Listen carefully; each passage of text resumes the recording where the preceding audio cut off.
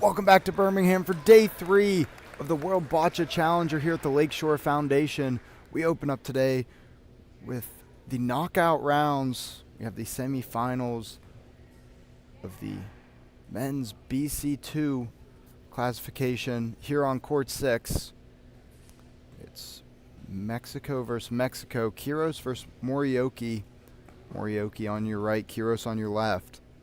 We've seen both of these athletes play on our court, Mark. You've seen Quiros twice and Morioki once. How do you think they match up against each other today? They match up with each other very well. They're very similar. I think Quiros is going to have the advantage in moving balls and displacement, but Morioki might be able to match that with his accuracy. They both can move. I just think that Quiros has the ability to displace a little bit better, and that could serve him at the end a little bit more. Absolutely, and we see that great accuracy by Morioki already with a great first ball. And there's that displacement you were talking about from Quiros.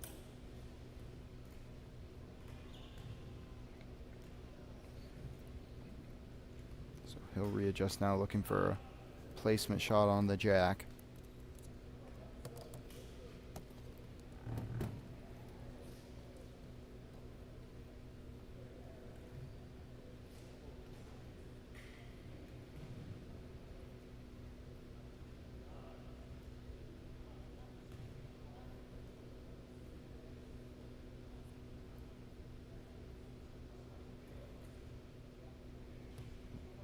Nice and soft, puts it right on in the way of Morioki.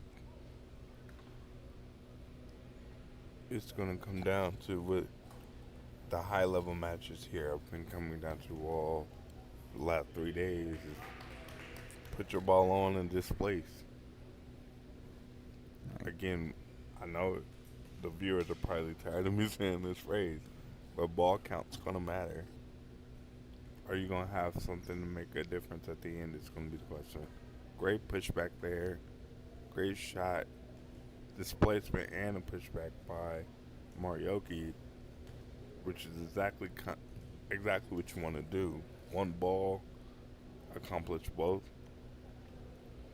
Yeah. I look for a bounce lob possibly from Quiros, which he showed us against the gentleman from El Salvador yesterday. Yeah, that's It might Saya's be a match. perfect opportunity to do one unless he can smash that blue in closer and push that jack back. But I think the bounce lob would work here. It might give him two if he does it. Yeah, we saw Quiros on court 6 here yesterday in the quarterfinals of the knockout stage. Take down El Salvador's Mario Saez 5-2.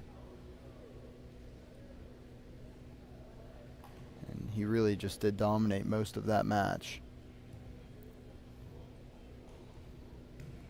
It is amazing to me the arm speed that he creates with that short, quick arm motion that he has. And the power that he can generate. Yeah, absolutely. He really hinges more at the elbow than the shoulder.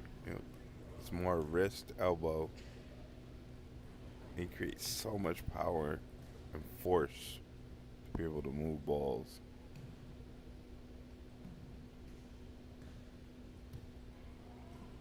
Great shot, great placement there. Exactly what he was looking to do. Cleared the ball, place, back to displacement for Morioki. And we see this high-level play. If you look at the world rankings, Morioki's ranked 8th. Kira is ranked 32nd. And it shows, I think either one of these two gentlemen could play with the top 5 in the world, in all honesty.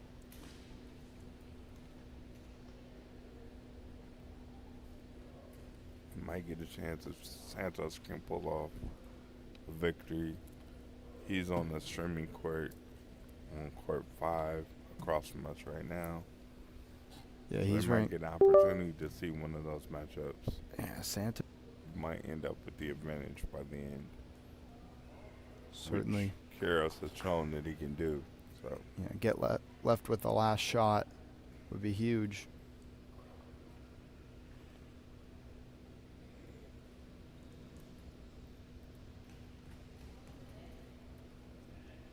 great pushback there.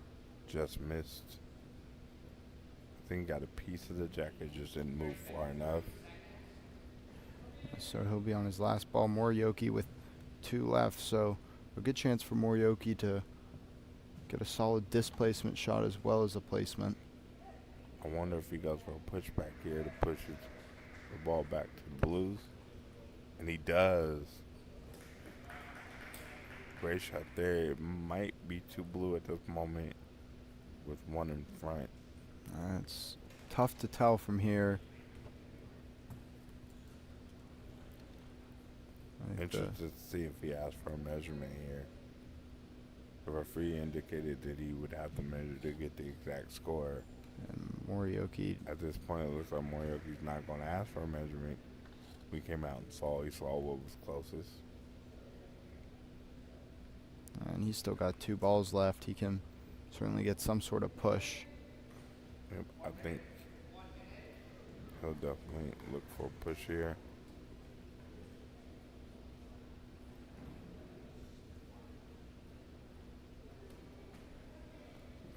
Good push off of that blue there. Not quite sure if that was the blue he wanted to push or not. Just can't see from this angle. Yeah, I think that might have moved that blue closer. I think so as well. That was my wonder if he was creating a space for himself.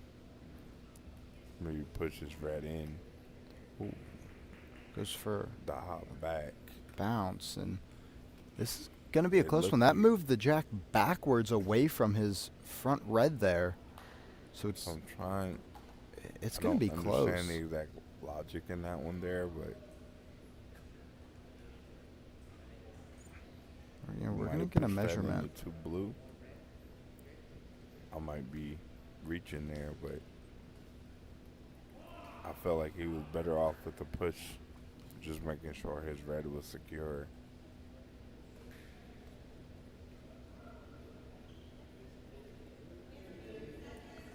And it looks like 1 red. He was able to get 1 red out of that. Like we said yesterday, they can see things we can't. So, Absolutely. And of great course, job by Marioki. Morioki would have liked that last one to sit to get 2, but he will gladly take his point here in the first end. I've got a minute to talk it over with their coaches. It's got to be interesting playing your teammate, right? Pretty sure you do this every day in practice. So it's now we're just doing our practice on a bigger stage. These guys look pretty calm and collected right now. I'm pretty sure I would probably be freaking out at this moment. Yeah, I mean, you play them, and you can have fun in practice, joke around, but man, it is all serious here. The key is who stays relaxed. Morioki looked super relaxed in that first end. He was very confident the whole time in what he was doing. We'll see how Kyrgios responds with the jack now.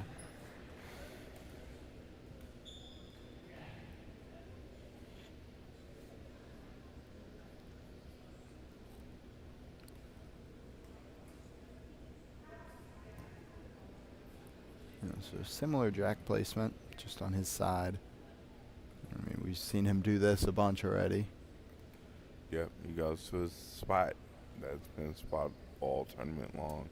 It's worked out quite well for him because of his ability not only to be accurate on the jack, but to move balls as well. Pretty good ball. Actually, that might be the best ball he could come up with. Because you figure Morioki's gonna go for some sort of displacement. He could go for a placement here on the left, the right side of the jack, our left. Mm-hmm. Um,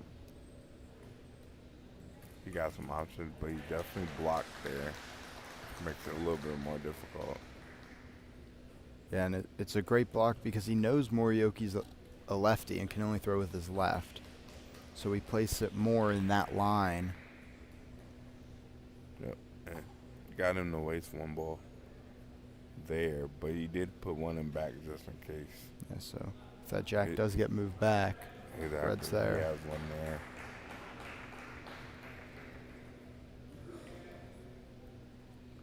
So now Morioki with a much cleaner view of the jack. And bounce it right off the blue. That's going to be close and not close enough, so he'll be on his third ball now, which Kuros will be very happy about. Yes, that makes that block even more and more relevant. I wonder if that's a little bit of knowing your teammate, right? Those hours in the gym, like, oh, okay, I know he kind of struggles with this, so let me use it here.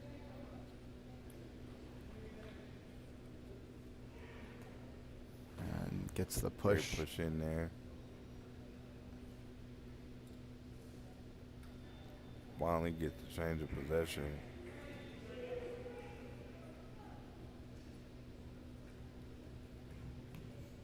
See how Kuros approaches this. Looks like he might be able to see some of the jack. It's going to be a tough displacement with his ball behind it.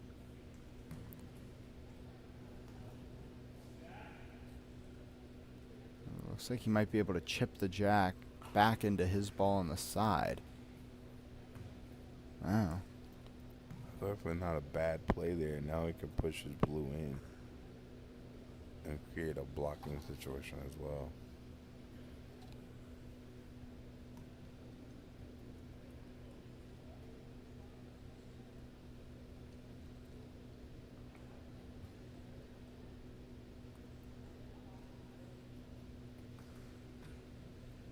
Rolls his blue over. Not quite close enough. So we're even in ball count. They both have 3 out.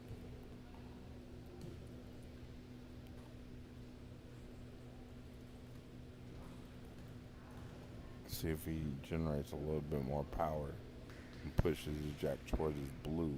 Mm-hmm. But he's really scared of that back ball and doesn't want to push it too far to where he puts himself in a perilous situation. He is. Also understands he's down. That might have scored. That was a great shot by here. And it does. And he did score. He's putting himself in good position. He's got blues on both sides of the jack, just not one behind. But this might be an opportunity for a lob shot, possibly to push that jack back to, or a hard push to push that jack back to that back red. So Morioki with, knowing that he has the ball count there, that might give him some freedom to be able to try something. Also being up 1-0, right? Yeah, so with three balls left, see how Morioki approaches this.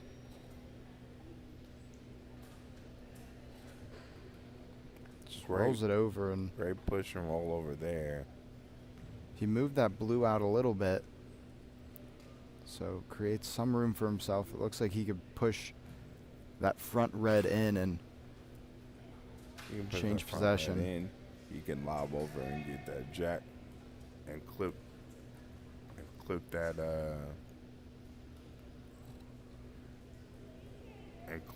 jack as well. See if he can push it back a little harder.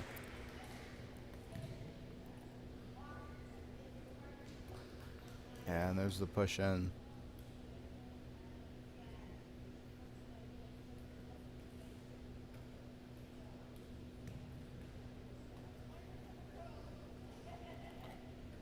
One for a stack situation there. Curious wants to come look at it and see.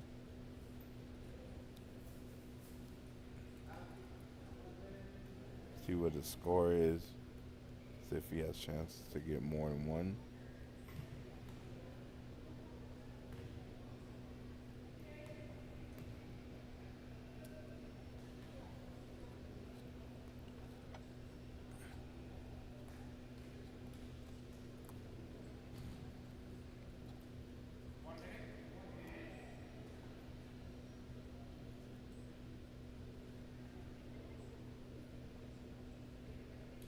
See, it looks like there might be a little gap for him to squeeze the ball in there right into the jack.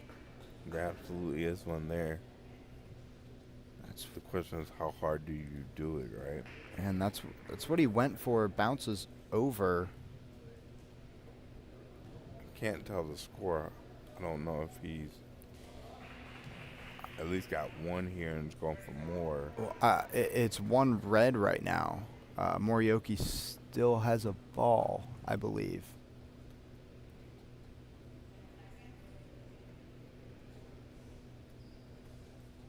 That was the pushback he needed. Got the change of possession there.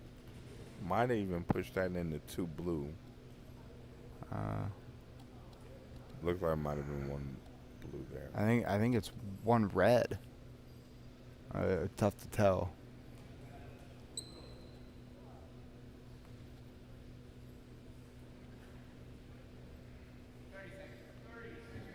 Let's see if the lob on top is possible here, where he can roll over and stack on top of the jack there. You could also He has that shot. It's could a also matter of- push that other red in. could be that as well. 1 blue.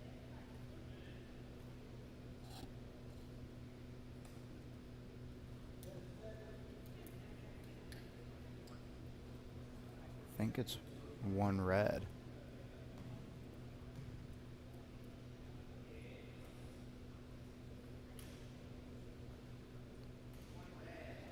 Oh wow. Yeah, it is one red. Great There's in by those two. two red balls in the back behind the jack. And when Kiros pushed that jack back, it went into the back red. I saw the back red, but I also saw that it was close to the blue. I wasn't sure which one was closer. So Morioki with another good end. You know they're good when they're only scoring one at a 2-0 time. Lead. Get the jack back. You're in good shape right now. Just keep playing your game if you're Morioki. Kiros at some point has to go for something. I don't know if he pushes the jack a little bit longer. Seeing if he can get back on his end. Even though he knows his teammate can get back there too. But sometimes you just gotta take a chance.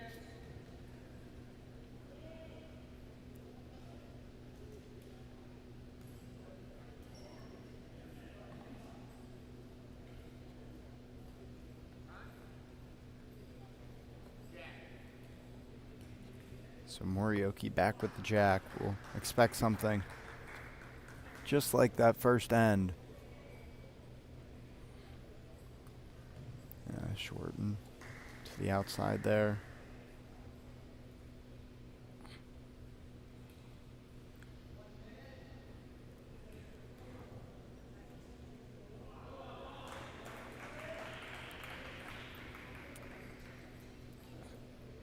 And a great first ball.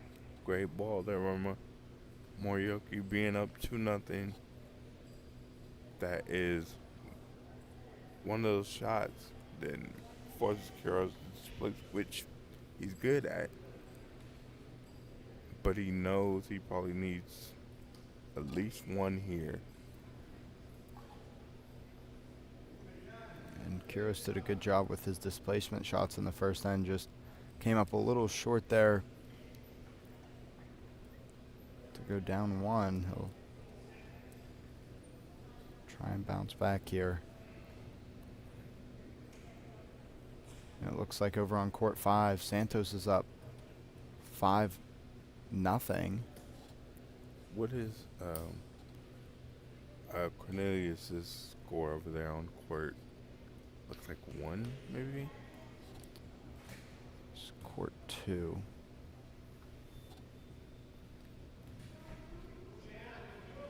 Sorry, ladies and gentlemen. Definitely doing a teammate check right now. Down 1-0. Down 5-0 now after the second end.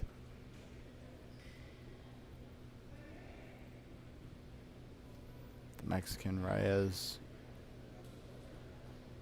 just got 4 in the second end on the American Cornelius Otis.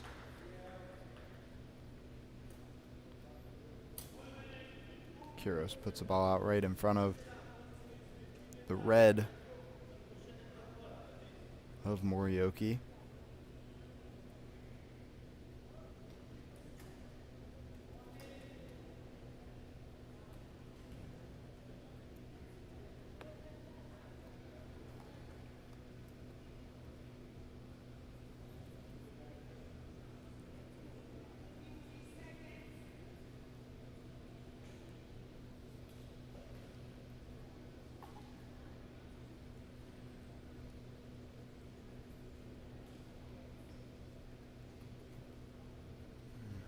Great idea. Try to push that blue up a little bit. It is, but without success now. Quiros is on his 4th ball.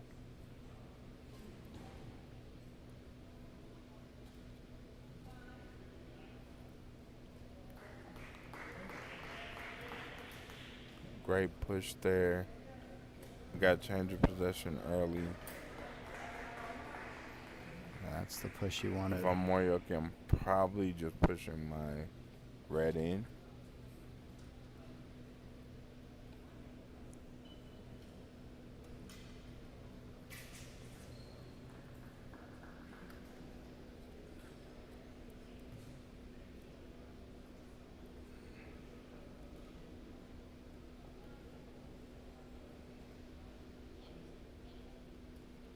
Yeah, that's exactly what he does. Right onto the jack. Great shot there. And might have. Looks like he might have actually 2 on the jack right now.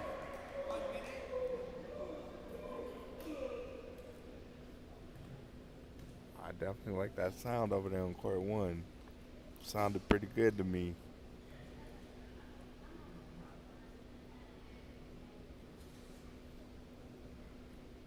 Quiros here is definitely looking for displacement. Has the speed and power to generate.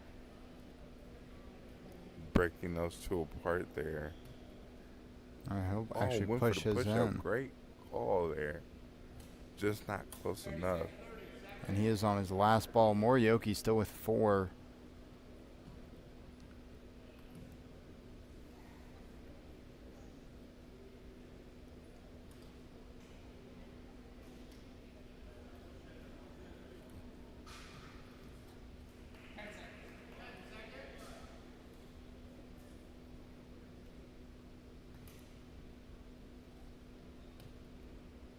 Finds a gap there. It still doesn't look like he has one touching, and Morioki can kind of do what he wants now with 4 balls left. But he definitely does have one in the back. Morioki sees the score, can see where his ball is in relationship. He can essentially close it out here.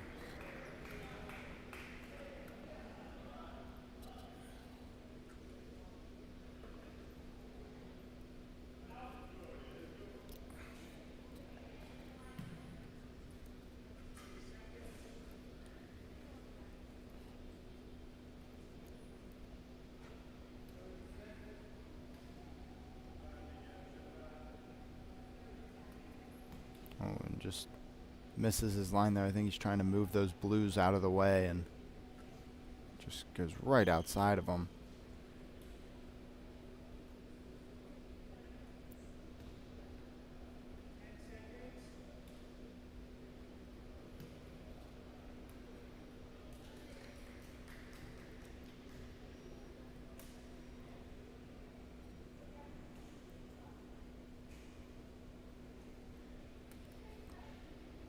Gets that blue out of the way. He can squeak in for another point here.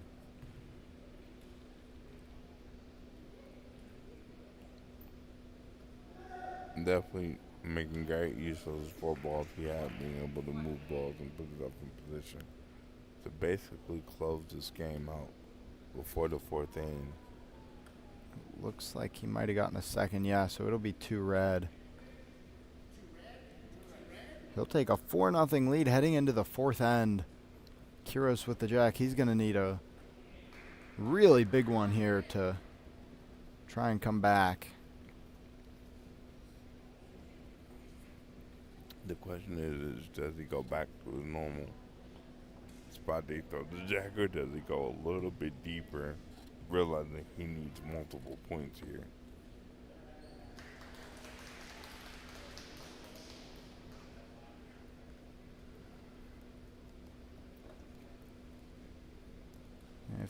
If he went deep, that would certainly be interesting, a change of pace for him, but if it's what would score for him.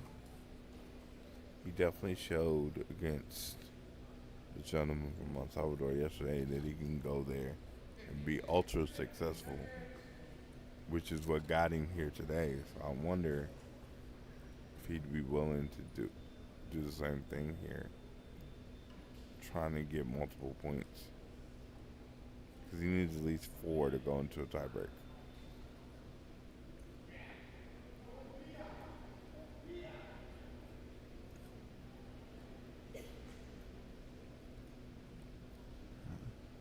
Looks like he's just going to go short, but it is more outside than his first one. I don't know if that's enough to get you 4. Yeah, it's going to be a tough 4 if he wants it. I don't know if he's hoping to be able to push the ball back there.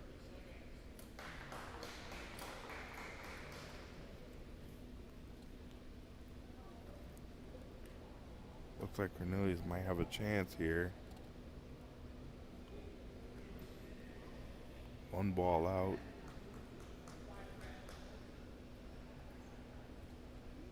Has open jacks.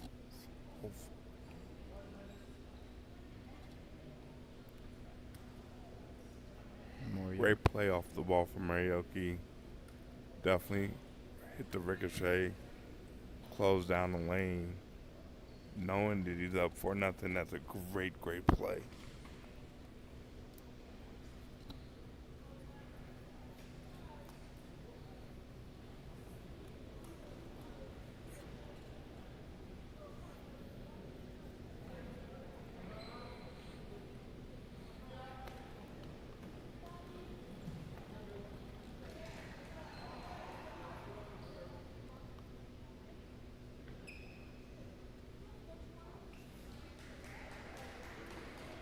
Oh, yeah. Great shot there from... What a great play there. Putting the ball on the side, should be scoring, and is scoring. Great job by Quiros, but also understanding he has to get 4. And it looks like he might have pushed that other blue back into scoring position. They might both be closer right now.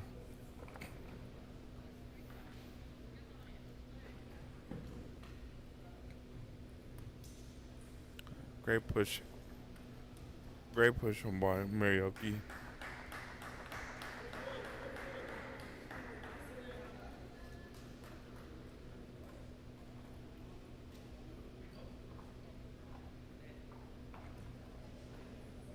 Another great push right into the jack. It'll be tough to get that red off.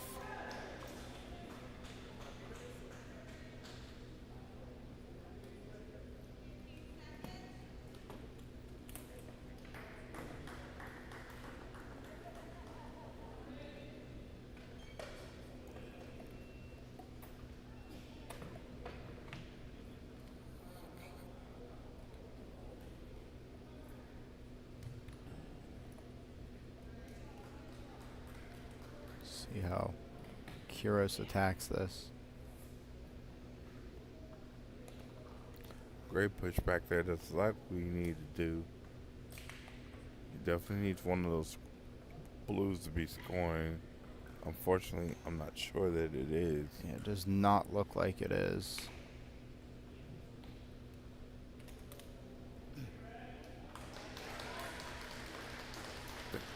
I think that should have been the move earlier.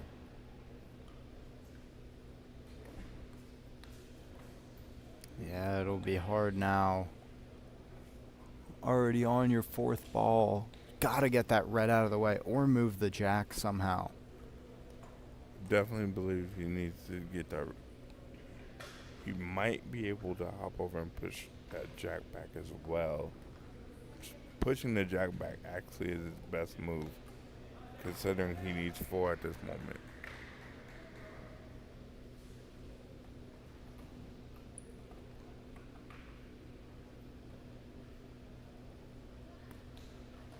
Puts one right on Put it. one on there. Still, you only got one on there. Gonna have to get rid of that red.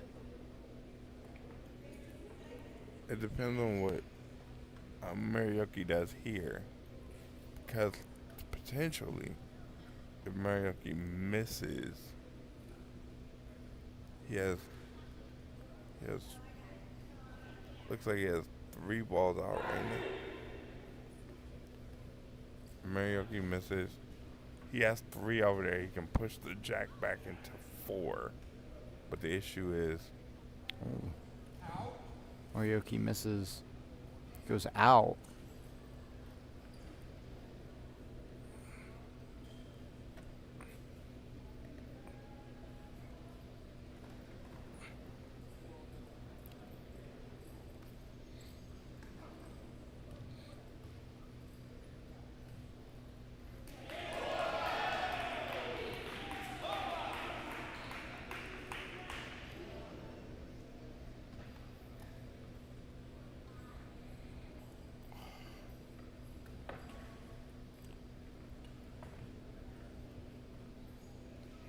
So now Morioki worried about the defense.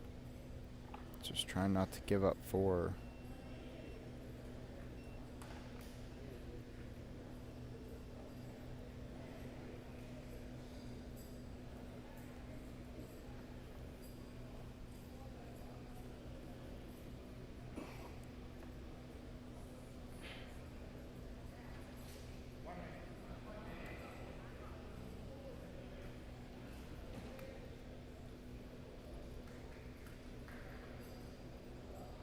Alright, so Kiros with 2 balls left. 1 is scoring right now. He'll have to get these 2 balls in scoring position and somehow find a way to get another as well. has 1 scoring right now. The most important ball from Mariuki, believe it or not, is that red ball that is right in front of that blue. It's well done to prevent the pushback into 4.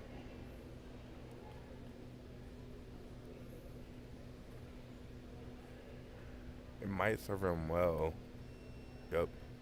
I was about to say it might serve him well to try to get that red out of there and push that jack back. But he just missed it. I think he sees a way to score 4. It's going to be a tough throw. He's got 2 in scoring position right now.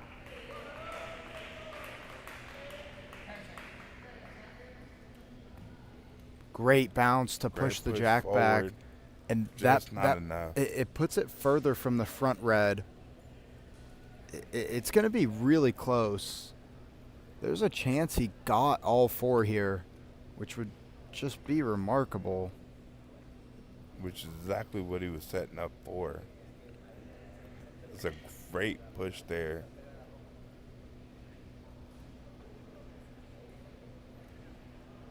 It's going to be really close.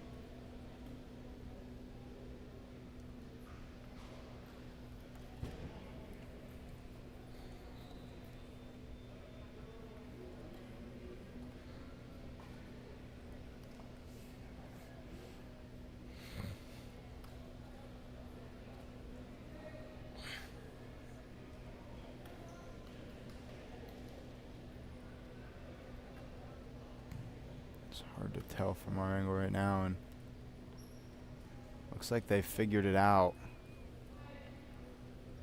And can't really tell from Kyros's reaction. He's staying calm. Is it 3 or 4? It's all 4. And he's going to tie it up. We are into a tiebreak, ladies and gentlemen. Great job by King Rose. I'm sorry, I cannot contain my excitement at this moment. That was amazing. First tiebreak of the tournament, and great bocce being played in this 4th inning. Wow, Kyros just with an excellent end. Played that so smart, knowing exactly what to do.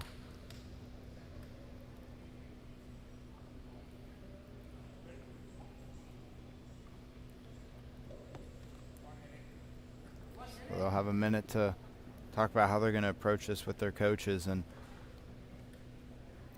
tiebreakers work. The jack ball goes right in that middle square, in the middle of it.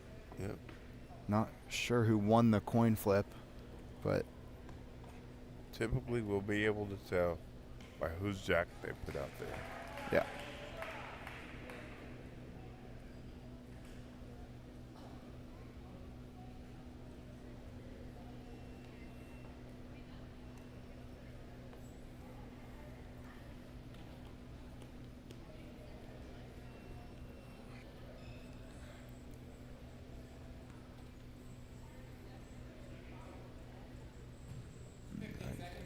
Really can't tell who's jack. That how it's more Yoki's jack. It's on the red. Yep. So he will be first. And wow, this one's really coming down to it.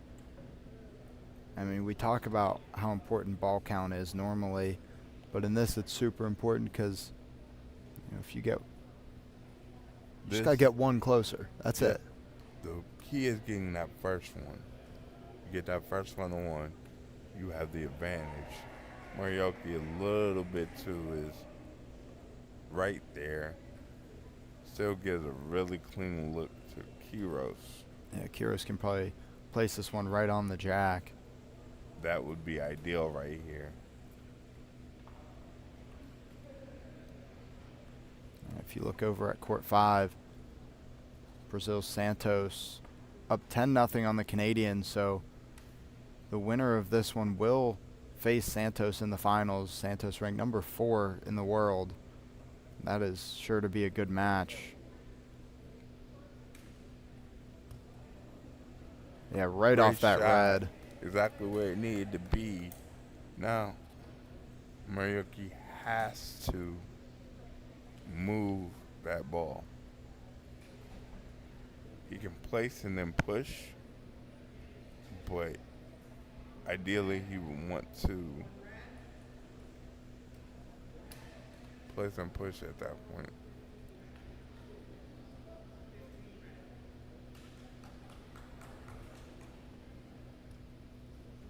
It's a good displacement. Great job of displacement there. Has a wide open jack.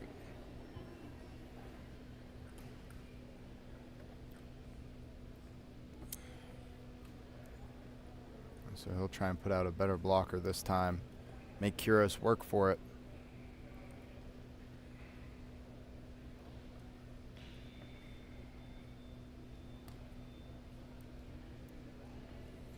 And away from the jack, but certainly in the way of Kyros's line. At this point, that really doesn't matter with Kyros having the point. Unless Marioki believes that he knows he's going to hit that jack.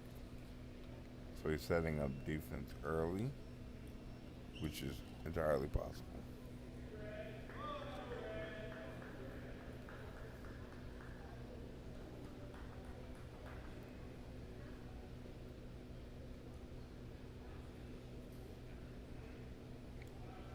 Because there's a clear line at that jack on his right side.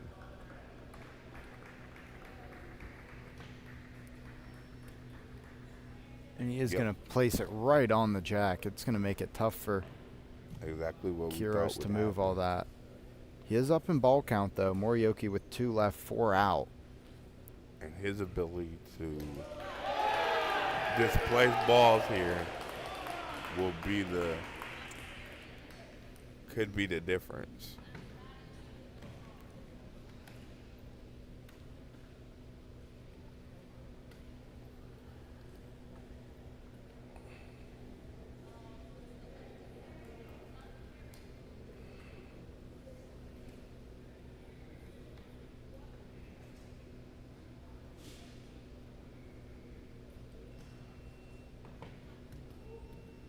Pushes it back.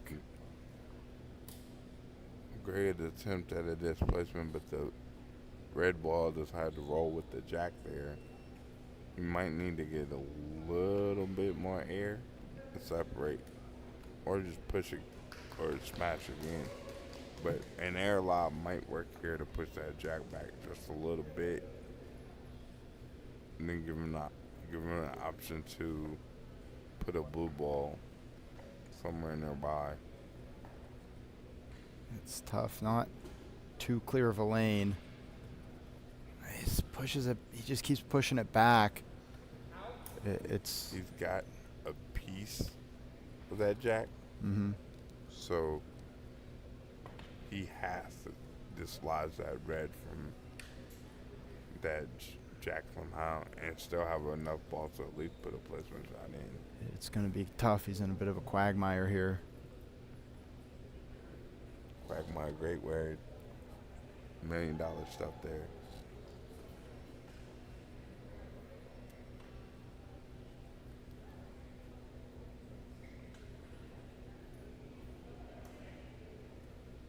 Oh, exactly what he knew he needed to go for, the lob to break the jack up from it. Just missed. Yeah, he's going to have to get it on this throw here. And really, if he pushes that jack back, he does have a blue far back. Yep. But if he can clip it, and he has to throw another ball, and he only has a minute to go. So he has to start this process like right now. The shot. And there it is. Perfect. Great shot by King Rose. Doesn't have a lot of time, so he has to get this ball off. 30 seconds. Got 30 seconds to go. Does he just go for a placement knowing Morioki has 2 balls, or does he try and push it back to his other blue as well? I would go for a placement here and make Morioki make a shot.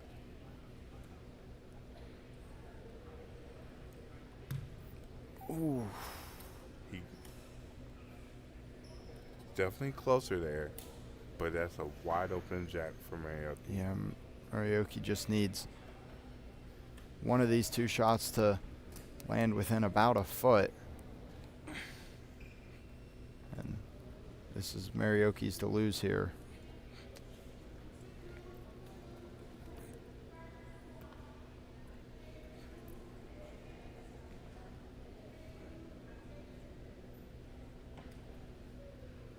That one's not going to be close enough. Got one left. He'll take his time, collect himself here, and put his best shot forward. And again, coming down to the last shot, that's how you know these are good ones here. The shot to go to the final and play Santos for the gold medal, or else he's playing for bronze. Let's see what Morioki does here. And that one's not going to be far enough. There. Looks like King Rose might have just pulled it out. Oh, we're going to measure. We definitely have to measure here, but from our vantage point, which hasn't been great all for the last 3 days, looks like... Yeah, I think just Morioki knows. Eye, it looks like Morioki. King Rose might be moving on to the final. And Morioki was shaking his head when he got up there. Some of the best referees in the world. Michael Florswick is definitely one of those, so we'll find out in about 10 seconds here. Oh, yeah. And that's Most Kiros. Definitely. What a comeback. Kiros with a great comeback, 4-4, then comes back in overtime and pulls the upset over his teammate to go to the final to play number 4 in the world, Santos, while Morioki goes for the bronze to play the gentleman from Canada. Yeah. Olivier Roy from Canada is who Morioki will be going up against for the bronze. That match is at 140 on court 3. And it'll be Delio Gonzalez Quiros. Big comeback win, down 4-0. He'll face number 4 ranked Santos at 250 on court 3 for the gold medal. We'll be back here on court 6, 10:30 for some BC1 female action.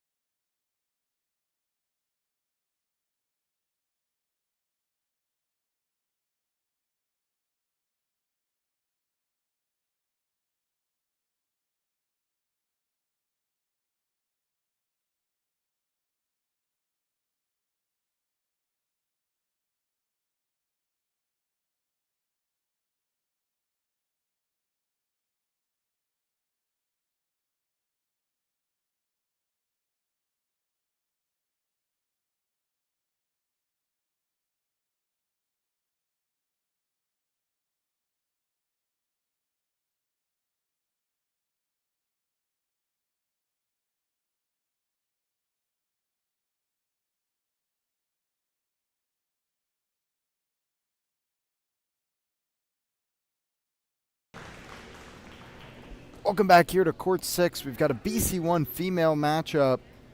It's Bermuda's Yusha Andrada versus Korea's Sohyun Park.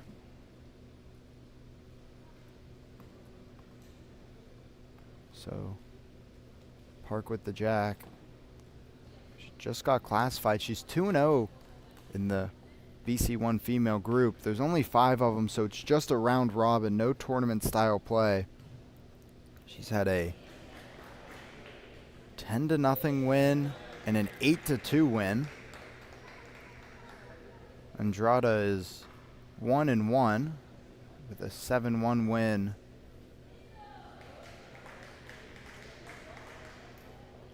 And a 5-0 loss.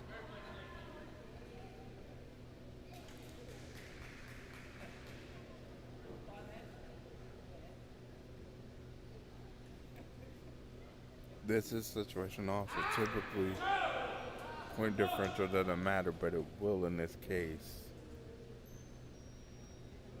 Yeah, absolutely, when it's just... Great ball by Park there. Put it right on the jack. Let's see how Shea responds.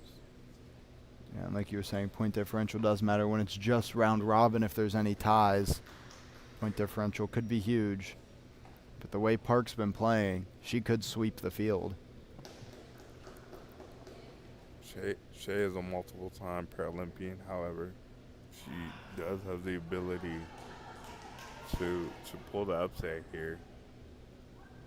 Granted, she probably has to play her best game, but if she plays within herself, she can absolutely give Park a run here.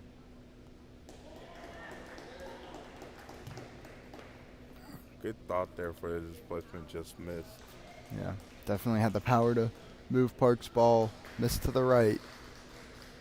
And as accurate as Park looks to be, that's exactly what she's going to need to do to give herself a chance in this match.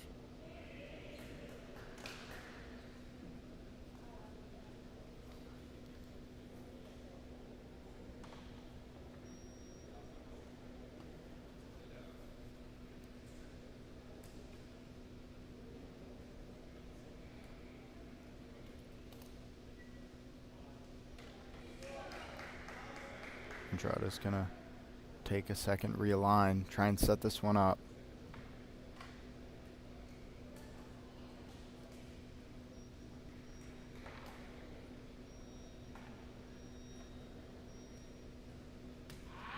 Right though there, just missed to the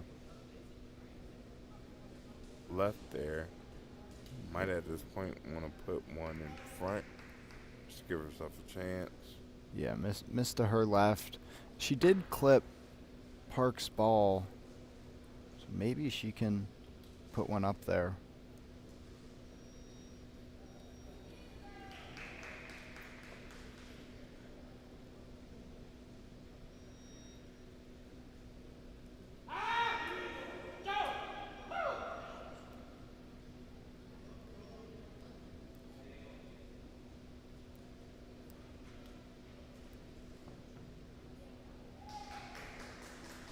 Andrada's gonna think about this one again and see if she can get that accuracy down, get a good displacement.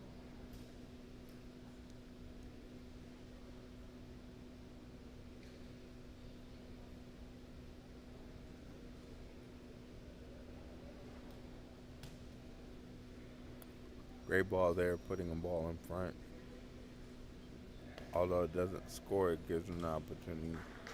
Definitely gives her some options to push up. Maybe she nudged that red a little bit. If she splits to 2, she might be able to get a little bit of suppression with that jack.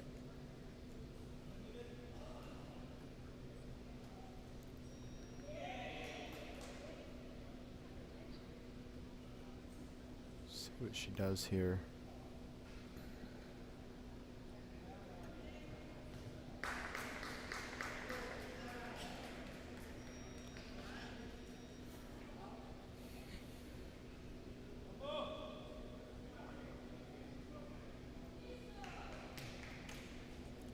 Just push her ball away. She has to keep at least one in front here Really, if she can push that jack back into those 3 balls, it wouldn't be bad. My question is, does she have a lob? I haven't seen it, so I wonder if that lob exists for her.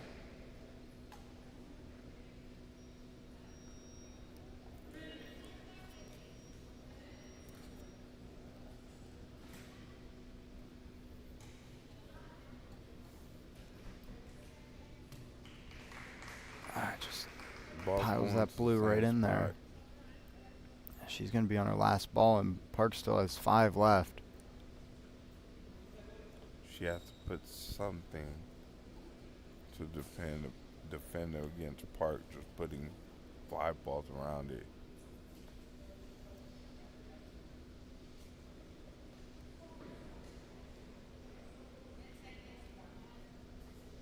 Even if she leaves it short, that'll be okay. And just puts that one right in there with the rest. Couldn't quite find her line there, and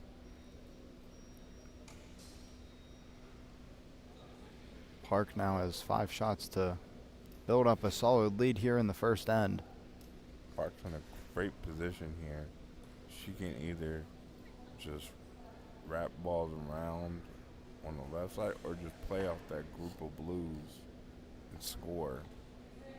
Let's see what she chooses to do.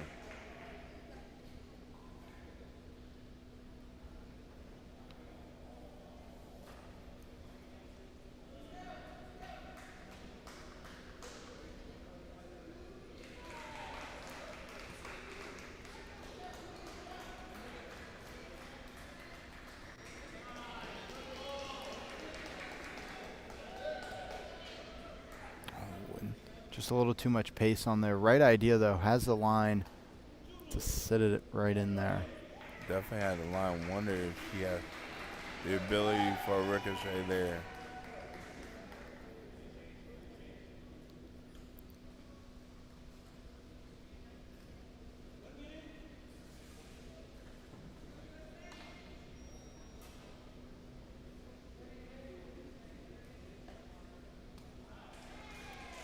Good ball there. She Just can, run in front. she can definitely play off of that red ball. Now she can play in between that gap there between the 2 legs. Kind of define the picture for herself there. Absolutely.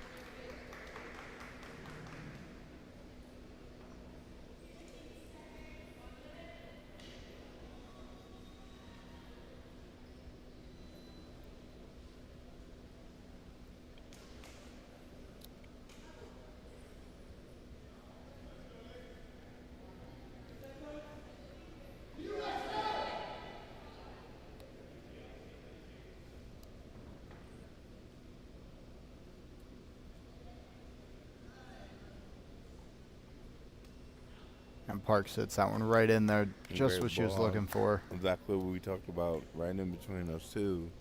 To find the picture for herself, find the slot. Looks like she might only have maybe 2. Yeah, I think she's got 2 right now, but she still has 2 more balls to throw.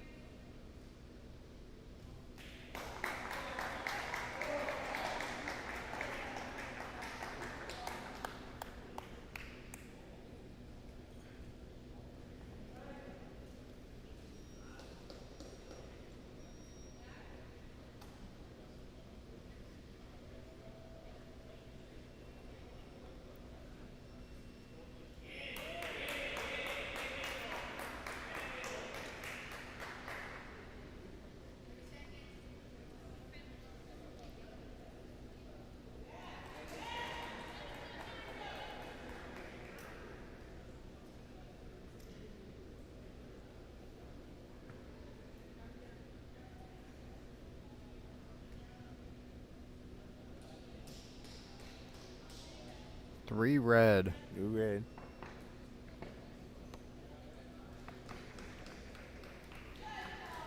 Great end there Great from job Park. by Park, taking advantage of mistakes by Shea from Bermuda. Shay now has to just breathe, understand she's got control of the jack, and relax there for a little bit.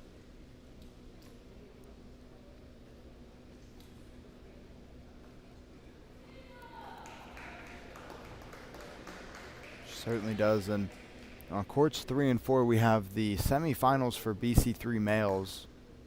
2 amazing matches, and we've seen 3 out of the 4 play here on this court. On court 3, you've got the winner of one pool from Australia, Jean-Paul LaFontaine, versus Nick Taylor, who we saw here lose a close match to the Brazilian on court 4, who's playing against Mexican Gonzalez, who we've seen multiple times. I mean, that division is, or that classification is absolutely loaded. Yeah, Brazilian Souza, they just finished the first end, so we're going to get a score there. But Nick Taylor, the American, up 2-0. Just had possession of the jack. And Andreda is going to go deep. Absolutely great ball by Shay here. If she can follow it up with some accuracy and test Park going long, we'll see if the accuracy is there for Park. Yeah, this could be what Andreda needs to get some sort of momentum.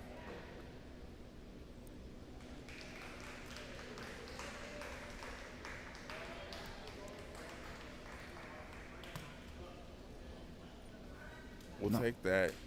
Yeah, not too bad there. Went a little further than she would have liked. Missed a little to the side. And Park does have a clean shot.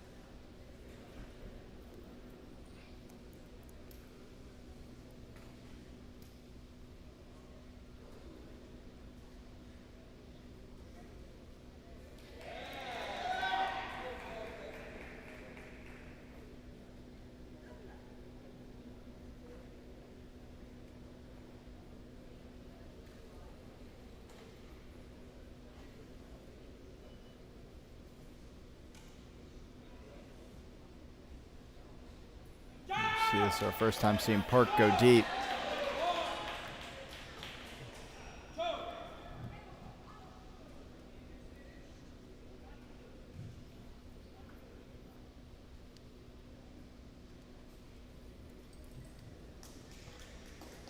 See how her accuracy is going deep, and it's pretty darn good. Hits right off the jack. Shot. But that is okay for Shay, however, though. She has a really good look at this jack here. Can even, if strong enough, push that back into that blue. Because that's not that far back to push. That's just a long distance to get that speed. But I'm pretty sure she's using a harder ball here, which could make this interesting.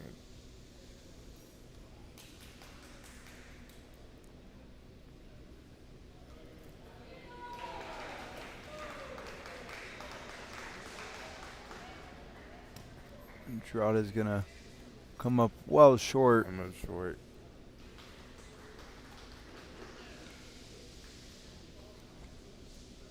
And literally, if you look at where she released it, her arm came across her body.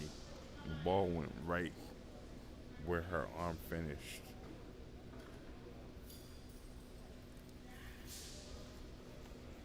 I would almost fall through and release this back behind my ear and follow through.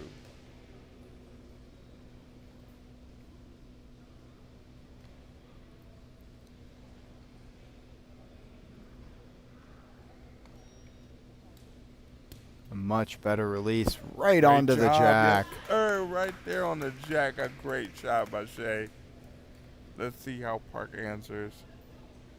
It's going to be tough to get a super strong displacement from this far away.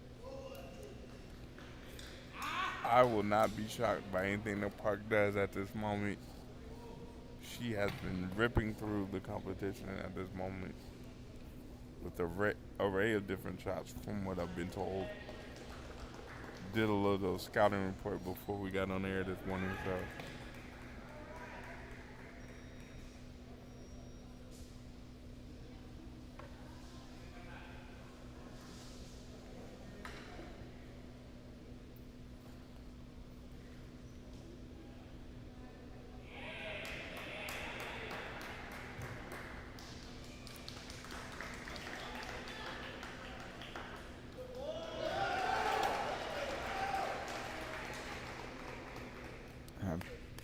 Puts it a little short, but it's right there.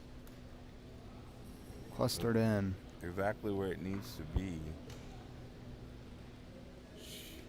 She might want to play off of her red if she can. The one that's sitting right next to the jack there and close that gap, because at this point, that might be the only shot. Shay has to get multiple points here.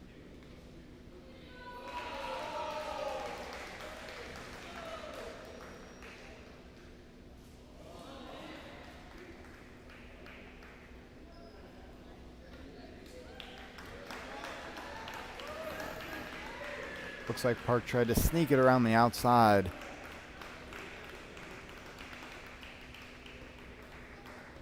She definitely went for it on the outside to go to the opposite side and try to score. Or clip that jack. I mean, that's a tough angle. Certainly not a preposterous shot selection, just couldn't quite execute.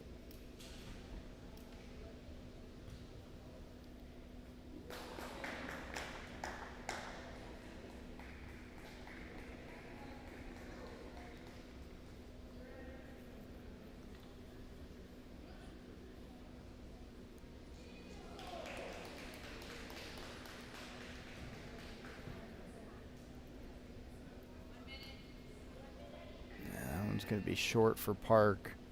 Definitely went through the line that I was talking about, though.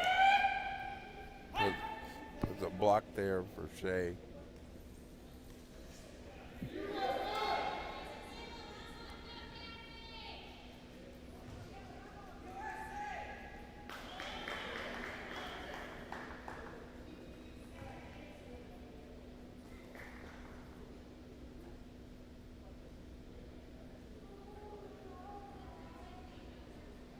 And Andrada might have found something that works for her.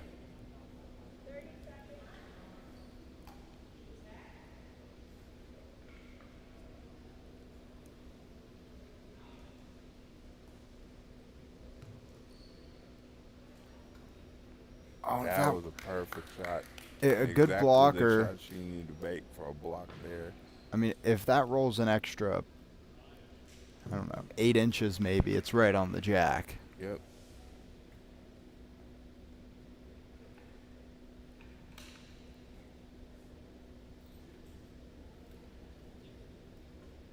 She comes out to look to observe where she might have an opportunity for more.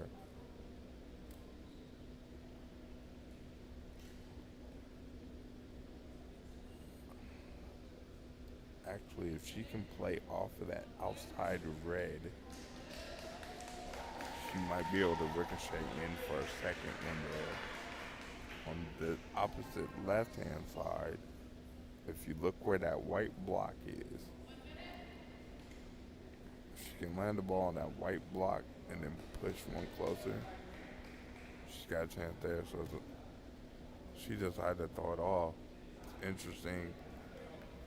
I don't think she would have messed up anything had she went for it.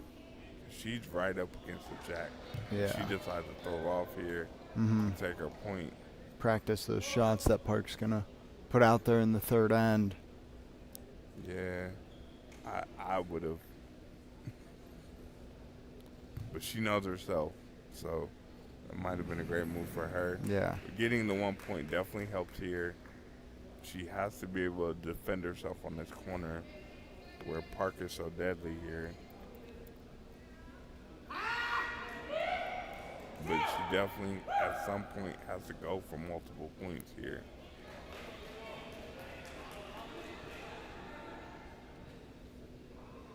If she wants to get on the medal stand. But this is also where the point differential comes in handy, not only for first place, but somewhere on the medal stand as well. She might be looking at that also. Yeah, because if Park wins the group undefeated, it's going to be clustered there in the middle after that.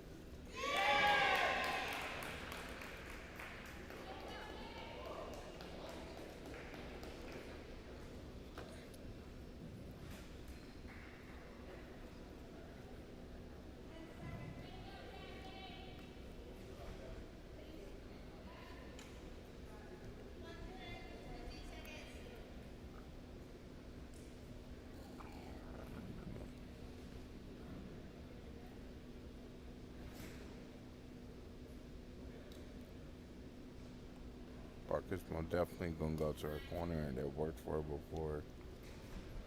And She's gonna have to defend herself because I have a feeling the Park's gonna put this ball right on. And she's gonna have to displace. we'll see if Andrade can figure it out this time. She practiced a couple shots there at the end of the second end.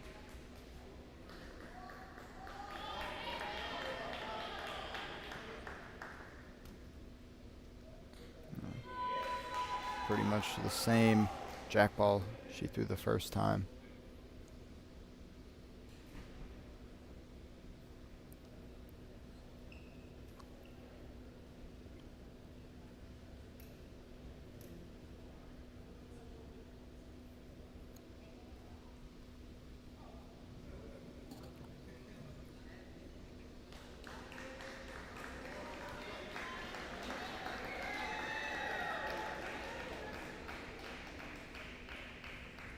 Park ready for her first ball now.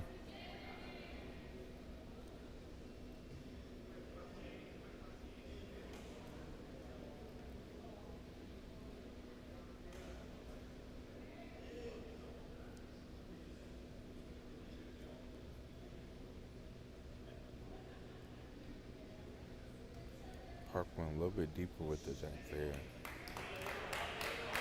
Fine by her. But it bounced off a little bit, so it does give Shea an opportunity at a placement shot if she so desires to take it. She has to definitely look at that angle.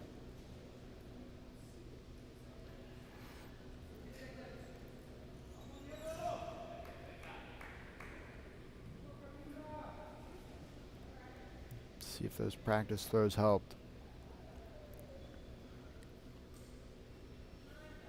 She really dialed in her accuracy. She's got the right angle. She just has to have the right pace at this moment.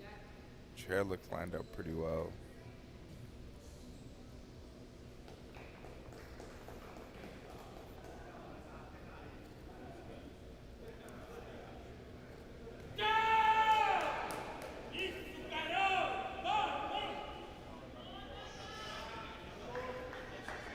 There's the toss and right Great onto the ball. jack. That's exactly what we were looking for. She was able to grab the pace there. How does Park respond? She has the opportunity for a push or displacement here. I'm almost interested in the way she almost throws, even though she's using her foot. She plays like a thrower. So I wonder if there's a lob there maybe that she would be able to use to get over top of the ball. Just that jerk back a little. But she has an opportunity to push her red in. Let's see what her displacement strategy is here.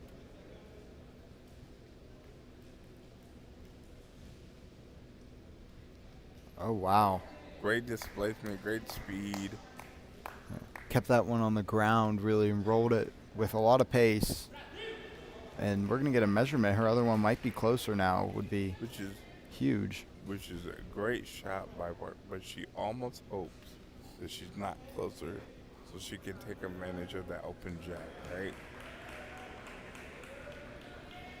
She will be closer. She is closer, which is honestly a break for Shea from Bermuda here. If same pace, she can even push the ball back into her blue. Now she's got a ball covering behind and she's covering up front.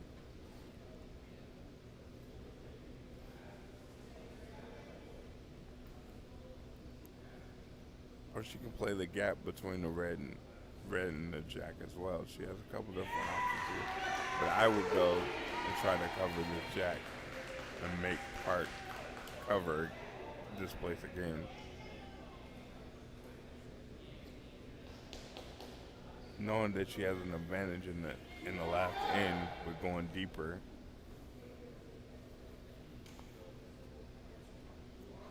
So Andrade trying to play that same shot she played on her first ball. Just put it right onto the jack. And she does Great again. ball there. Might be a little easier for Park to displace, however.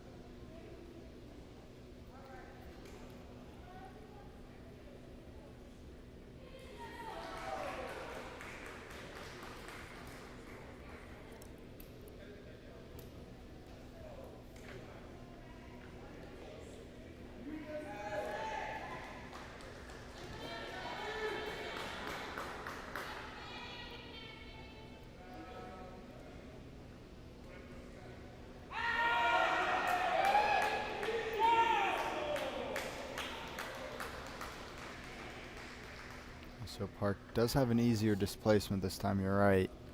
And just She push that blue definitely has off. a displacement there. She also has a clean look at the jack as well. Yeah, and she's going to go for the displacement, which leaves her still with the clean look at the jack. Oh, no, she didn't. She went for the placement there, which was absolutely perfect. It's a great move by Park there, forcing Shea to come up with a displacement here.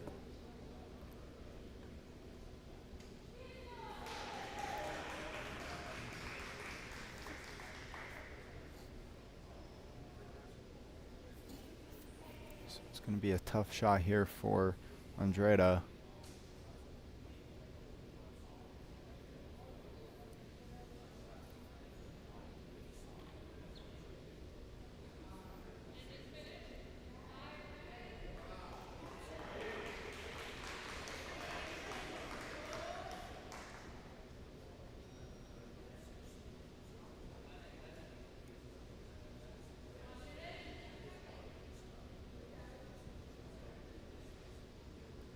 Take her time getting this one out, and lets it go and pushes Great the push jack back. Exactly the shot that was there. The shot that I was looking for. And has a ball in front, which could act as a blocker for Park. Wonder if Park has a gap in between those two blues to drive a ball or push her red ball into that jack a little bit that's on the outside.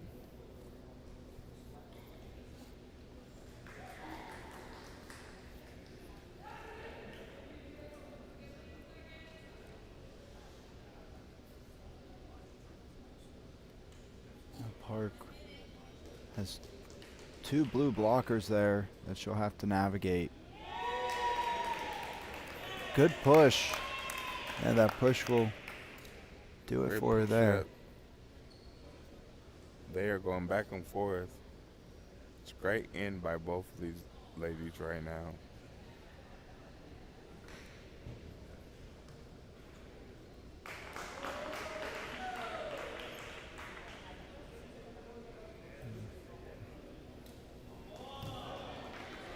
Oh, and Good thought there. She went to push her blue in and just missed. just misses.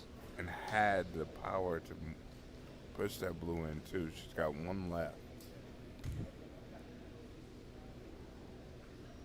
Both these ladies running a little low on time. She's got plenty of time. She's got a minute to go. She can really take her time here with two balls to go. But she has to make this shot right now. She can't. She makes this shot, she's got a good chance of grabbing this game in the fourth. Great job there. Looks like she pushed her blue forward, but just not quite enough. How many balls does Park have? Park has 2 balls left. This is Andretta's last ball. Okay.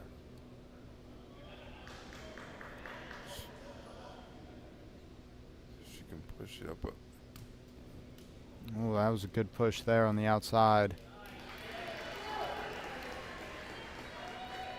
Great job to make the referee measure, but I wonder if she left the opening there for Park as well, with 2 balls to go.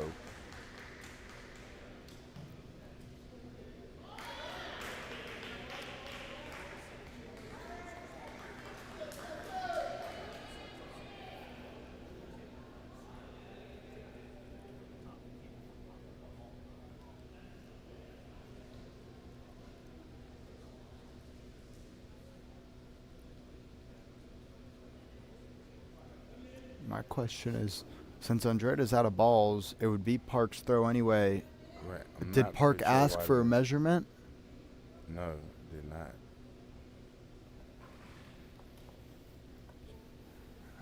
So the referee didn't have to measure. Oh, No. okay, so No, she has. Park did ask for a score, so it's 1 red right now. And over on court 3 is USA's Nick Taylor and Australia's Jean-Paul Lafontaine, and it's tied 2-2 in the 4th end. And Taylor's up now. He's up on ball count, it looks like. That's a really good one over there.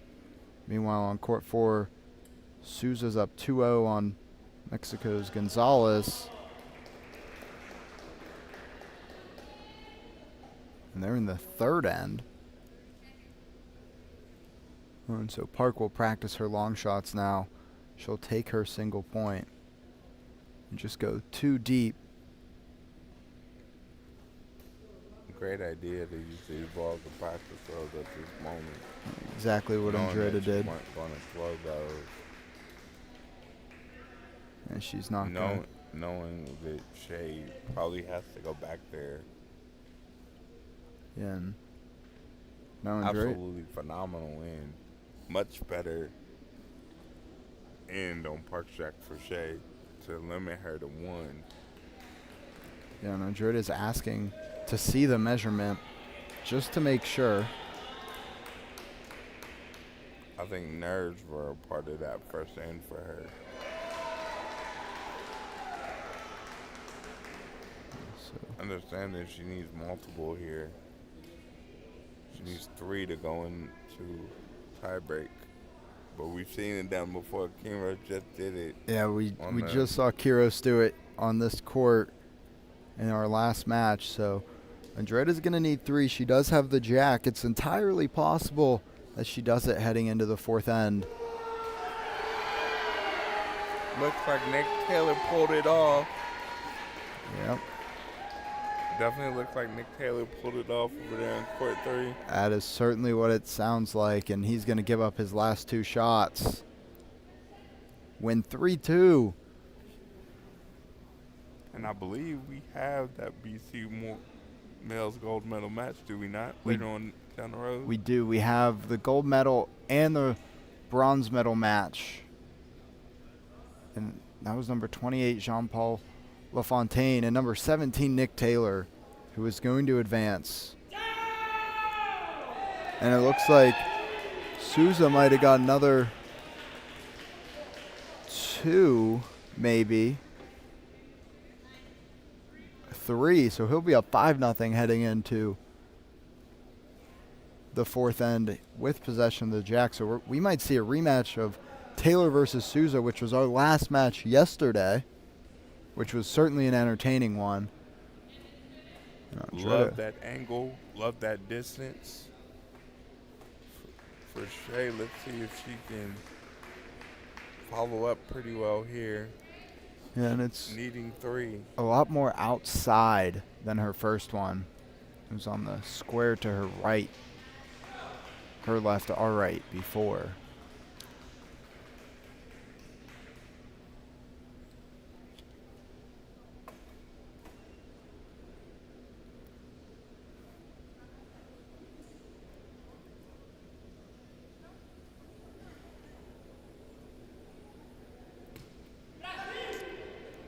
Yes, great shot there.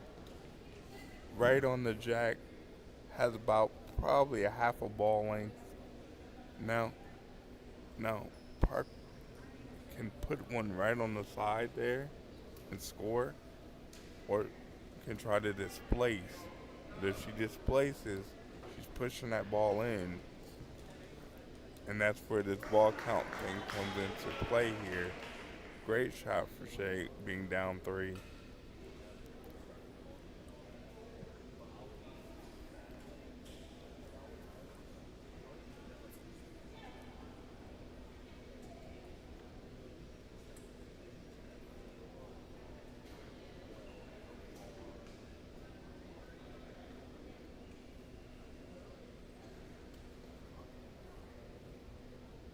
So it looks like Park was trying to go for placement shot. She certainly has a good line at it, just a little to her left. Absolutely great line there, but she also now has a ball she can play off of. If she plays off the inside of that red ball, she can score.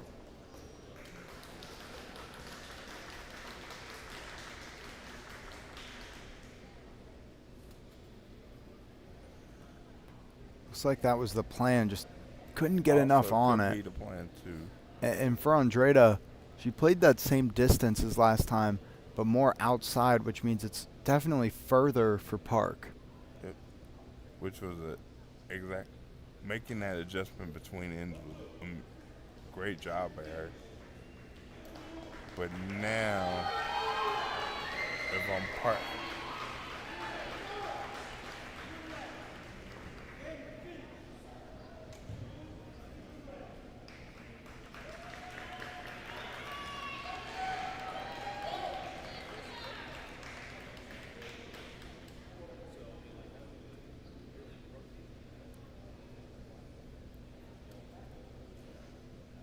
Park just puts it in the same spot. Not sure if she has the power to get it that far. I think the angle was what's really getting Park out of.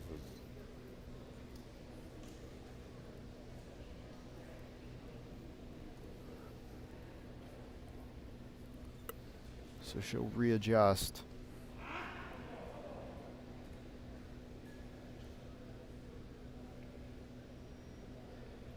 She just has to get it inside of those 3 red balls. I think if she can play off of the red, she has a shot.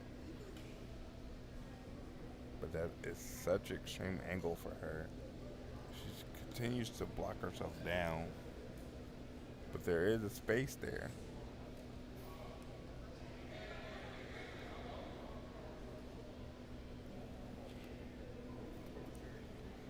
And this is well to the outside now after the readjustment.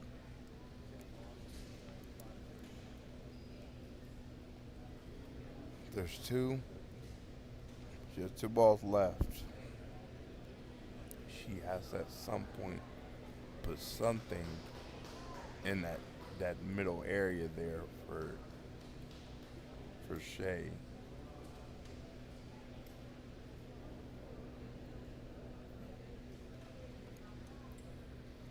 Even if she puts it around that blue ball, that could save her in this match.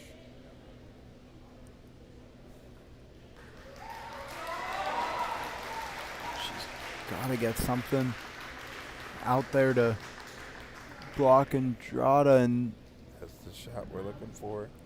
Ball went out though. 1 ball left.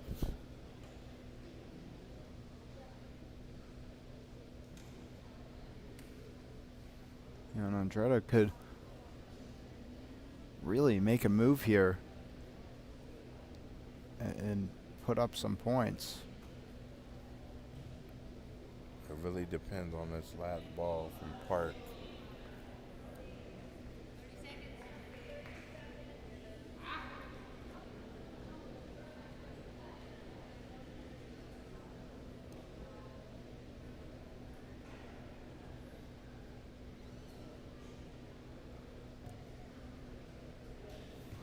That one's going to go out too.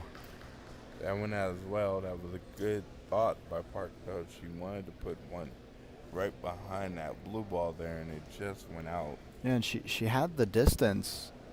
So now it's all up to Andrada.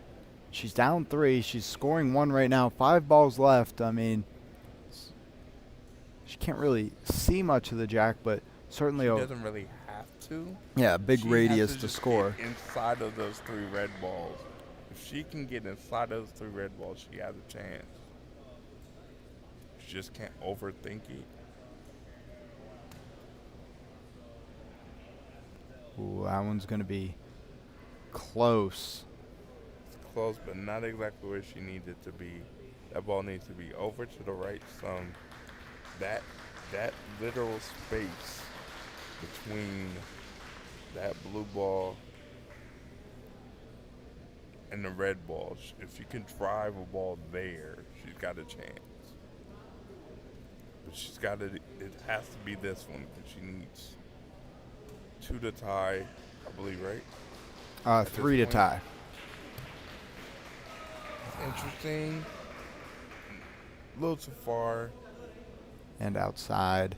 Right now, I think she's overthinking it a little bit. She would benefit from coming out to look, and then readjusting her angle just a smidge. But she's got the power and the line. She just has to.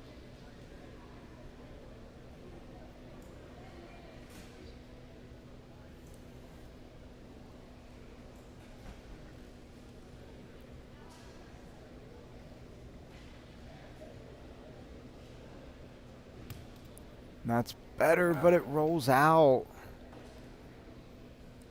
Not a lot of room there on the sideline, and the consequences you face when you put the jack ball so close. But if you're gonna put it on that sideline, it has to stay on that white part of the court there, right where your jack is. That she has a whole group of balls. That's if she can hit that gap, she's got a chance.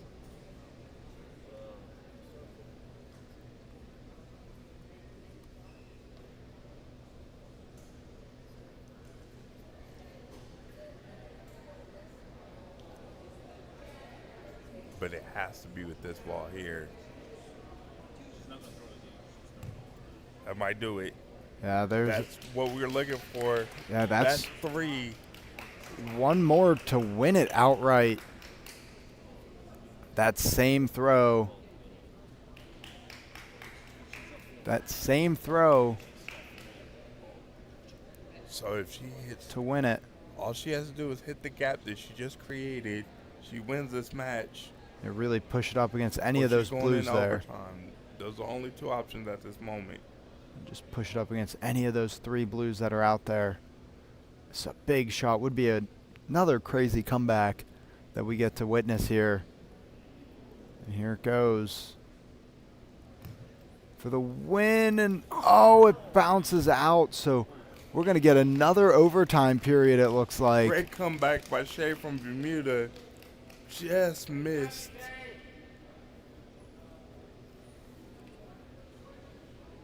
She played the perfect strategy there. She just couldn't dial it in earlier. But she's got 3, which takes us into overtime, I strongly believe.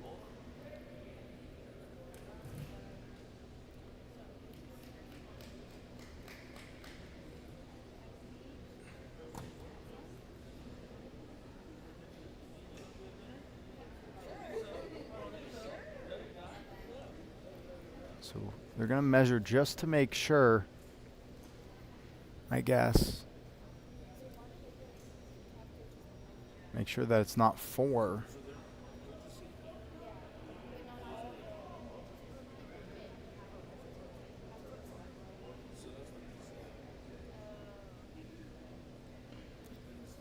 It's interesting why she's asking for the measuring here, because Yeah, not sure why. they want to see if that 4th ball is closest. Yeah, not sure why Park would ask for a Which it measurement. very well but, might be, and I I doubt it though. yeah, it's not quite there. So it will be 3. It'll go to overtime. Wow, what a 4th end by Andrada.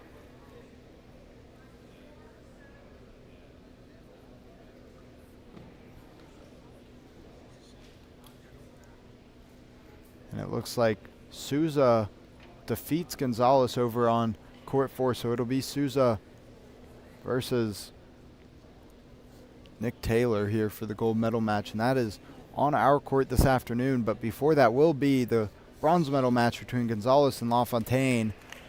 They played yesterday. And I believe Gonzalez won that match yesterday, correct? No, LaFontaine won. Okay. That was Gonzalez's first loss of Okay.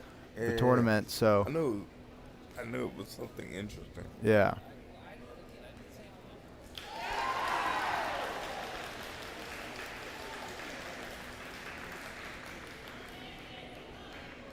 See who This day has made me excited.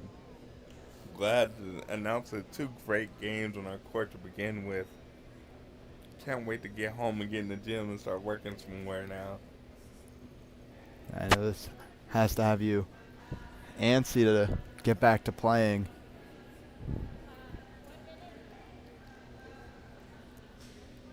But I absolutely love this perspective of high quality players and being able to see it from this angle.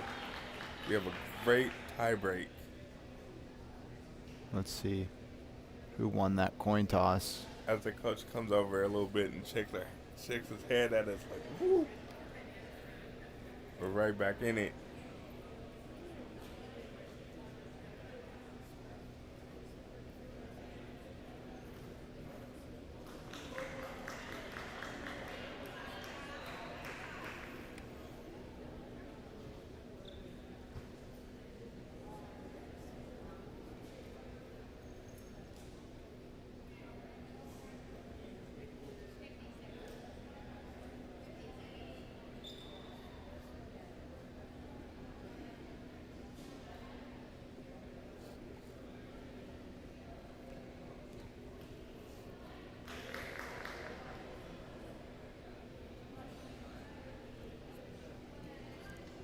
So they're using Andrada's jack. She will be up first.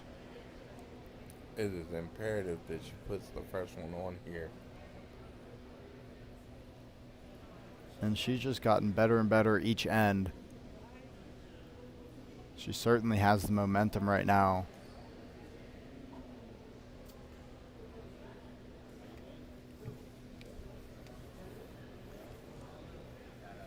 A lot of people gathering around to watch this overtime period.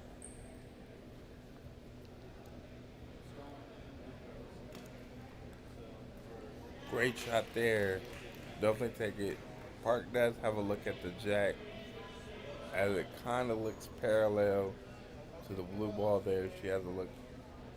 Let's see what her 5 meter distance is. Going straight ahead of her.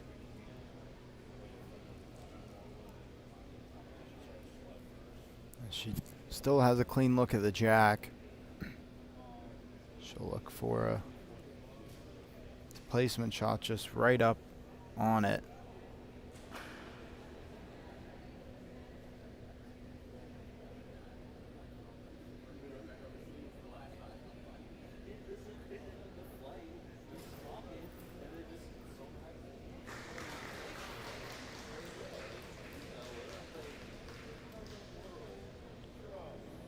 And pushes it right into Andrada's blue ball, and But still, oh, it is closer. The referee flipped it over.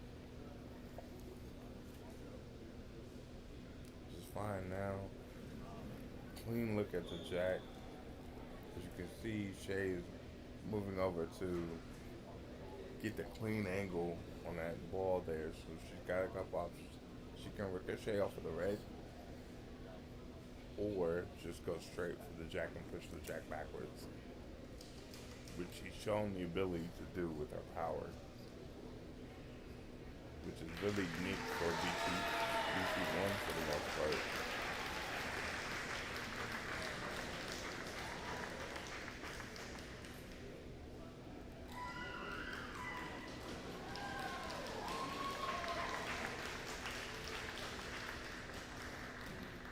There it is, and pushes right up into Park's ball. It's going to be Not tough exactly to... what she wanted to do, but she still has a decent line at the jack there. And it's going to be tough to get it all around that traffic. She certainly can, but she's going to have to be super accurate.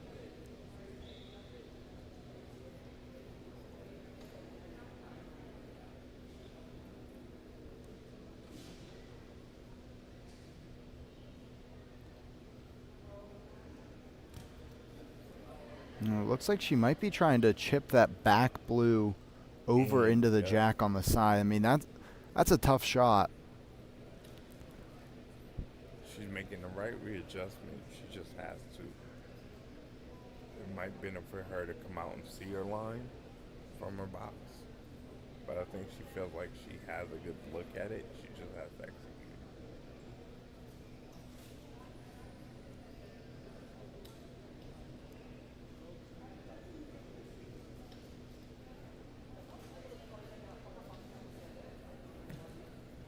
Oh, pushes There that it front is. one That was in, the and push she was looking for. I don't know if she got close enough. But she did not. However, she's got two balls to do a push in here, which could pretty much wrap this game up. yeah, they could serve as blockers. It would be really tough for Park to be able to move two balls But sitting she has to right in execute front. this push in two shots.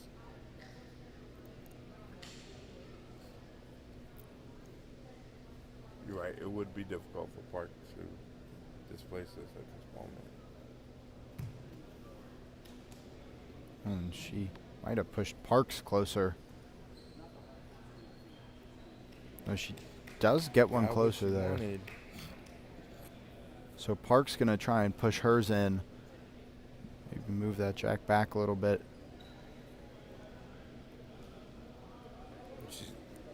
The thing is, like you said, over the last 3 days, this ball count, she's got 5 balls to do it with at this moment.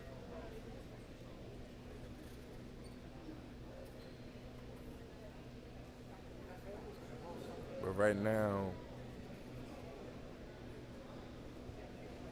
Park's main goal was to go after her red and push her ball in. Anything else probably cost her the match at this point.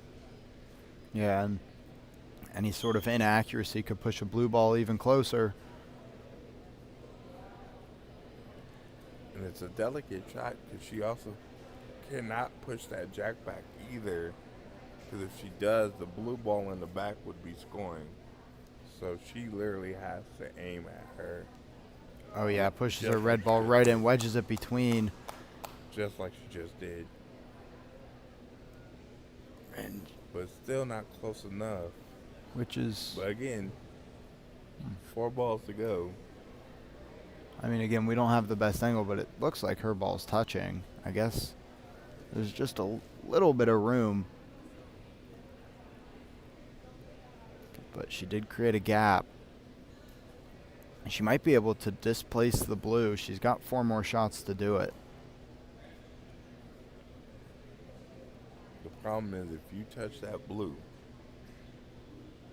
you're right, you do have 4 shots. You touch that blue though, and it wedges and you can't move it. And that would certainly be the risk to Yeah. trying to do that. High risk, high reward. And she's just going to push her That red was the shot through. she was looking for. But it's still not touching. You And might have actually created a little more space. Now she's at risk of moving her red ball completely out.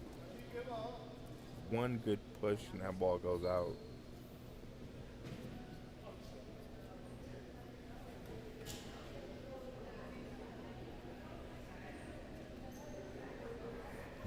moves one blue, not the one that was closer.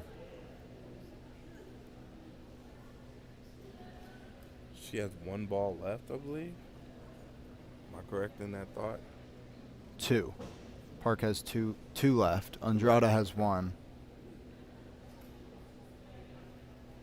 Park definitely has a game plan here. I think she's going to keep pushing at those reds and seeing if she can get it closer.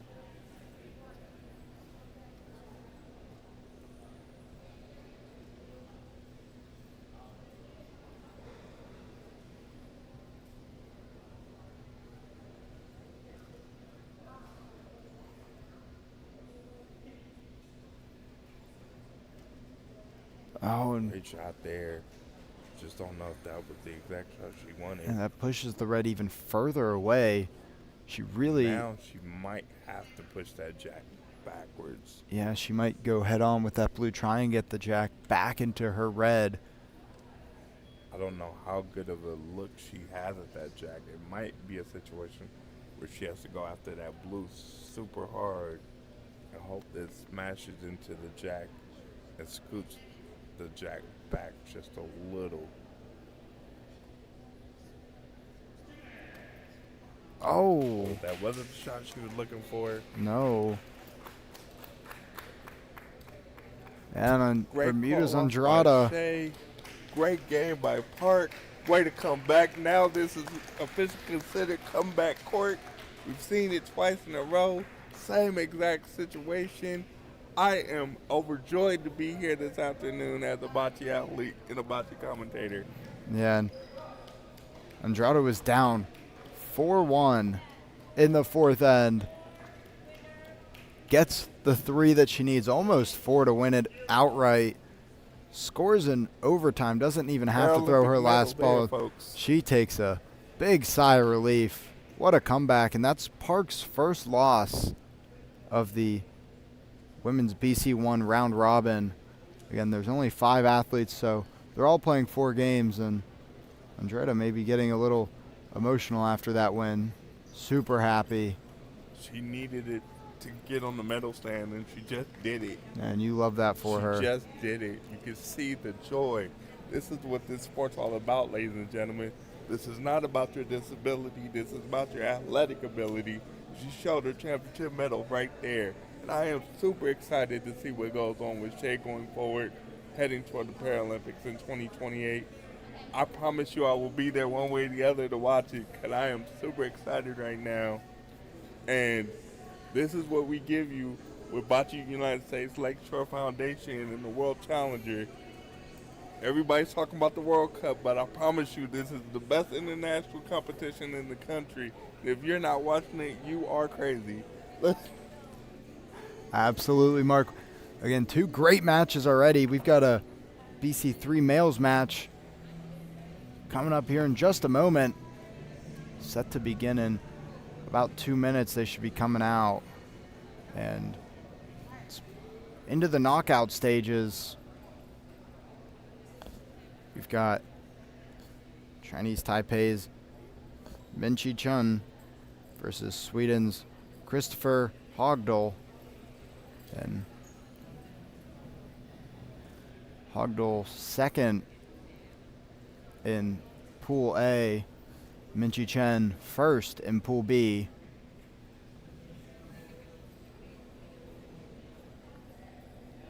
So that'll be a good one here. Those athletes are going to come out and warm up here. We'll get started on that in just a moment.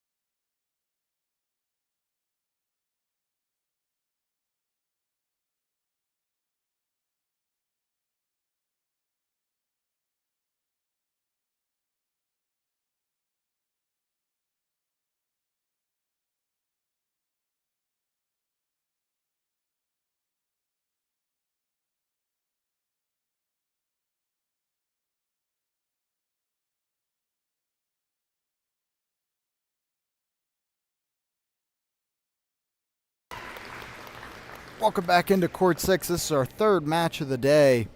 BC3 males semifinals of the knockout round. It's Sweden's Christopher Hogdahl versus Chinese Taipei's Minchi Chen. And Hogdahl with the jack.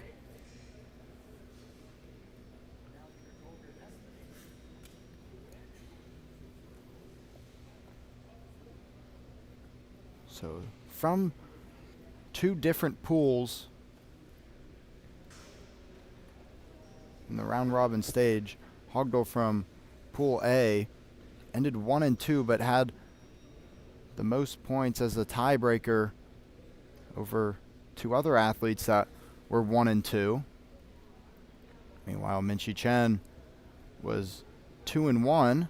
There were two other athletes in Pool B that were 2 and 1, but again, coming down to the points, Minchi Chen wins Pool B and draws Hogdahl in the first round.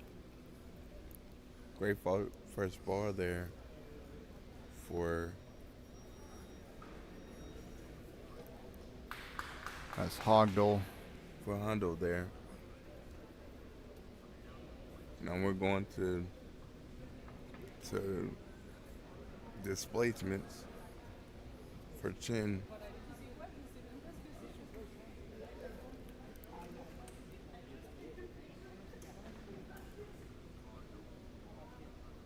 Yeah, I've been seeing Chen on other courts. I've been waiting to have one of his matches. The way that him and his assistant move around is really impressive. The way she positions him. And a great displacement there from Chen. Open jack now. Definite open jack. Now it's just a placement shot.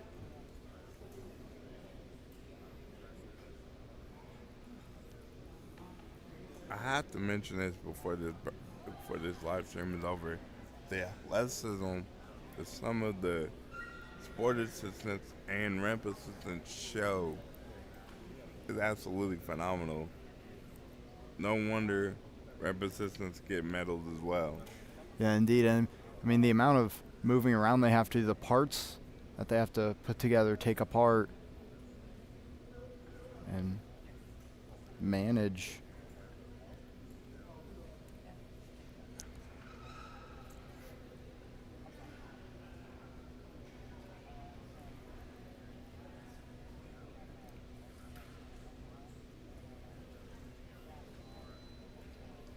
Chen has open jack here. Great placement shot. Great ball on there. Definitely should be a displacement. I think the ball bounced a little slightly to the right. So there is a look at the jack and a clean look at the displacement on the back side of that blue ball. Yeah, Hogdahl definitely has a line to displace the blue ball out to the right.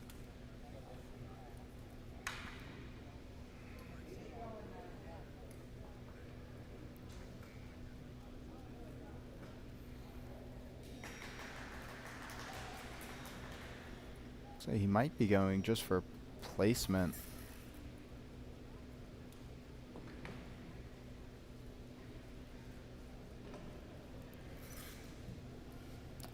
Does go for Definitely the got a little displacement. bit of separation. Might not have gotten the movement that he wanted. However, he does have a look at the jack there. And can literally place right on the jack and make Chen displace.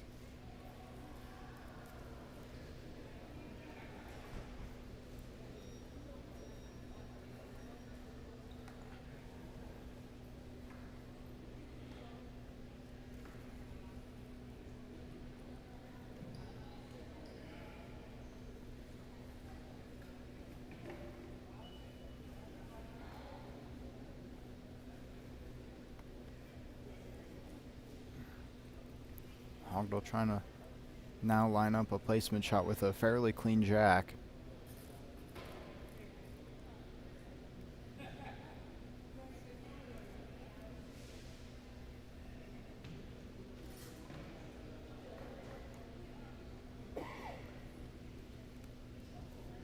just missed the jack there.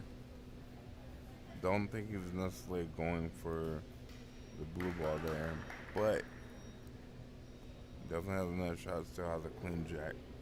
Could also push that red into the jack. A few options here for Hogdall. Doesn't want to put on the extensions, so just a simple placement shot, it looks like.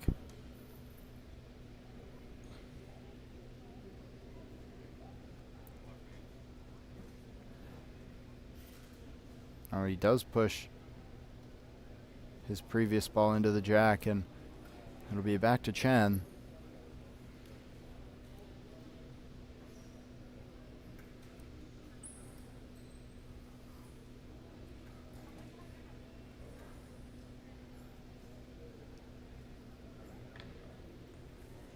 I believe that was the jack that was the shot he was going for previously. And he pushed the ball into the blue ball there. Now he's making Chen displace.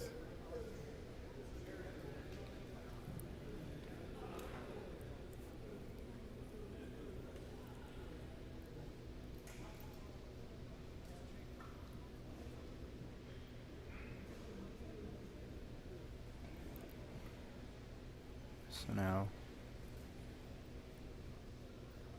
Chen looking for a displacement shot. He could also be trying to push his blue. Could also be trying to push his blue into the jack. Kind of push that red even closer, maybe. It'd be tough for Chen to get some movement in there now.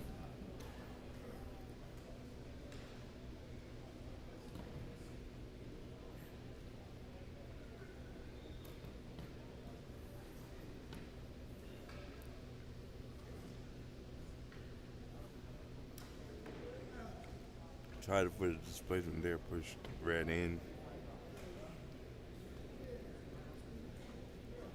Let's see if he goes to push that jack back a little further.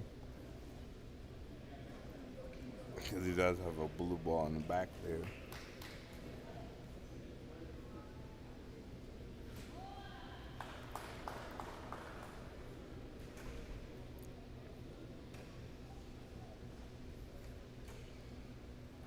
Oh, and he pushes his blue to the side of the jack. Is it going to be close enough?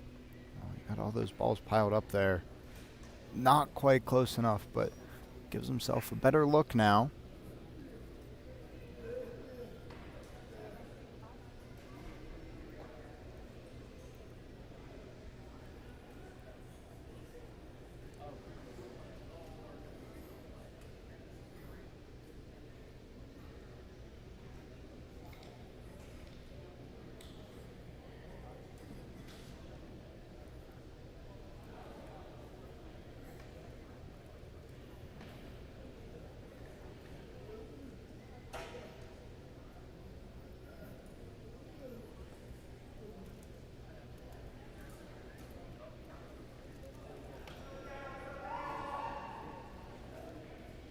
And so Hogdall's red ball in there, just staying put.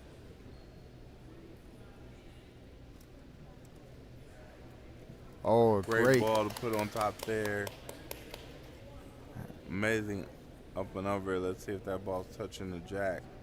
Looks like if that one's not, the one on the side might be. It's really tough for the referee to see. You can't really measure something like that. You might have to bring out the flashlight here.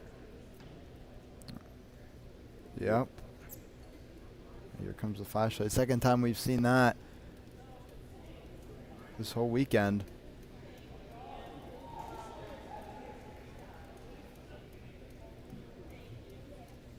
Just a great shot there by Chen. And it'll be his shot again. Wow. Really not sure how that's so, but that ball's sitting up there. That red ball in the front must be touching, and that blue ball must be slightly off. Something our eyes can't see from back here. Because when they look for the light, they're looking to see they get a reflection off of the floor between the two balls. Mm-hmm. And Kathleen Jomny is one of the most experienced refs here, so I'm pretty sure she saw some light between those blue balls there. Yeah, and it was the last ball of Chen's, and Hogdal has two more. It appears like he has the point. They're going to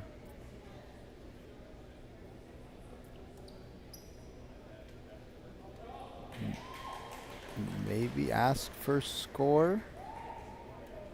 But, man, is it close. Back to the flashlight here.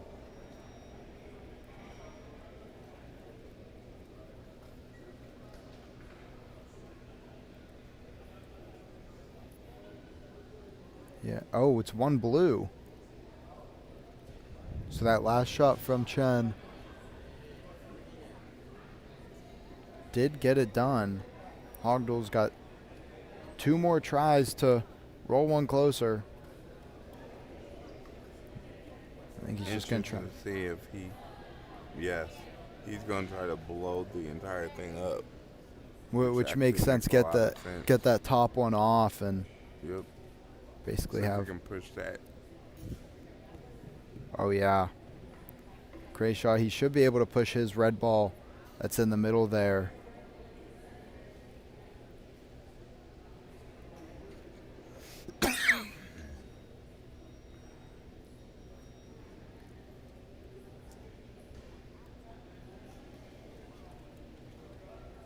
Still looks like it's probably one, maybe two blue, but Hogdal definitely has a line to push a red into the jack right now. Absolutely. He could even, if he wanted to, with that ramp extension, if he wants to push it back towards that red, he honestly could. To leave no question of the score. But I think you're right. I think he's going after his red here. Try to get that red to move closer. Yeah, pushes his red right into it. Is it going to be close enough? Can't really tell how close the blue is on the outside. And, yeah, one red. I think Chen's going to want to take a look at that just to make sure.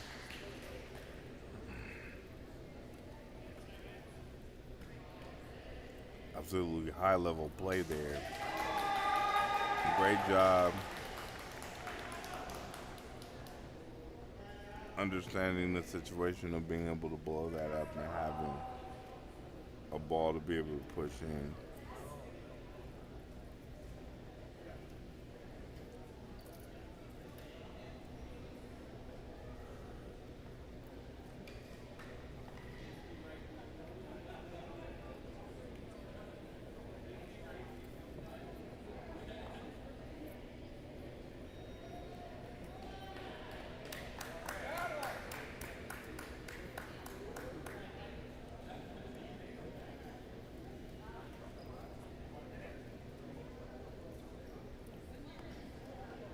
It'll take a minute here. So Hogdal comes away with a point on his jack.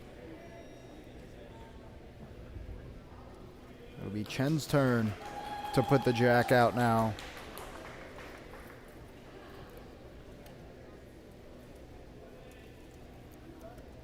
Looks like he'll probably go short.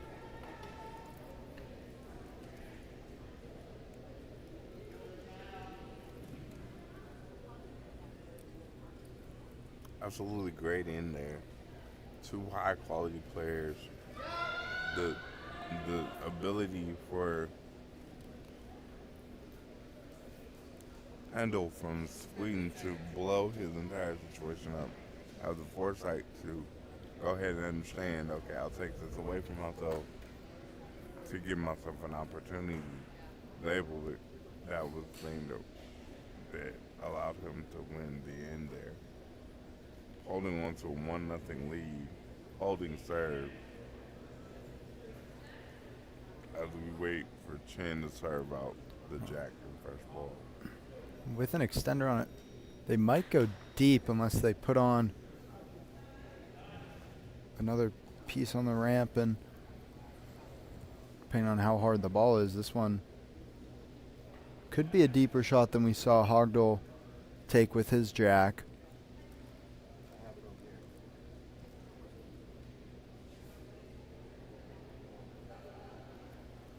Yeah, so we're gonna get a little deeper. A little deeper, more in the middle of the court.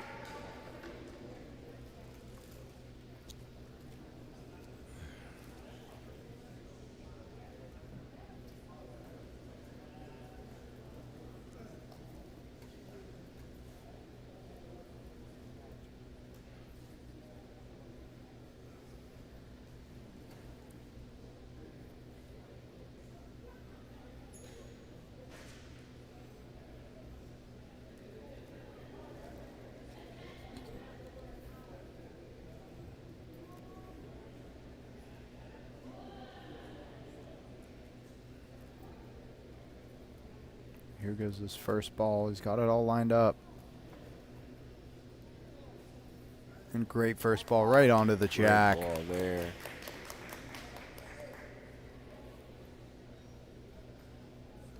So we'll see how Hogdal approaches this displacement.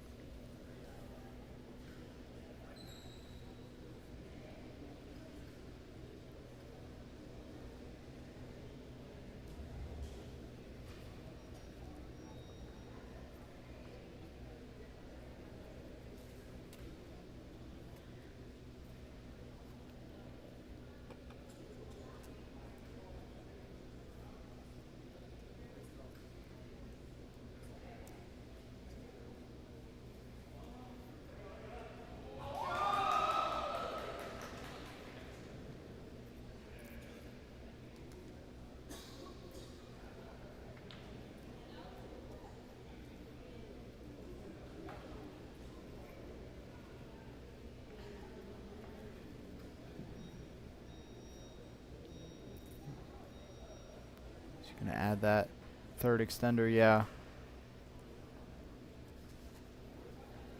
All the way to the top for this displacement.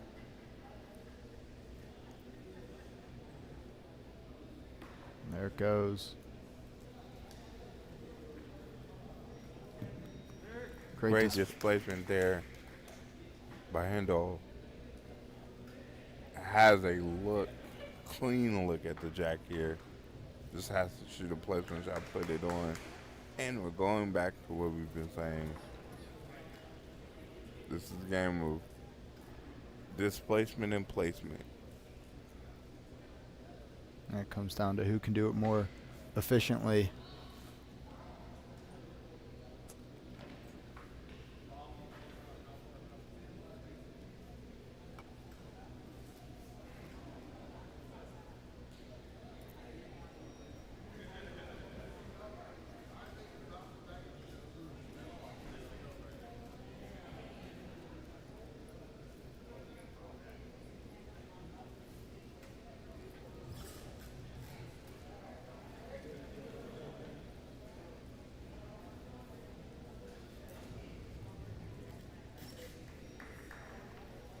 So not a bad placement shot. Not exactly what he wanted, though. It's too far to the side of the jack there. Yeah. So Chen has a awesome look at this jack here. If I'm him, I'm literally going right after this jack right now. Yeah, I can either do it one of two ways. I can ricochet off, right? Or I can go right at the jack here. And I think, based off his first ball, he's got it dialed in to where he can just hit the jack and stick it right in front with contact. I think that's exactly what's about to happen here. Yeah, no need to change it up and force another displacement.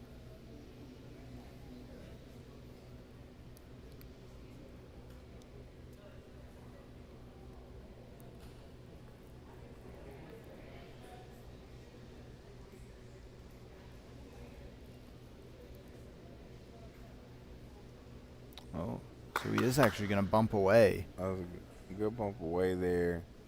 The hope is that red's still closer. So that he can put out a good blocker again. Absolutely. Looks like it but I is. just think that red might be a little further away. But one thing I will never make is a great referee. So, Man, it looks identical. Referee going back and forth between the two. I don't know if there's any difference. Hard to tell from here. I mean, they look the exact same. they do look the exact same. Just from here, I just think the red's a little bit further away. But again, we're looking from the back and not from the referee's perspective. Yeah, good Oh, call there. Red is a little further away, so.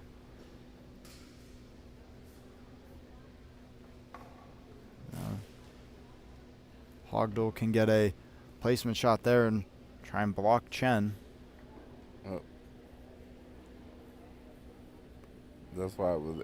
I don't know if he was exactly trying to push that right away. I think he might have been going for a placement shot and just missed it directionally, knowing that the best shot probably was to place the ball right on the jack there. With that being said, Hendel has a wide open look at the jack Yeah, and and puts pushes it. it right on. Yeah, that'll be tough for Chen to move. I mean, straight in his path. See how he approaches it. Get that extra extender on. They're going to come at an angle to try and bump the red off to the side.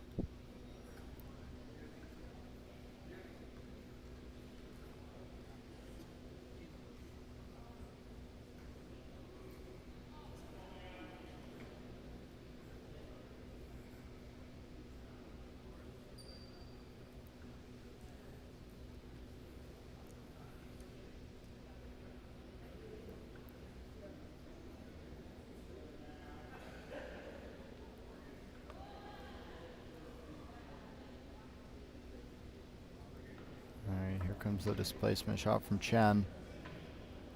Try and get that red out of the way, and I mean, it moves a little bit, opens up some of the jack. Definitely, he can go for a displacement here, or if he wants, he had already pushed the red ball back. He can almost go for a wedge between the red and the jack there. You know, on our right side, On his our left, right side, yeah. his left, I would imagine. There is an opening there for a wedge, and kind of looks like that's what he might go for. They took off an extender. And he might even be able to clip the corner of that jack as well, which would advantage him by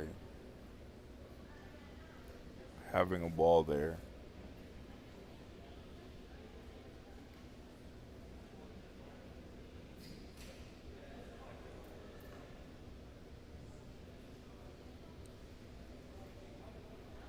Yeah, and there's that wedge that you talked about. Does take a little bounce off of the jack. I So, would go right back at that shot mm-hmm. because I wouldn't necessarily try to displace the red ball. I would actually go after that shot and go after it hard though, because what would happen is you can push that jack back when you push that ball back as well.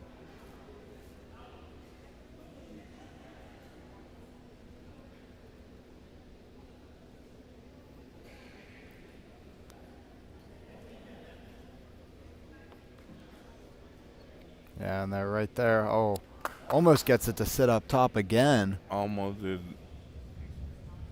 was able to roll over and stack, but just hop backwards. Again, we're making the referee measure very tight clusters here.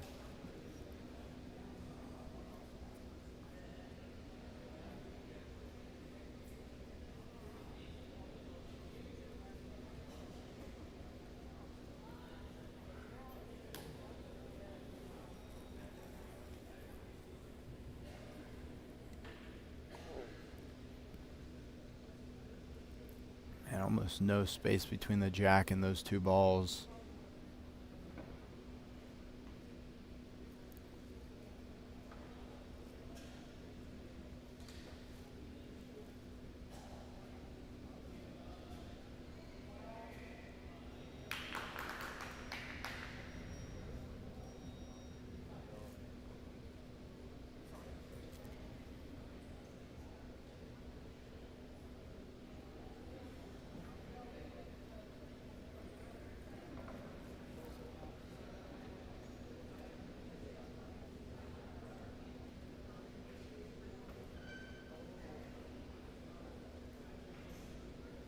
we're still measuring. Man, this has to be super close.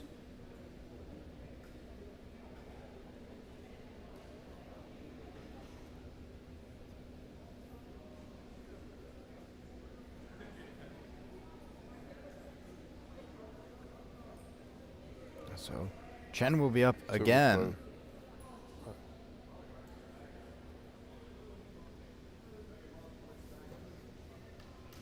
And this will be his final ball. Have to try and wedge something in there. And hopefully put up a block as well. If you can't create hits off the score there.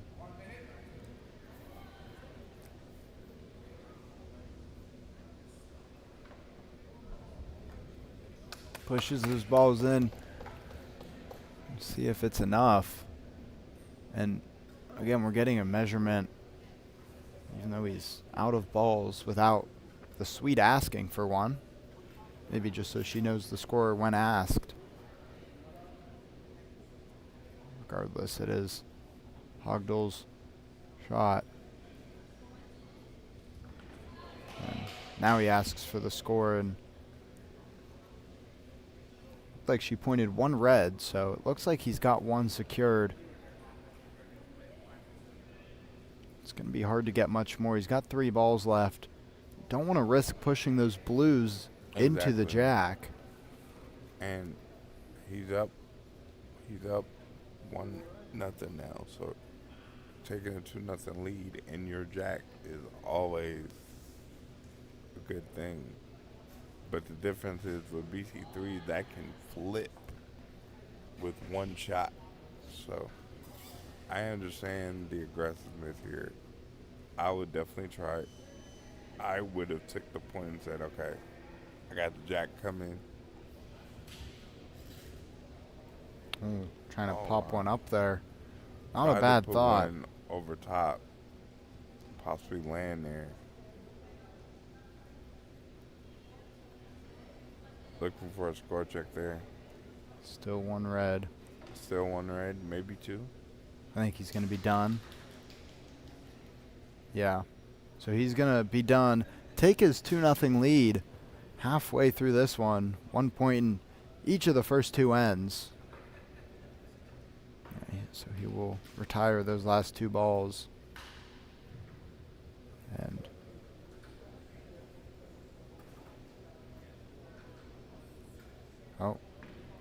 Chen wants to take a look, just make sure that those measurements are right.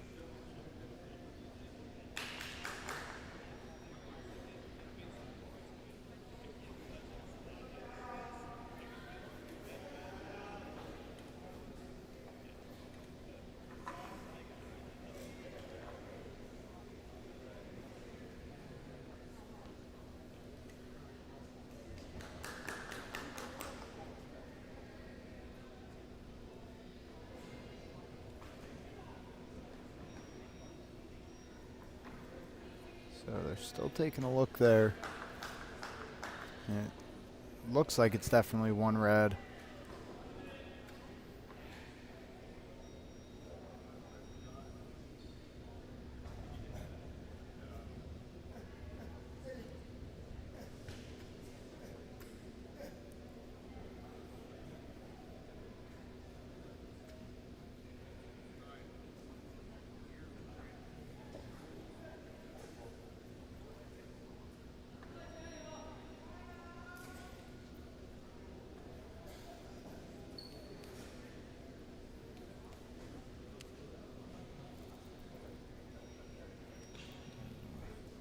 Our referee's going to go down and remeasure again.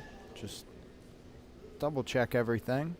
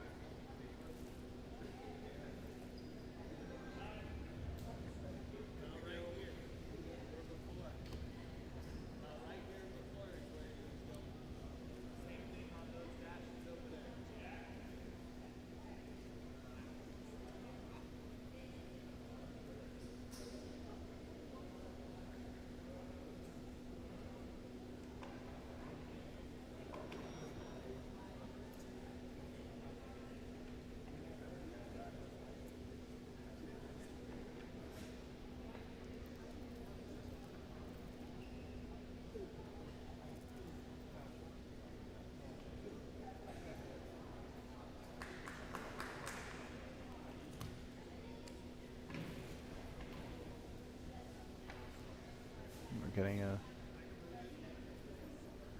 another official over here to take a look. I mean, this has got to be really close.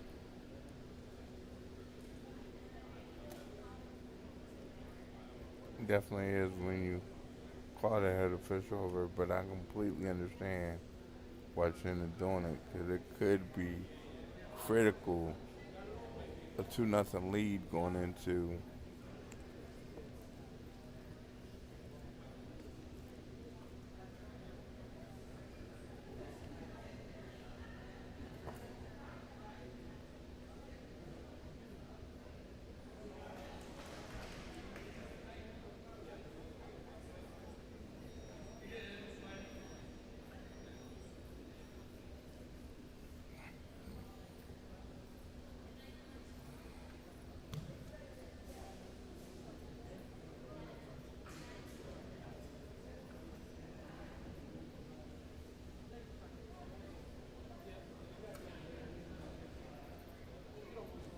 Get a final ruling here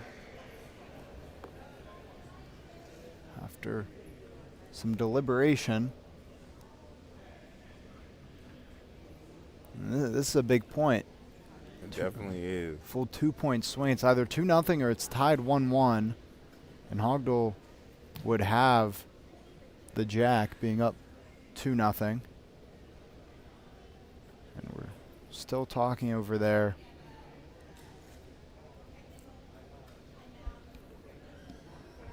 And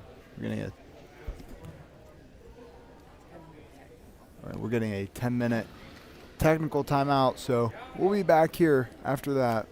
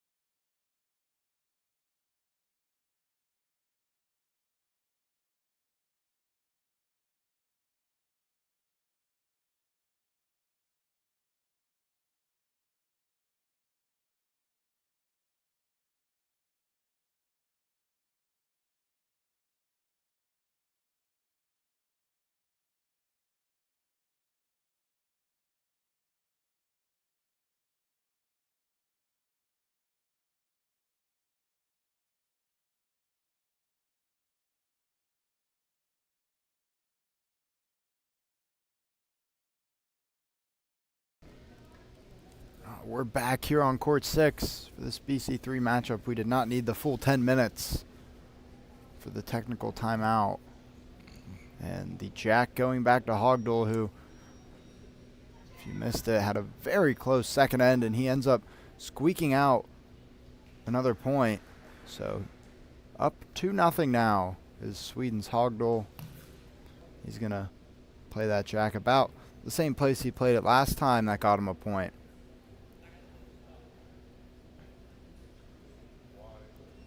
Very consistent. Looks pretty much, as you said, at the same distance.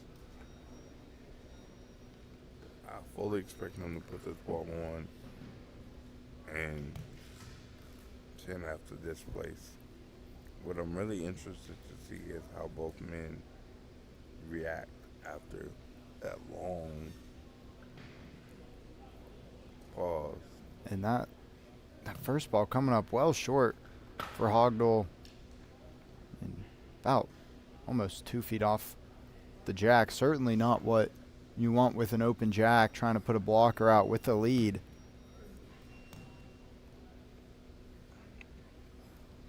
Absolutely not. And I wonder how much that long pause had something to do with it. Sometimes you're in a rhythm, and that might have broken the rhythm.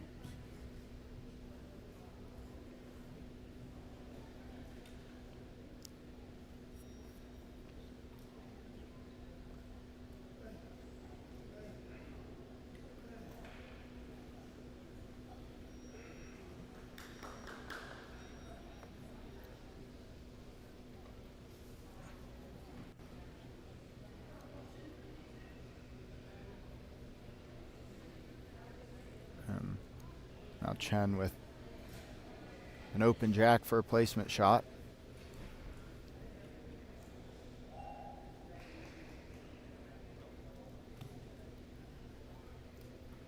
Great ball there by Chen. Way to respond after the pause and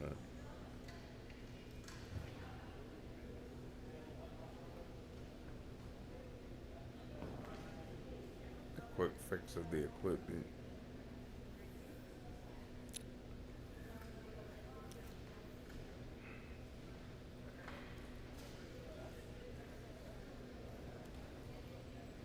Although we're looking for a displacement here.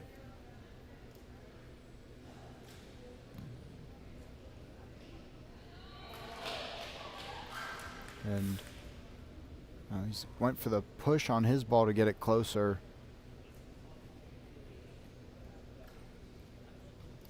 That was an interesting choice there. Yeah, because now he looks like he's just going to have to keep pushing. At this point, that might be the look. I'm kind of amazed he didn't go with the higher extension and try to get speed to either put that ball closer or displace the blue. We'll see with the next shot. It might tell us what the strategy is.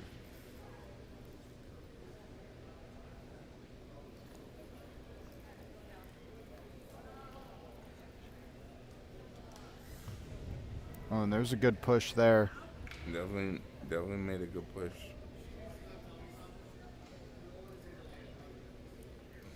Still not closer, I don't believe. Again, I will never make a good referee, however.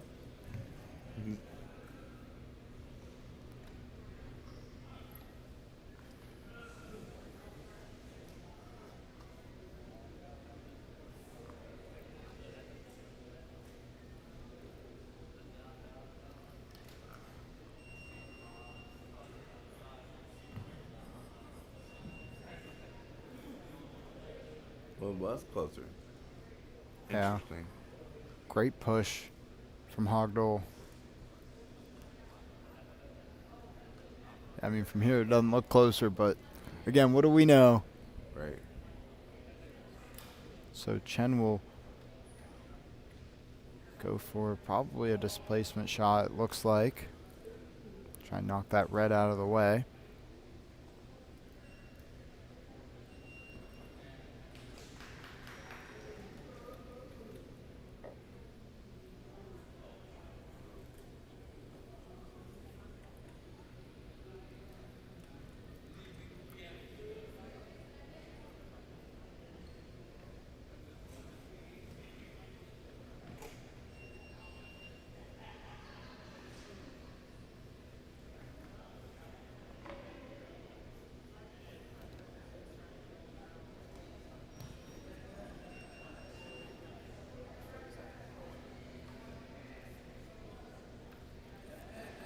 it goes. Oh, he went for the Great push. push in there. I'm pretty sure at this point he might have to. He's got at least one there. His possession will change now. One for sure, probably two. Let's see how Aldo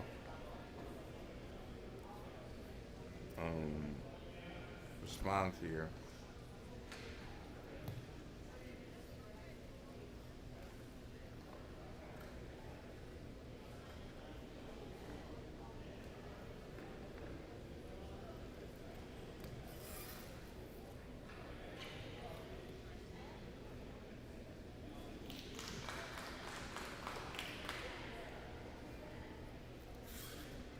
Oh, great push there. That'll change possession now for Chen. Looks like a big displacement coming. Got all the extensions on.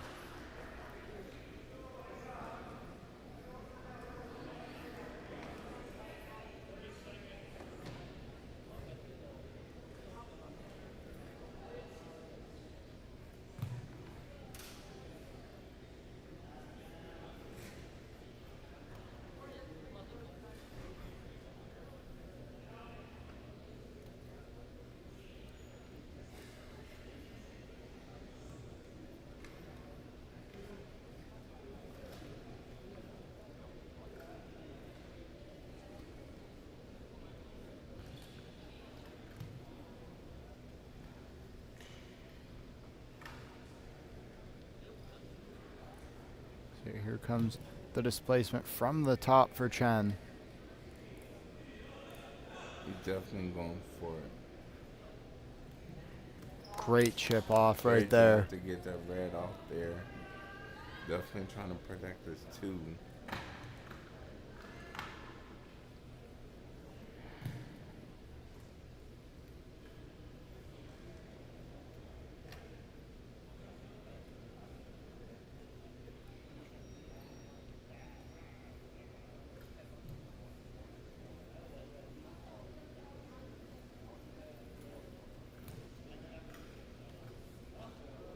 So, yeah, fairly clean jack here for Chen, and he.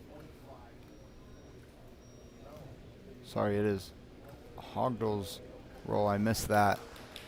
So he'll try and probably push that red Absolutely. that's by the blues into the jack. Absolutely, that might be the move. And Knowing that he's down in ball count at this moment, so he's limited his options there.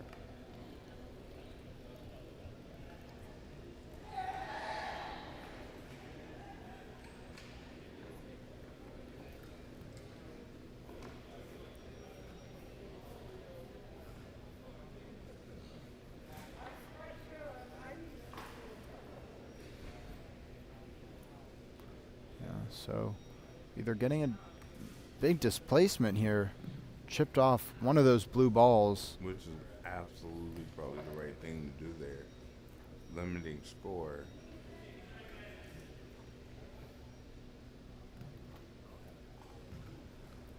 That's pretty big. Knowing Chen only has. Oh, Chen has 3 balls left. This is Hogdal's final ball. Now you can expect a push. Absolutely, I'm thinking he's aiming for the red ball that's parallel with the blue ball on the jack there.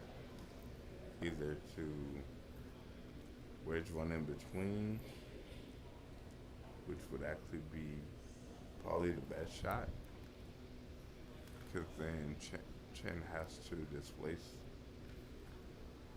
there to score.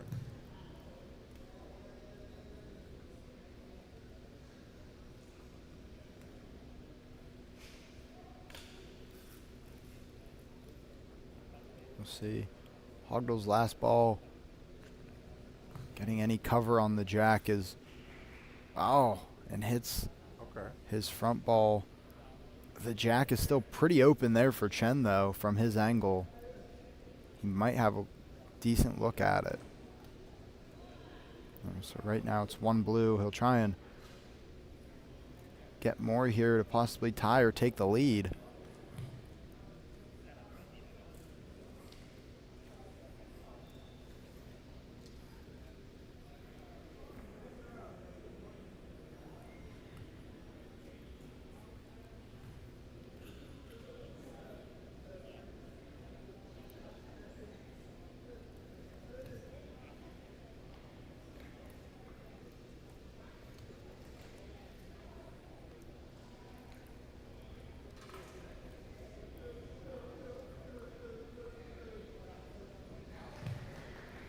Yeah, so it looks like a placement shot here from Chen.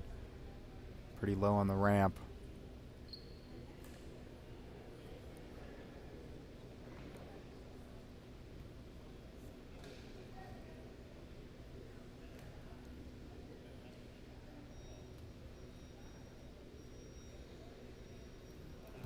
Comes up short, but can definitely push that one into Yeah, it. looks like that ball might have slipped a little bit.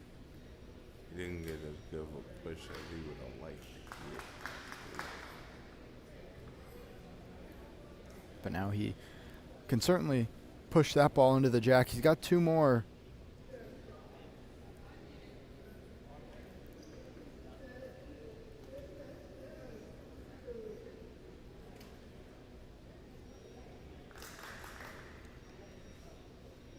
So the winner of this match will advance to the finals, which will be played on our court later today. It is our final match at 4 p.m.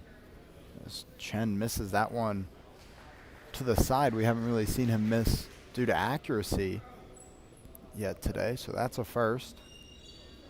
And he would really like to get more than 1 point here and completely close that gap, knowing that he has the jack in the 4th end.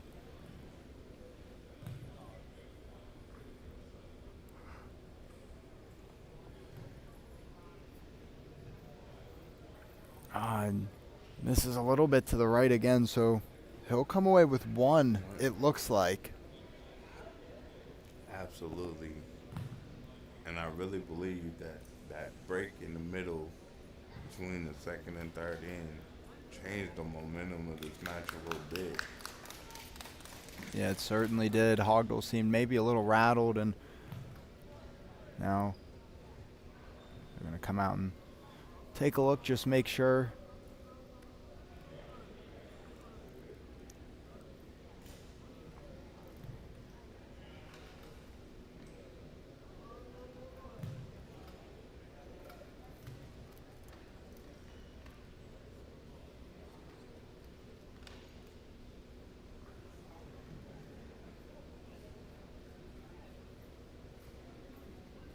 Yeah, 1 blue, so Chen has the jack now in the 4th end. He's down 1. We could see another overtime here on court 6. That would be our 3rd in 3 matches, but definitely going to come down to the wire again and be an exciting one. Meanwhile, on court 5, the other semifinal of this BC3 males division is going on. It's Peru's Majika and Chinese Taipei's Chang. And it looks like Chang is up 4-2. They are in the 4th end as well, so another close one. The winners will play each other. And again, we have that one at 4 p.m. Losers will play for the bronze medal on court 4, also at 4 p.m.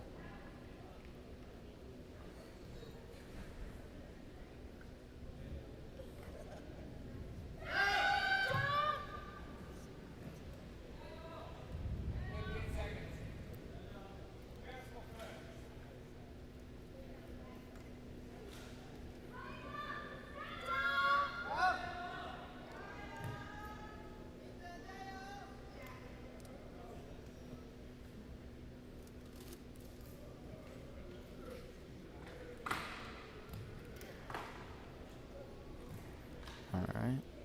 Looks like Chen might go about where he was last time. Has the same angle. Absolutely stick to what you practice all the way up until you get to the tournament, you always have a backup plan if things are going not like you would like them to. However, just coming back, getting a point there, it's all momentum right now for him. It's even a little bit shorter than it was on his previous track.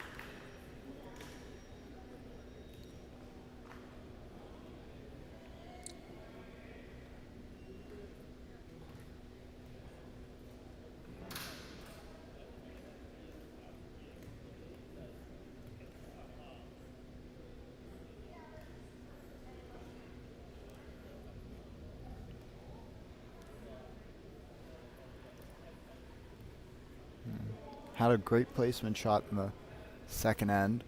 Again, didn't score in the second end when he had the jack. In about this same position, so he'll try and correct that, make a big change. It'll be a good start if you can put a ball on him, and he absolutely does. Great ball there. Yeah, right on it.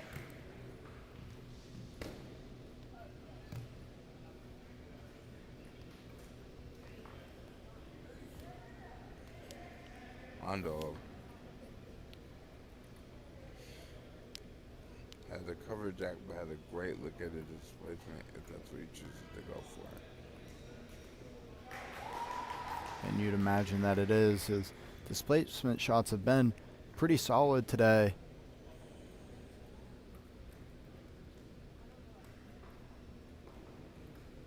And get the extenders on.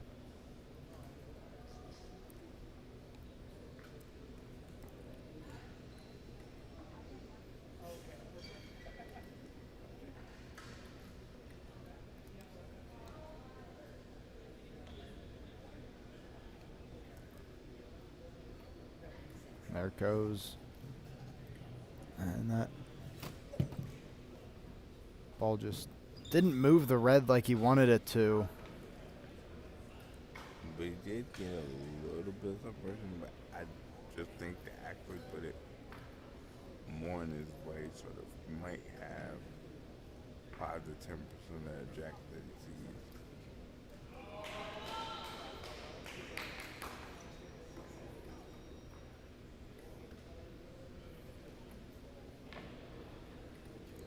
So now changing angles, can try and bump that blue ball off to his left, our right.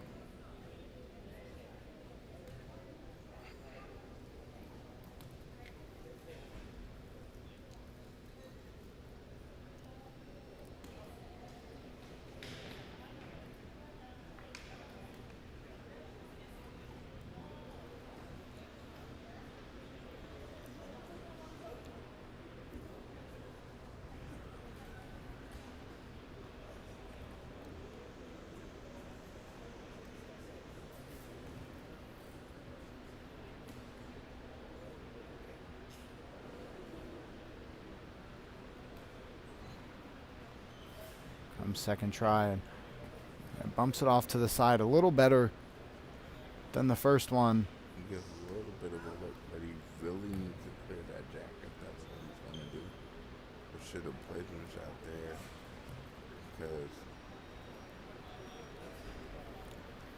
being down the ball count up one. But right now, Chen has the momentum. Yeah, Chin's got to be happy. Sitting there with ball count, still has his ball on the jack.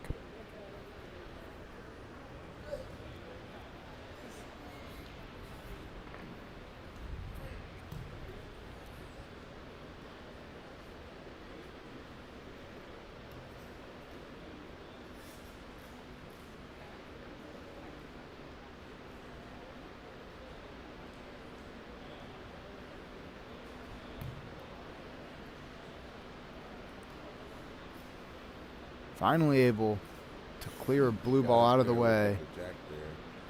It's gonna. If I'm not mistaken, it took 4 balls to do so. 3 shots to get it off. This will be his 4th as a placement shot. Right. So if he hits a placement shot, he's definitely down in ball count. If he does not hit the placement shot,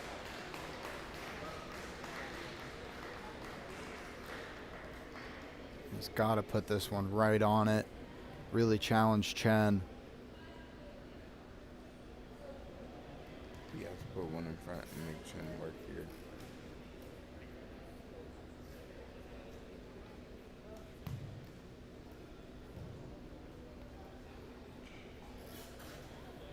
Wedges that one there. It makes it Great harder shot to there. displace with that blue behind it. And he absolutely needed it. Although Chen still can see probably at least 50% of the jack. So he could also go for a placement, maybe bump the jack back into the other blue. Those are all options for him. If I was him at this moment, I would try to displace that red. I have 5 balls to go. Make Hondo use his last ball if I can. Knowing that I need one more to win this game. It looks like he's going to go for a placement. Pretty low on the ramp.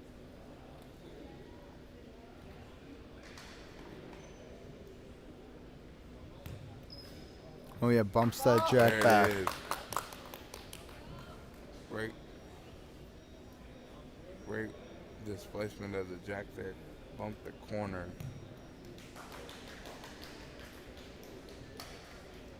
Now makes a beautiful shot there.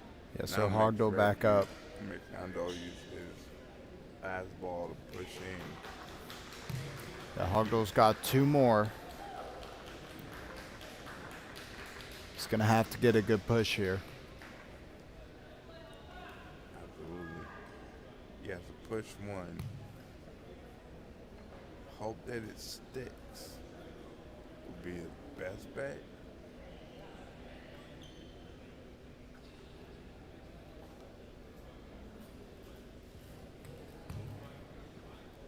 Oh, no. He's going high. Trying to break everything up, maybe. That's interesting to do with balls left. Good push to the side. Okay. Looks closer. So he gave himself a. It is closer, He's so he'll definitely save his closer. last ball. And the issue is now that you give Chen a chance to go right at that jack there. And you only have 1 ball left. Chen with 4 balls left.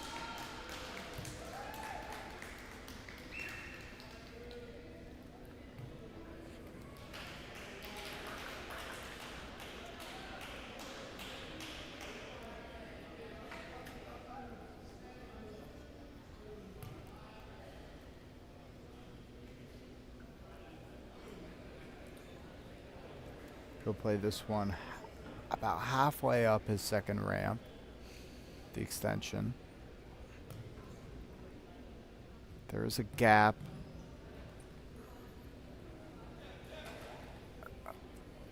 Tries to get it in that gap.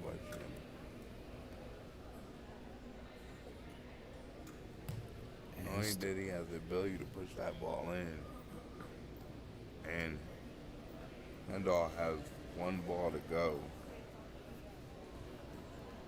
Yeah, so Chen with 3 chances now. To get 2 points is what he's looking for. Yeah, an outright win it. And he can actually play in between those 2 blues and possibly give himself a chance here. Wonder if that's what he's going for. Dustin wants to tie it first. Oh yeah, There got it that is. one in there. We're gonna get another measurement. A lot of measurements in this match.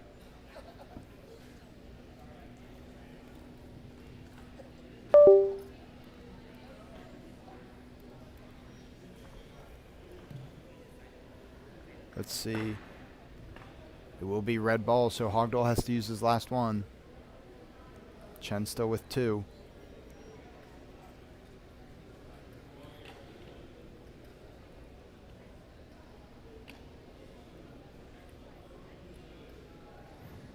Gonna maybe try and push his into the jack, just get it closer.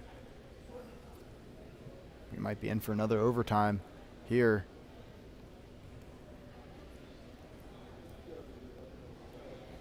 Quite possible.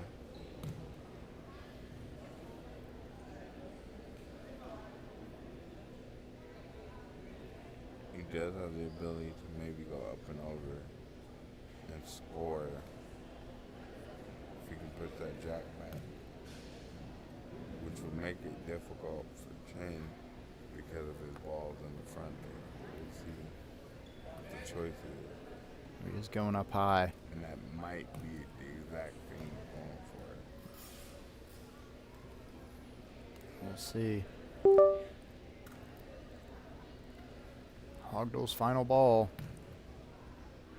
Let's go. Balls push his further in.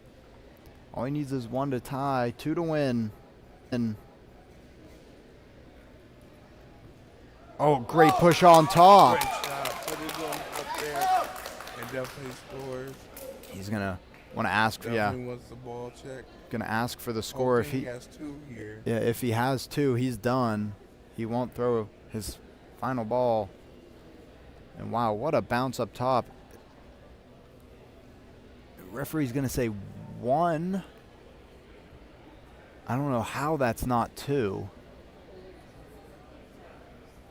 So how do you get a second now with the one sitting on top? Do you just push into it again and hope? Push the red ball. You push the red ball, you have to get it completely out of there because that's the one scoring. And then your top ball will hopefully Stay down right there, yeah. Wedge its way between, and now Chen's final ball. All the way from the top. There it is. Pushes a blue Might have close. pushed that front blue in for 2. Depends if that top one is touching the white. But we might be getting ourselves our 3rd overtime in a row. And these matches on court 6 have been amazing. Court 6. Yeah, all about the comebacks. Chen was down 2-0. Both athletes are going to come out and look. And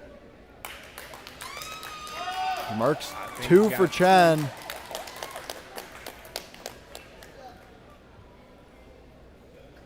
You might have got 1 for the overtime or 2 for Yeah, and the win here. looked like 2 based off the reaction of the crowd. We couldn't quite see the paddle. By his coaches and fans there, I think you might have the second one.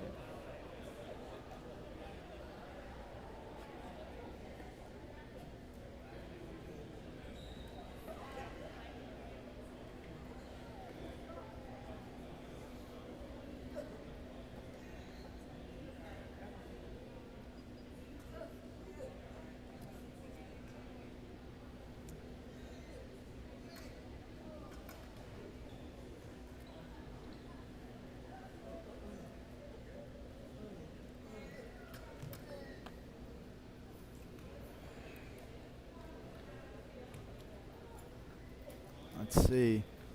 We'll get our final count here. Sounds like it'll be 2 for Chen for the comeback win.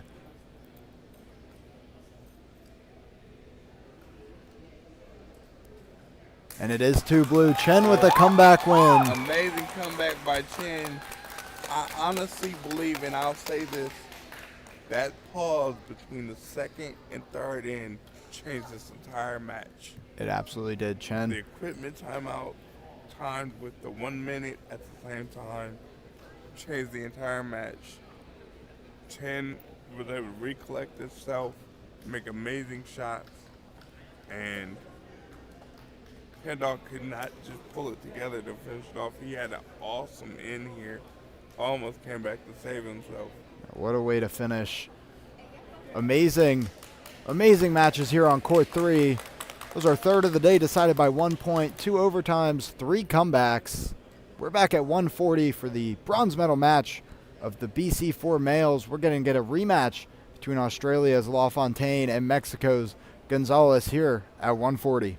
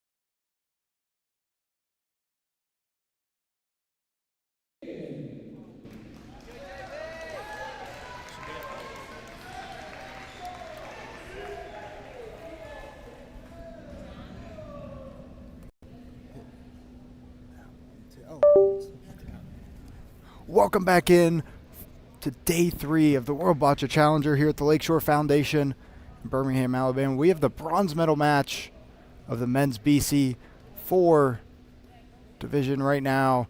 It's actually a rematch of a really good one yesterday. Number 28 ranked Australian Jean-Paul LaFontaine against Mexico's Juan Salazar Gonzalez. Gonzalez, unranked, went 3-1 in group play. Had a tough loss to the Brazilian Souza, who will be playing in the gold medal match later. So this one is for bronze, and yesterday was Fontaine with the 6-2 victory. So Gonzalez trying to bounce back from that. A decent first ball from LaFontaine. Left a lot of separation, so Gonzalez knocks that one off to the side.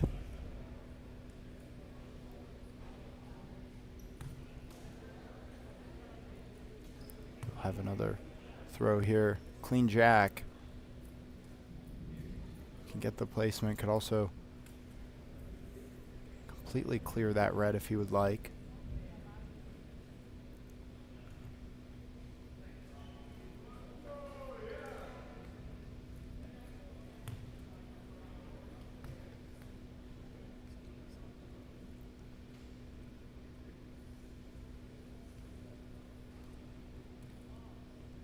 Great placement, pushes the red back, gets his ball right onto the jack. Good block.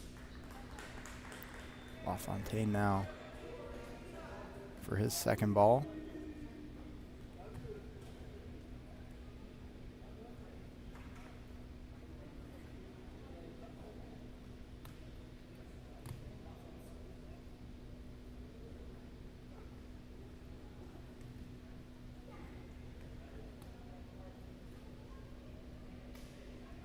Just gonna think about it.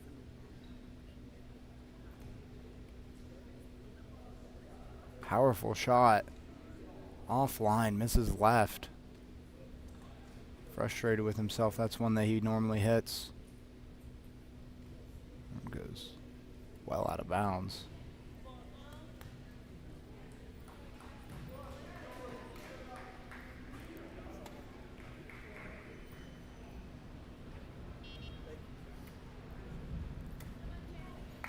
LaFontaine up again.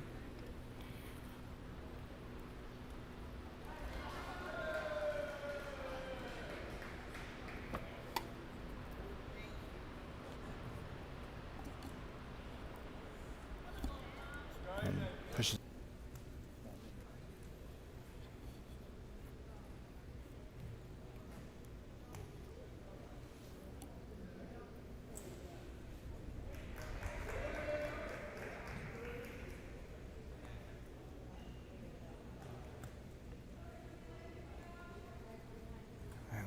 Fontaine misses again. That one to the right.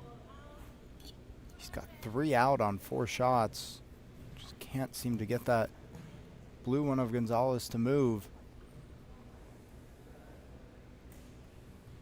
Not sure what viewers are seeing. It looks like a black screen. We'll try and commentate this as best we can. And placement shot now for LaFontaine after 3 misses, and it's still going to be his shot. He'll use his last ball, try and push this one into the jack. Finally gets it in there. Great push in by LaFontaine. He does a great job. Does a great job there, possibly securing the point.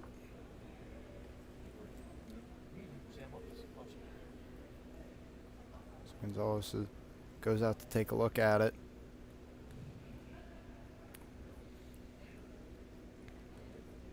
He's done a great job all tournament long of displacing and moving balls here. This would be a great opportunity to display that here, possibly get at least one or maybe both of those red balls off of the jack there. Looks like he has a great angle, starts his arm swing. Great force there, and it hops over.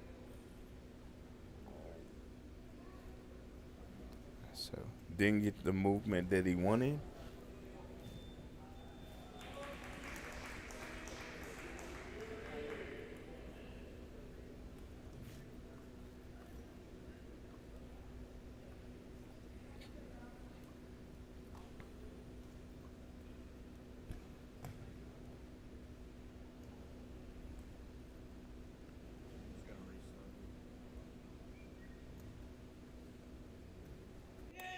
Was able to put the jack back there and score and get ready to.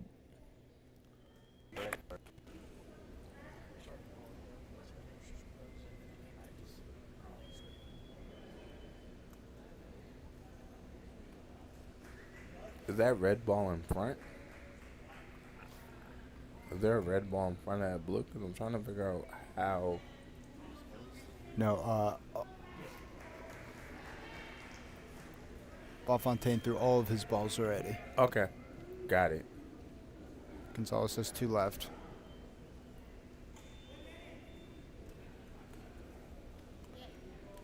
Right now he's working on 2 blue at this point. Potentially 3. That blue in the back might have it. Looks like there might be 3 there.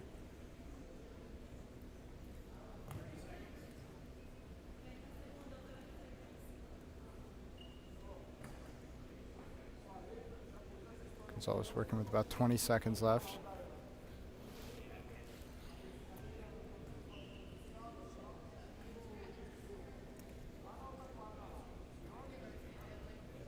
Really easy placement shot there. That's the Gonzalez we remember.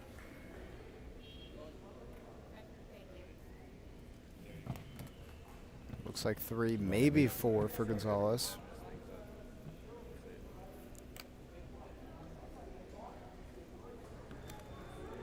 This is the measurement. Still going on.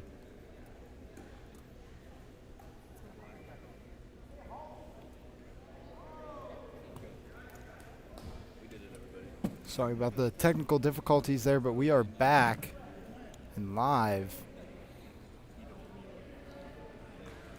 Just had some measurements. Gonzalez got, looks like 3. He's having a word with the referee.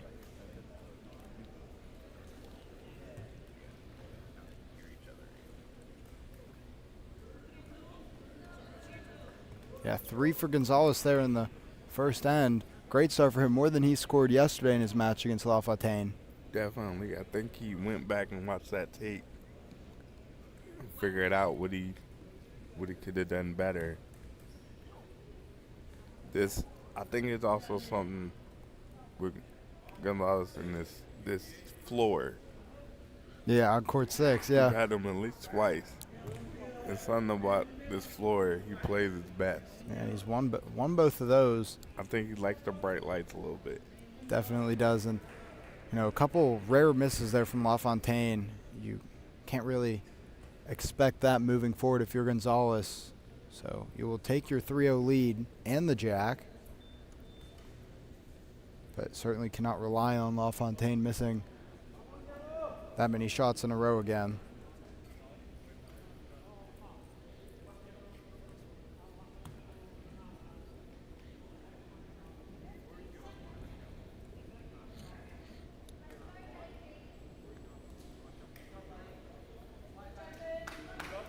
Got off to a great start. First end, let's see if he can keep the momentum going with a great first ball.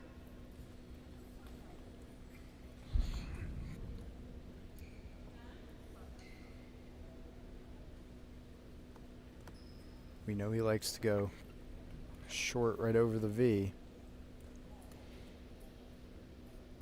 Yeah, just right over that line. We've seen him do it many times. Same shot for him. Really, really consistent for him.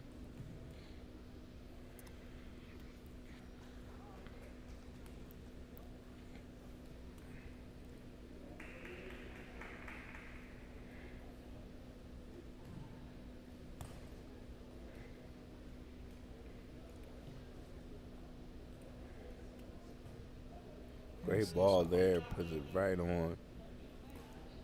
Looks like Fontaine will have still a decent line at the jack. Also a decent line at displacement if that's the route he wants to go. It might be a much easier displacement to go after the jack, just depending on how he's feeling right now. And we saw in the first end, LaFontaine struggled with those displacement shots. Missed about 3 in a row.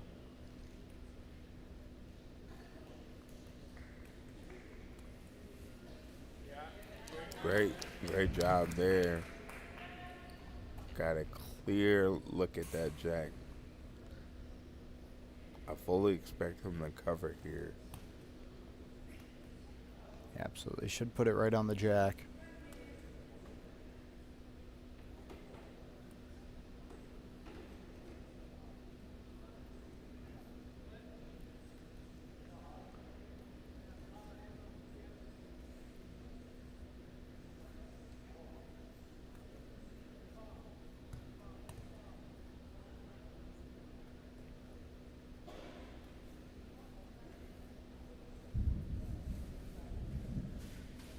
In a minute here.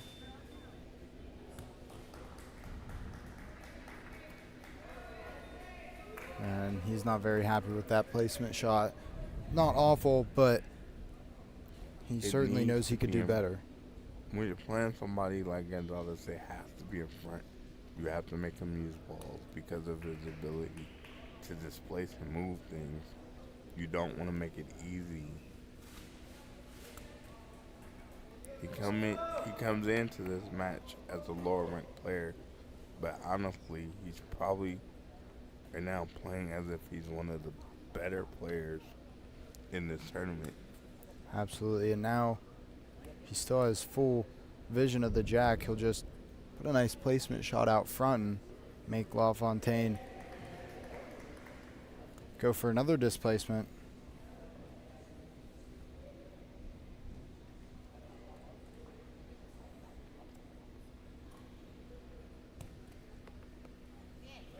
Absolutely great job with the placement shot there.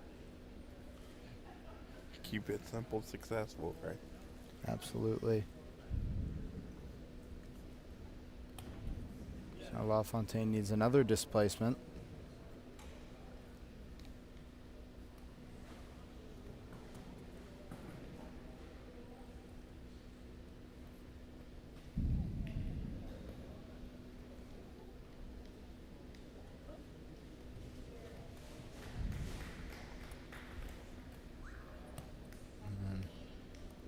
Would have Go ahead. Oh, would have displaced it, but that other ball from Gonzalez kind of stopped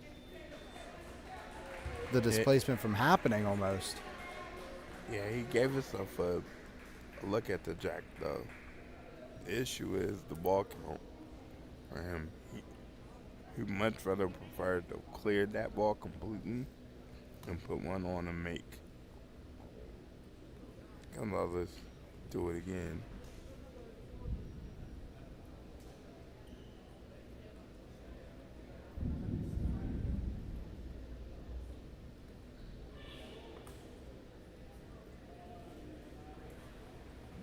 Let's see what he does here. Yeah, goes for the Great displacement. clear there.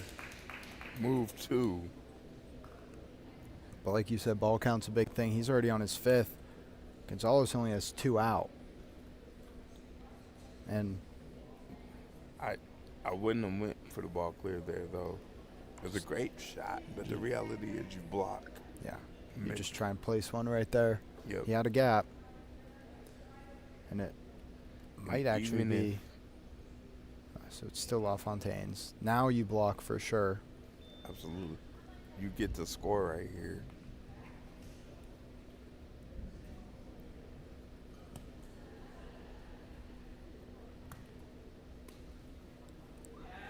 Okay. Certainly not bad, but Gonzalez can probably clear that in one shot. And probably push that jack back into those 2 blues if he hits it correctly. I mean, I understand why I love the team went for the clear there. I would have too, with having one ball, with having two balls left. He had the chance to score there.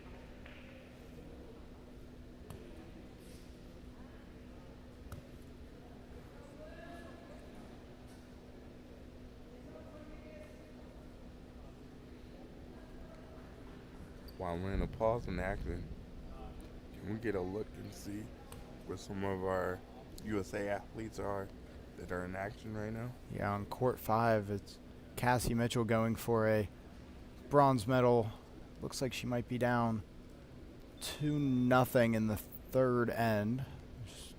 What it looks like from here. Down 3-0 into the third end.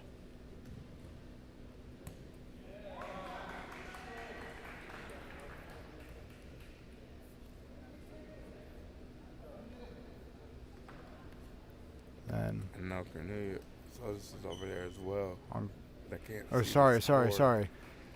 Cornelius is down 3-0. It's the second end there. Court 5, it is 2-0. USA's Cassie Mitchell is down in the third end. Right back to action now. Gonzalez has a definite chance to clear. Oh, exactly what we called for, to push that jack back there. And that makes it very tough for LaFontaine. Gonzalez. LaFontaine does have a clear lane here. And Gonzalez with 3 balls left. Definitely has a clear lane here, though. I would almost leave it short, but close enough to score to hopefully get Gonzalez to waste 2 of those 3 balls.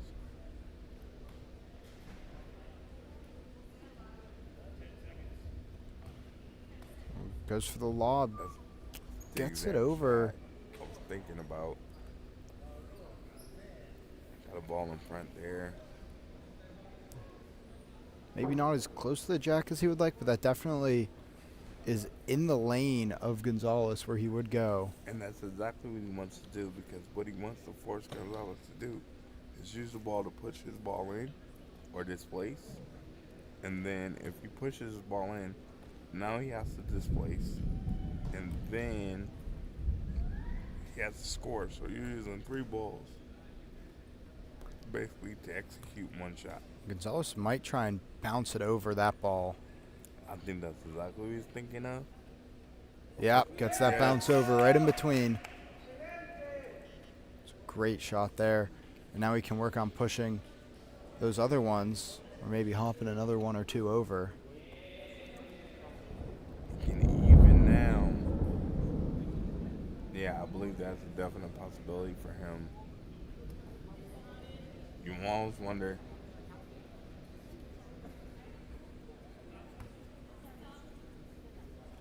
Stopping the action for a timer situation, I believe.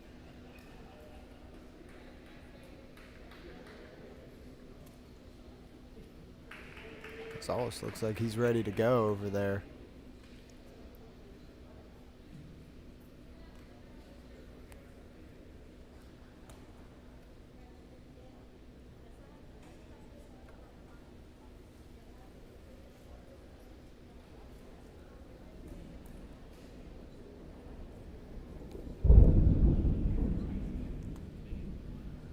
Over at the table right now, trying to figure out maybe some sort of technical difficulty.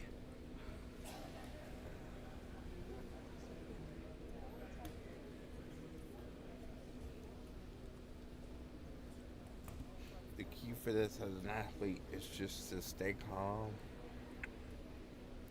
Be confident. Realize there's nothing you can do about it.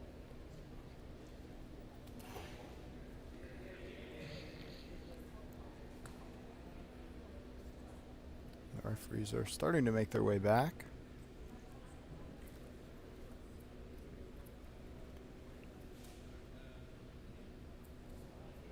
And we'll return to action now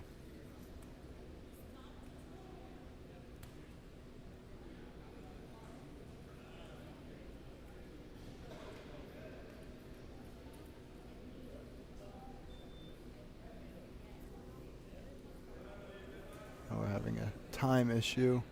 I think we have to take it back to minute 16. Minute 8.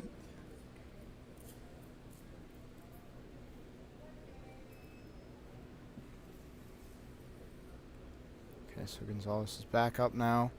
2 balls left. Definitely push 1 or 2 of those blues around the outside. Absolutely. Definitely went for 1. I think with that ball there, He he has could for a score check here. he could definitely hop another ball on top. Could definitely hop one up top now, placing that one up front.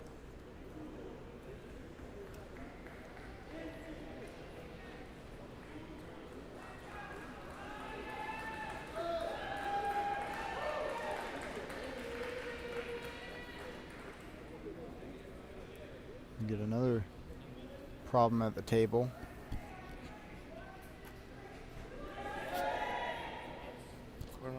Oh, this is court 2. Yeah. So over on court 1, the American Cornelius Otis gets 2 in the second end. So that one's 3-2. It's going up against Chinese Taipei's Liu.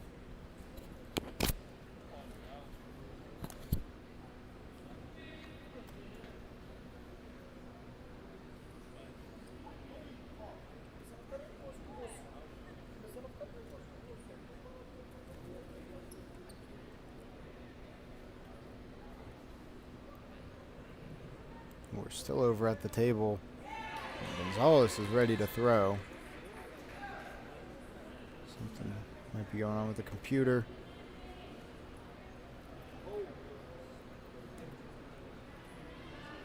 Looks like a huge comeback for the USA in both situations here. And just off the reaction of the crowds on that side.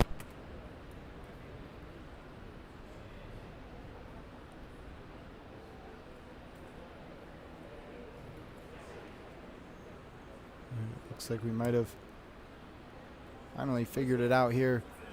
So Gonzalez is going to take a look real quick before he throws his last ball.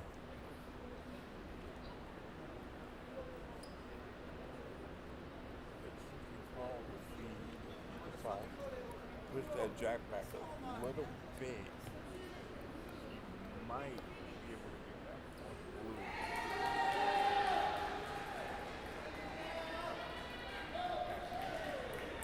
And over on court 5 after the third end, United States Cassie Mitchell puts up 2 to tie it at 2. She'll get the jack in the 4th. While Gonzalez tried to hop it over, pushed one of Fontaine's closer, and it might end up being just 1 blue.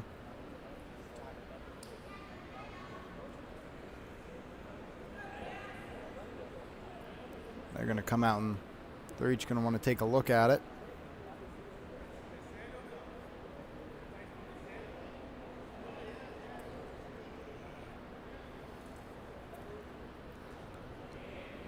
Get our final ruling.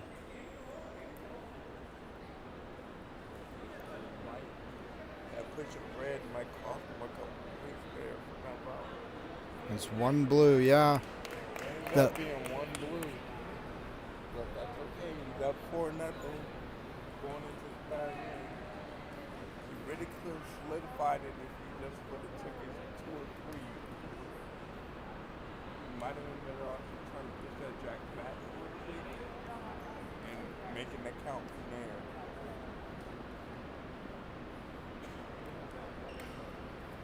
So definitely take a 4-0 lead going into the third inning.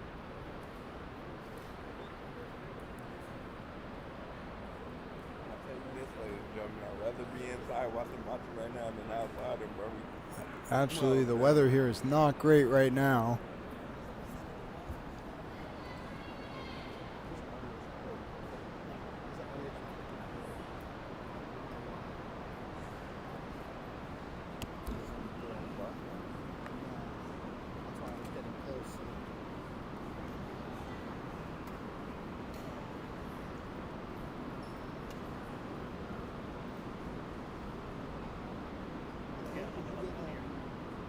that's why. Yeah.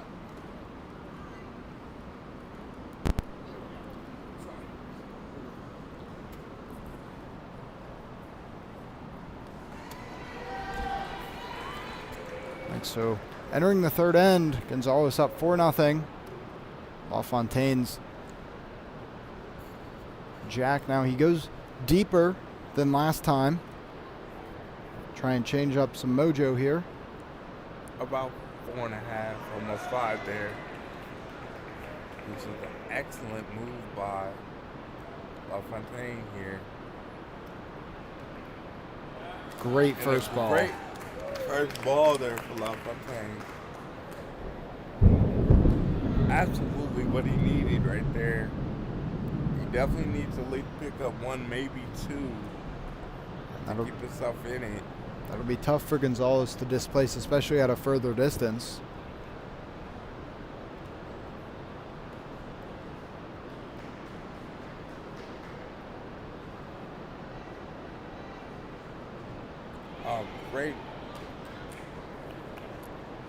Great displacement of the jack there.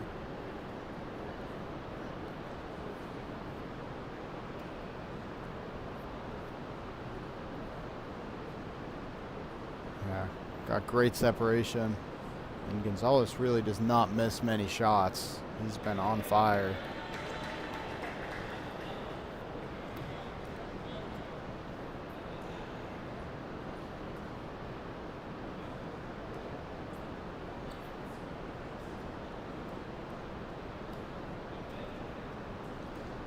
Oh, puts it right on the jack. Ball right back on there. And he loved that shot. We haven't really seen much emotion from him. He stayed pretty, calm no matter what happened. But he gave a little shout there.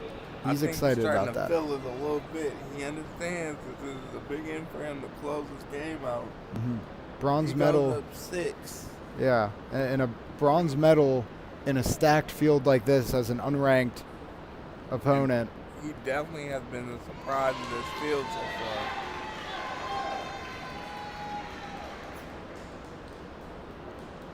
Over on part 5, it sounds like Kelsey is trying to be the first one in the USA to get us on the medal stand. Playing well over there.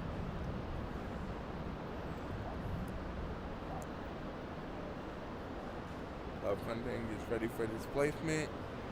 Hits Push his ball. And he got a piece of the blue and moved it to the side. It looks like he might have a gap to wedge one in there.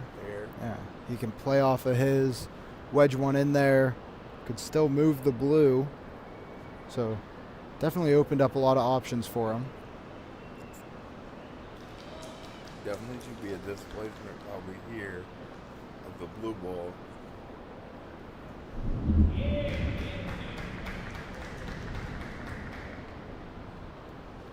Try. Nicked it just a little bit there.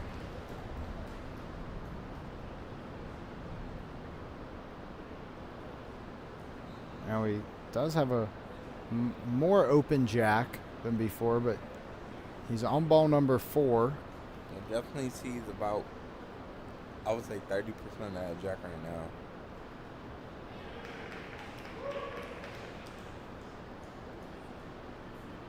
See if he's going to try to hit the back side of that jack. Place one in. He is. It just bounced off for him. So he's really got to get that blue away or put something right on. I mean, it's a challenge. Shot and hit that jack backwards into those two blues. That might be another option for him as well. Because as you said, he hasn't been doing well, particularly on this side of the floor with placement shots. Grabs his ball.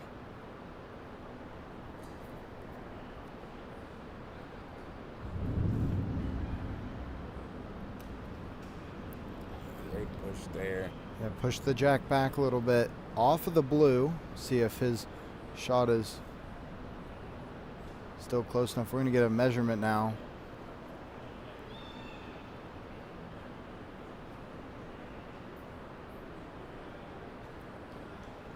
This is going to be a close one.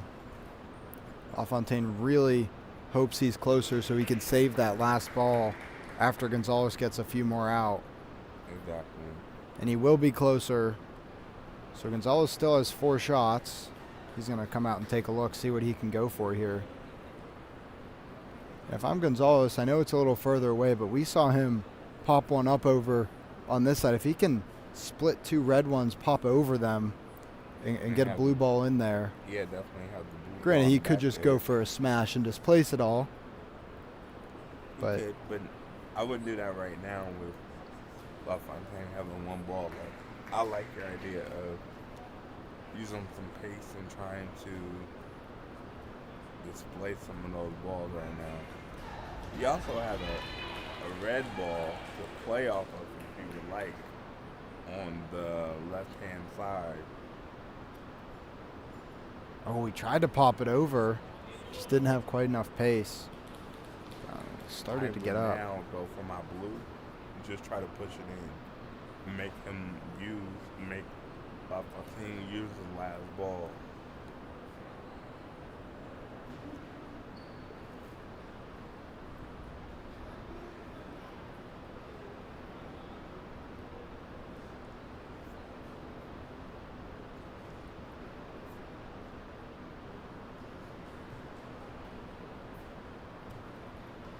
Yeah, does exactly that. Pushes his blue in, but maybe too far now. But he can Now probably he's play back clearly- on that side, huh? Right off his blue. Absolutely. Or just smash. You have the 2 blues there now, so you can literally just push one of your balls in. You might get the hop over too.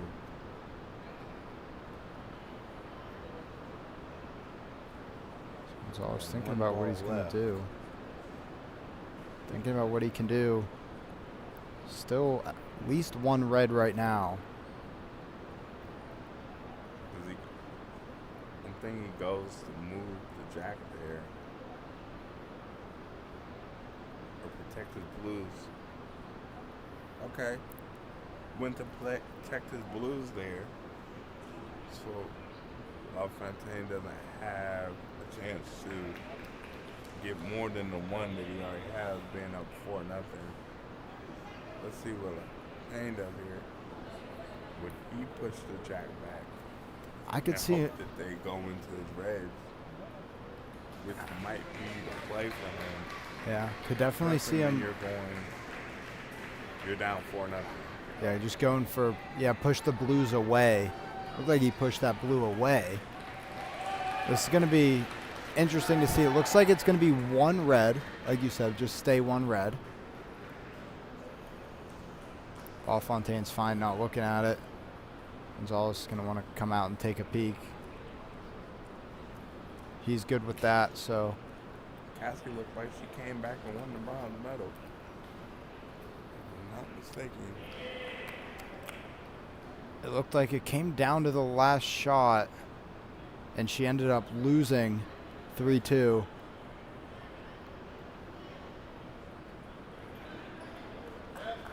So 1 red, LaFontaine on the board now, 4-1. I mean, we've seen crazier comebacks already Absolutely. today on this Today, court. This court's been full of crazy comebacks. Somebody came back from 4-0. Shay from Bermuda came back from 3-1, I believe. 3-1, I believe. Both of those went to overtime, and then our last match, I believe, ended 3-2, but it was 2-0 at one point, and no overtime.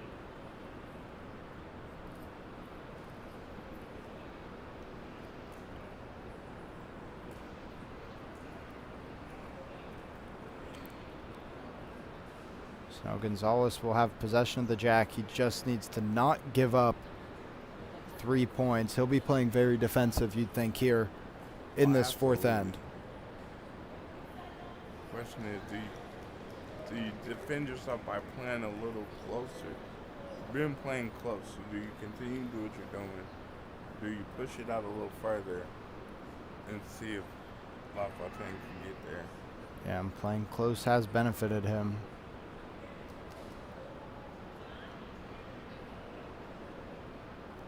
So again, up 4-1. 4-1 comfortable lead here.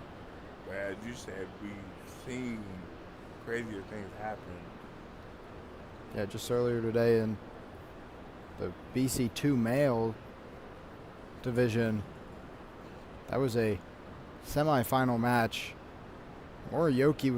Mexico's Morioki was down to Mexico's Quiros.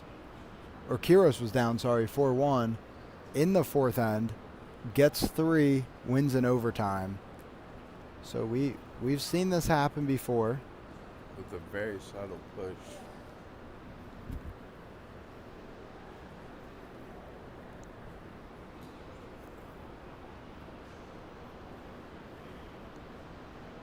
So Gonzalez for his first shot and puts out a nice one there. That's a big time shot right there. A lot of pressure on that first ball.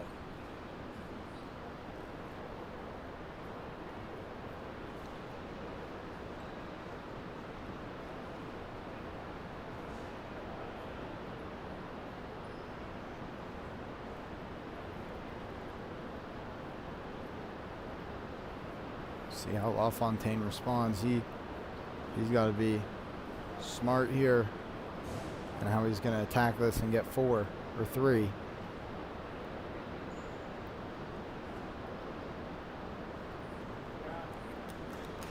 Great displacement by LaFontaine. That's exactly what needed to happen. It's usually the case. He's much better going from left to right with displacement shots than he is right to left.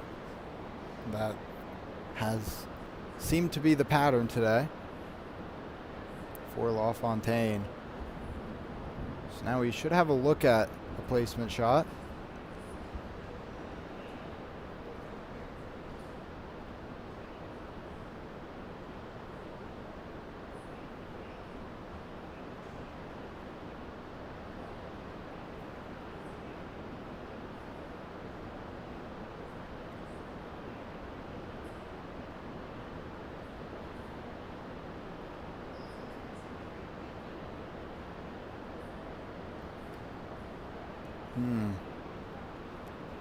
And he looks a little upset about that. Left it short and it curved to his left there at the end, outside of that blue ball, and that one's better. Plays it inside there.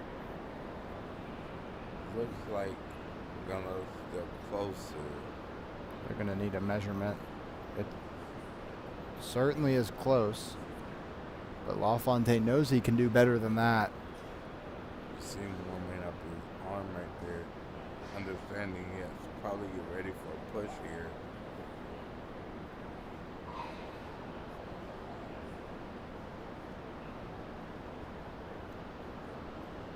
Yeah, so his is closer. And see how Gonzalez attacks this. Now remember, points don't really matter in terms of Gonzalez needing a lot of points. He just needs to play defensive and not give up 3 or more.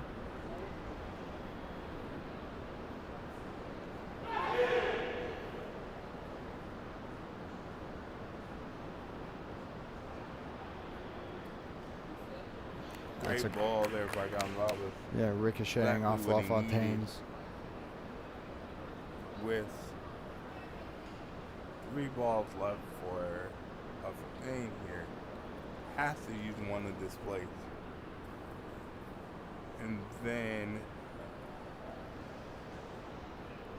figure out what's next. He has to get 3. So in essence, he has to score 3 basically with 2 balls right now. That was a good start. Great start. Yeah. With the rollover stack right there. That ball certainly won't stay up there for the rest of the round, I wouldn't imagine. Or for the rest of this end. Gonzalez can probably just smash into that. That it would stick there, but that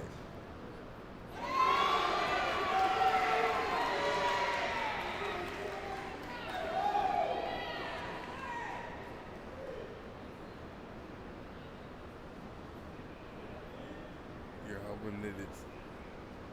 Gonzalez here is looking for It's like he's just going to smash into it. a push to get that ball off. Great job there. Definitely is scoring here. No, he's not. That red ball sitting next to the jack is still closer, but that ball's exactly where he needs it to be at this moment. As long as he doesn't push that jack back, I think he'll be just fine. yeah, he's fine putting some blockers out there. It'll be tough. The only way LaFontaine can do it is if he scores with the next two balls while getting the jack closer to the other two. And try to get rid of that back red ball. Just Perfect. Perfect. Just like that. Moves. So now, there's no choice. You basically locked up the game there, even with two balls, because you can't push the jack back. You only have two balls left. And one of these shots has to be a displacement. Yeah, and Gonzalez still has two left, so it's pretty much That was a clutch got it shot wrapped right up. there from him.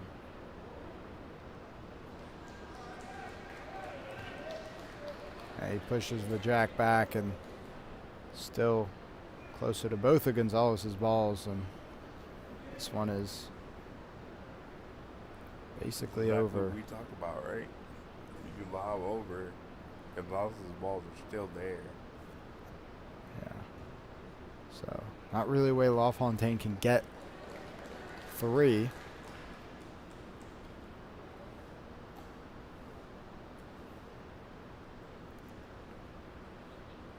Well, this You one's see. ending.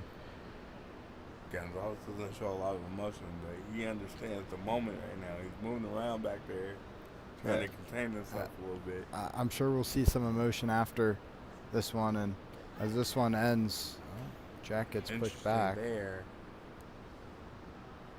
As this one's ending, over on court one, Chinese Taipei's Liu up 4-2 on USA's Cornelius Otis. Looks like Otis has one closer, and he's on his last ball. He needs this one to send it to an overtime. He's missed his last two.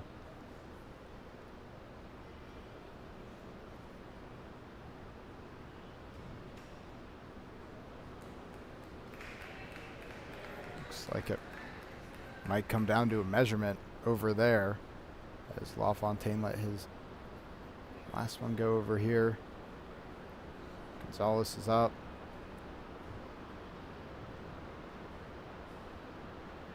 I'm not quite sure why Gonzalez is throwing. It doesn't seem like he needs to, but I guess he can just get him over there. So Just rare, making sure, I think. yeah, and that's a rare miss from him, honestly. He's probably just going to try and put one on the jack, and that's That it. nigga right there. And that's going to be at least one. You're now on overtime, folks. Yeah, over on court one, Cornelius Otis did get two, so sends it to overtime. And over here, Gonzalez, you can tell how happy he is, hanging his head back. He just won the bronze medal as a challenger. Yeah, so he got Great one more. job there. Secured the win. Gonzalez has been the star of this tournament, in my opinion, and definitely deserves to be on the medal stand. Absolutely. Bronze medal for Mexico's Gonzalez, who's unranked, has taken down 4 ranked opponents now, I believe. 3 or 4 ranked opponents in his journey to bronze. How amazing to be able to see him on our court multiple times. Another great matchup there. He got his revenge against LaFontaine. 5-1 win for Gonzalez. Well deserved by Gonzalez. Looking forward to see what he does in the future. And I'm going to be honest, I'm about to run over to court one for a few minutes. Got to check my brother out. Yeah. Might win his first international medal ever. I got to be there. Adam, I'll be right back. Yeah, you go watch your boy Cornelius. We'll be back on court 6 at 2:50 for the gold medal match between two gentlemen who beat both of these two. It's USA's Nick Taylor versus Brazil's Ivanaldo Souza rematch from last night, 250 on court 6.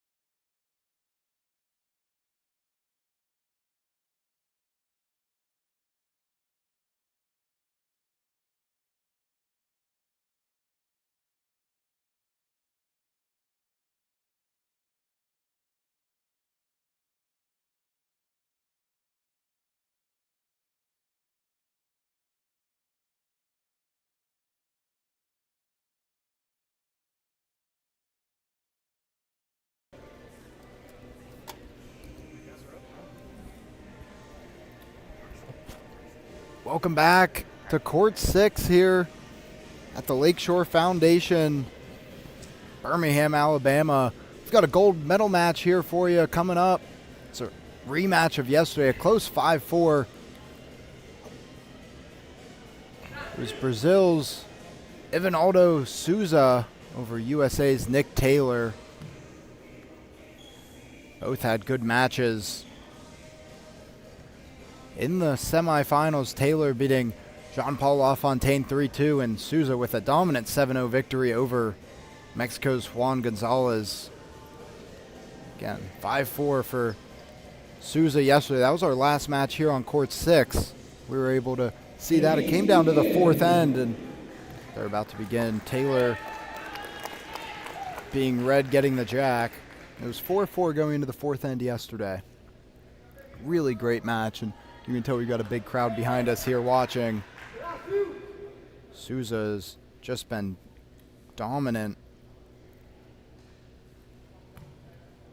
in this tournament, only losing one time. That was his opening match. So Taylor, he likes to play short. Great first ball. Great first ball there by Nick. Souza definitely has the ability to displace here, which I expect that to happen. And you'll definitely hear some of the best celebrations in the gym if Souza does do so. Yeah, we know he likes to show a lot of emotion. Good displacement. Great displacement there by Souza. Should be a placement shot here.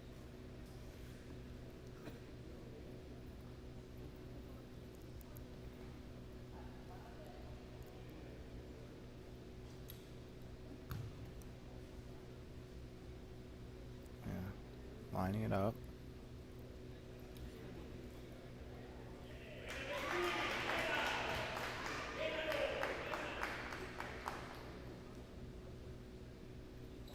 Yeah, puts it a little to the right, bounces off.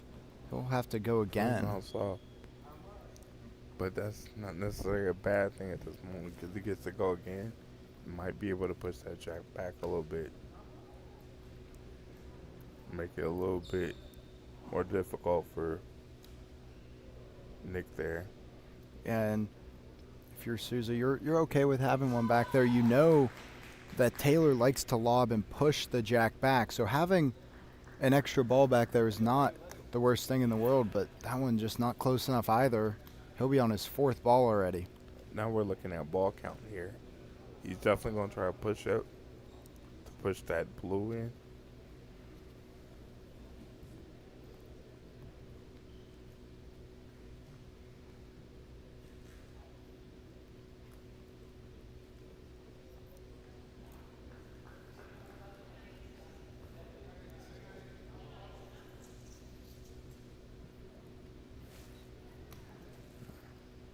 See if he can push that blue in, get a change of possession.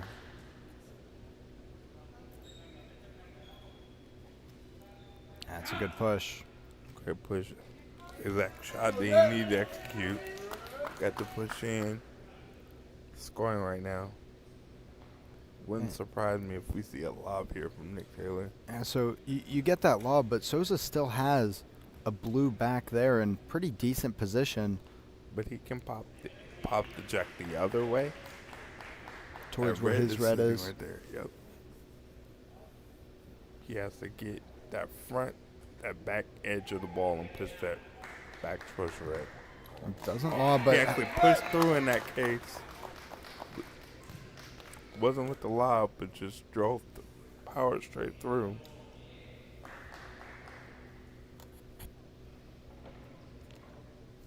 And he'll have a clean line looking in at that jack. Gets it in. Looks like it'll be close enough for a change of possession. Definitely got the change of possession there. Probably wanted to get that closer to the jack right on it, but Souza can probably now push that blue. Well, he could definitely push that blue. I could see him smashing and trying to roll over top of that maybe. and right into that jack. That's a possibility, depending on what his angle is.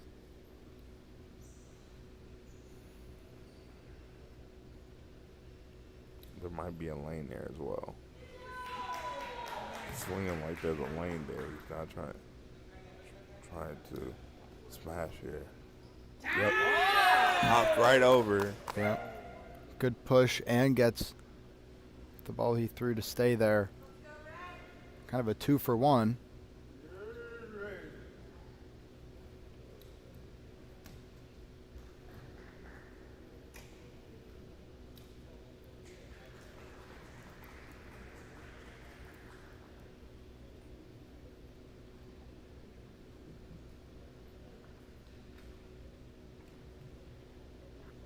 See if Taylor goes for a lob, maybe.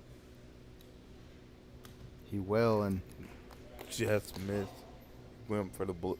He went for the jack and hit the blue back. we don't really see Taylor miss many lobs. He's one of, if not the best That we've lob seen player this here. Yeah. Sure, yeah, absolutely. So we see that might have opened up a little bit of a gap between the blue balls, and it did. He Great ball there. pushes his red in, and so it'll still be his throw. It'll be his last ball. Souza with one more, but now he can really push that red into the jack. And just to make a shot there. And there it Great is. push in. He's definitely scoring right now. Let's see what Sousa decides to do.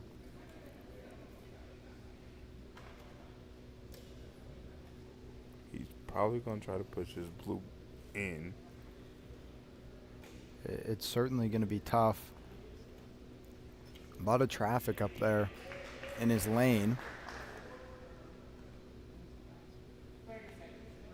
The rollover is there too.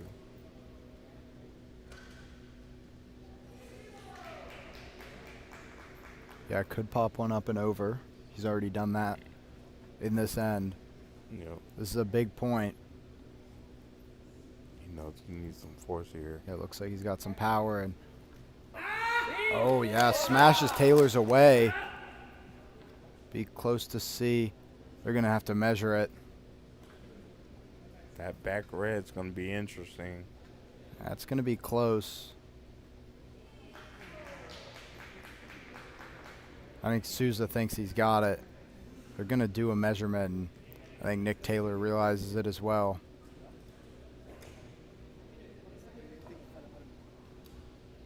It certainly looks like.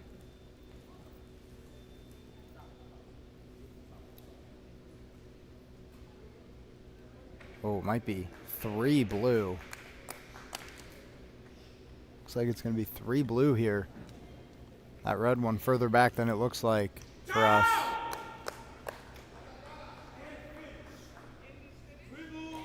It is 3 blue, so Great job by Sousa. yeah. And he gets the jack here on the second end. And I have a feeling he's going to go about 8.5, 9 meters here. Is what he was practicing in warm-ups. I mean, he put it all the way, only about a foot or 2 from the line. The back line.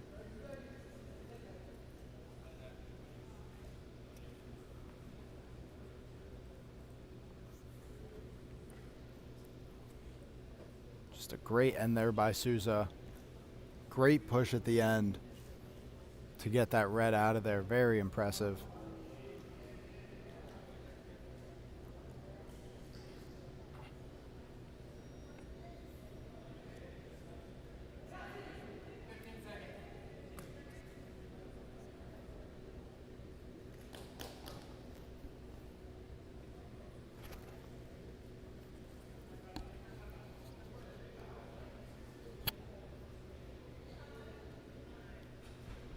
So their minute is up. We'll see where Souza decides to play it.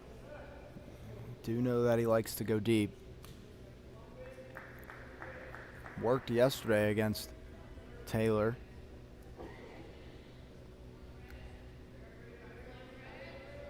Looks like he might just be going short right now. Kind of middle distance.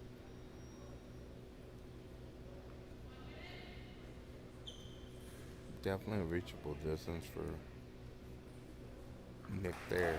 But the key to the game is to cover the jack. First ball will be so important here. Souza, from what we've seen, has been practically perfect covering the jack on his first balls, and just a little strong, bounces to the side. That good bounce off to the left a little. Nick is looking at a wide open jack here. Definitely a placement shot.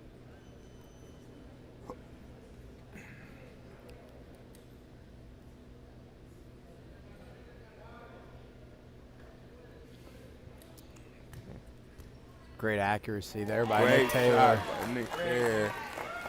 Right Definitely onto the needed jack. that one. Let's see how Souza responds.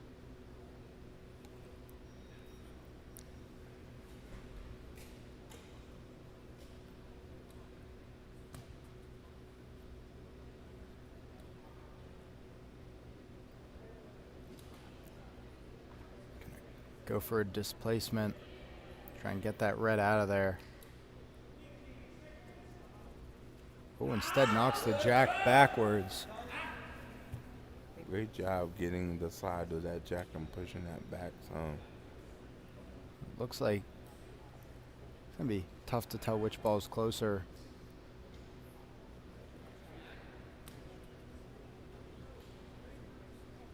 It's going to be Souza that's closer, so does Nick go for a push on his red or try and move the blue here, Mark? I would definitely go for a push on my red here. And even if I can leave my ball in the middle of those two and still get a decent push, because he doesn't need much to score to be closer right now. So he can literally just nick his ball and leave his ball in the middle. Ooh, and a rare miss there. He went for the home run there.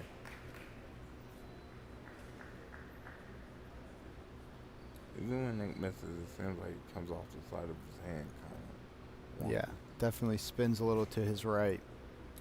So that's a ball Nick Taylor's going to want back. And there it is. There's the Great push. shot there, and got a ball in the back there. Exactly Great what shot. he wants. Let's see how Souza responds.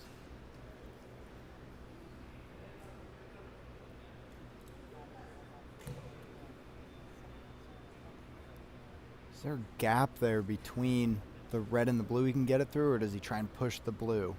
He I guess definitely just- has a gap. Yes, just He can displace push the blue, red. though.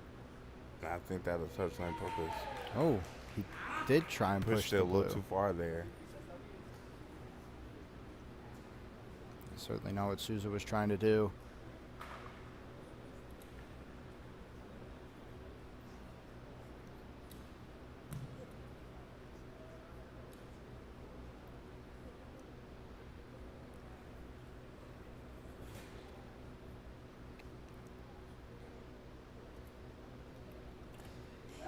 Now he tries to place ricochets off of Great Taylor's ricochet red. there by Souza. and that will be closer. So Taylor can certainly push his in, get another one closer, could move that blue. What do you see here, Mark? Oh, absolutely. You can definitely move the blue there. The thing you want to do is hopefully keep his red in front as well. He is going to push that blue back. Not back enough. Anything, maybe a little closer to the jack, but he has two up front now. And now he can push his red in if you would like. So each... There. Okay. There it is. Great ball there. Found the gap. Yep. And so that was Taylor's fifth ball. Souza's throwing his fifth now. And Souza might try and push that jack back. He's got two blues back there. That certainly works to his advantage. He does have the power to do so. We've seen that when he puts the jack back on this side. to get 3.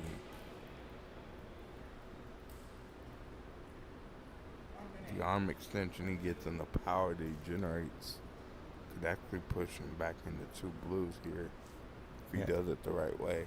He's got that pendulum-like swing with his arm that puts a lot of force onto the ball moving forward. He's winding up, and he lets go. Big one, and doesn't hit it like he wants to, but now he has a look at the jack. He could chip it over to the side there into the blues, but... Yep, he can literally raise it, or he can play off of that red and put a ball. I hope that red touches, but I would go for the push here and see if I can push my jack back into those blues and make Nick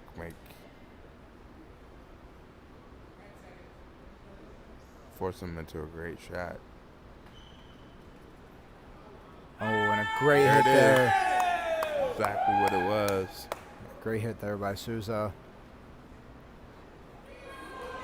I mean, you looks could... like it might be 2 blue. Yeah, he could not have lined that one up better to be able to chip the jack. Good thing for Nick is it should be a decent push to at least take 1 away, where he can maybe be 1-1 here, which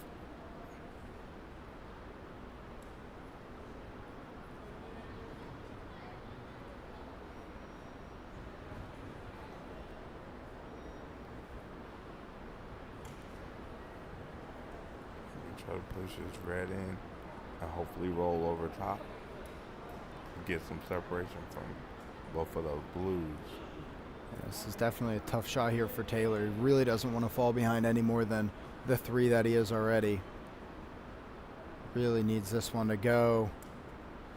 Ah, just can't sneak that one in.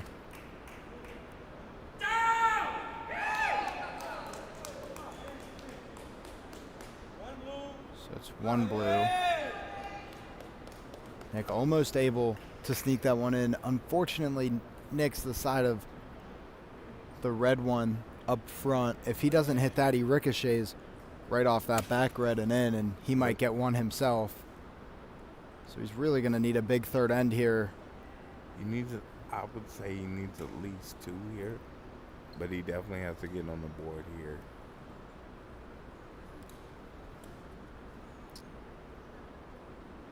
Absolutely down 4-0.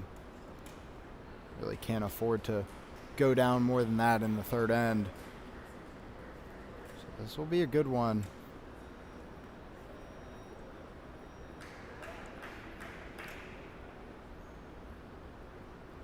Got to think, does Taylor stay short? You know, when he went short last time in the first end, he gave up 3. Does he stay short, or does he try and mix it up, do something different, or does he trust that short game?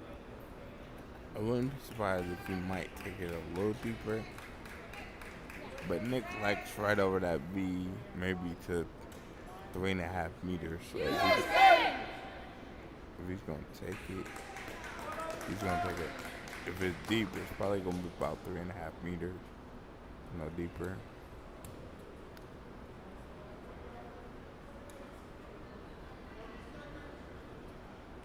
Oh. I'll take that back. Well, that is not expected.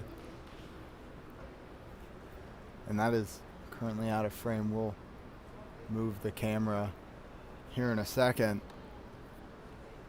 That is unlike Taylor, but a good blocker. There is some Great separation. job there. I'm impressed. That right there, that was a gutsy call by Nick there to take that chance. You know what? He's got nothing to lose now. He's got to switch it up on Souza. Souza's seen it 3 times now, that same short ball. He knows how to play it against Taylor. Why not do something different?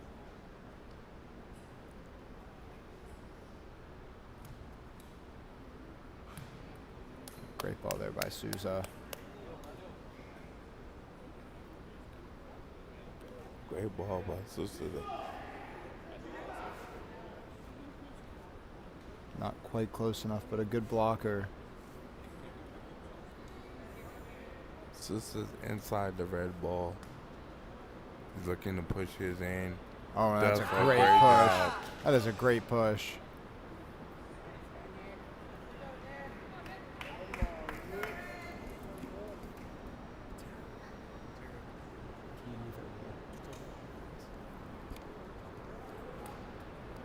We're trying to get this in frame for the viewers, as this is a great match.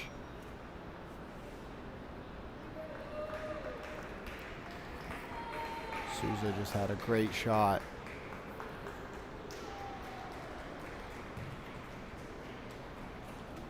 Good thought there by Taylor. Try to get to displacement. Had enough power, speed. Just didn't make contact with the blue ball. Taylor really needs this. That's a hard ball and pushes his own. Just seems when he misses to his right. He's really going to need to figure this out.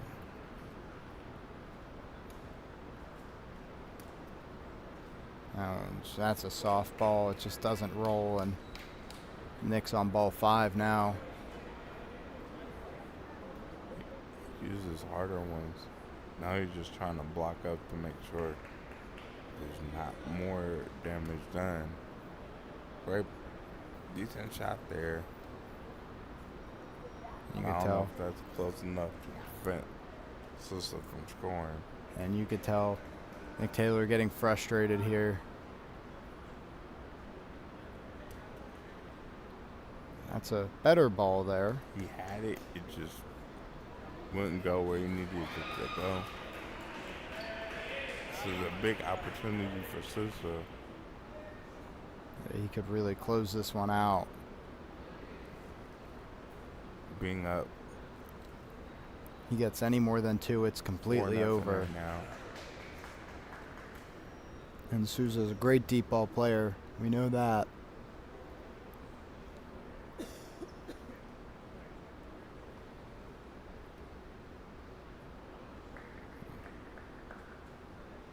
Two He has more. a huge circle to play from. And wow, right in there.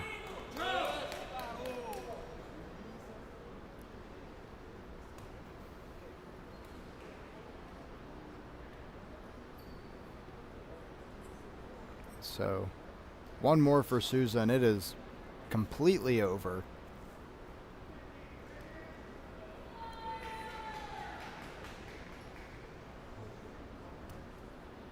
Oh, and that looks perfect. I mean, right on the jack. That's the shot he needed. That's 3 now. A chance he could get all 5.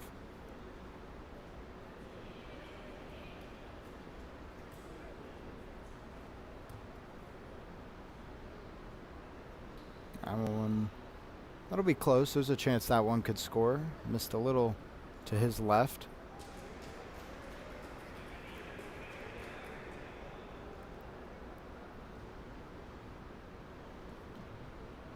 Sure got 3 there. Not quite 4. And again, all he needed was 3 to really wrap this one up, and knocks that one even further away. It looks like Souza will score 3.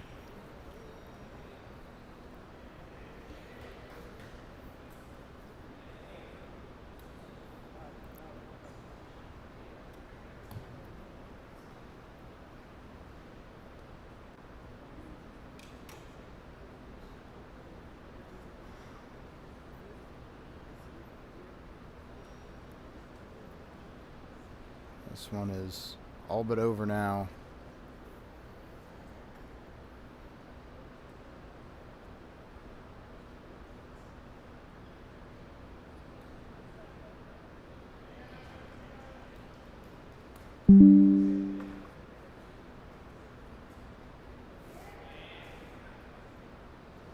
Looks like at least 3. There might have been a 4th. Let's see what our referee says.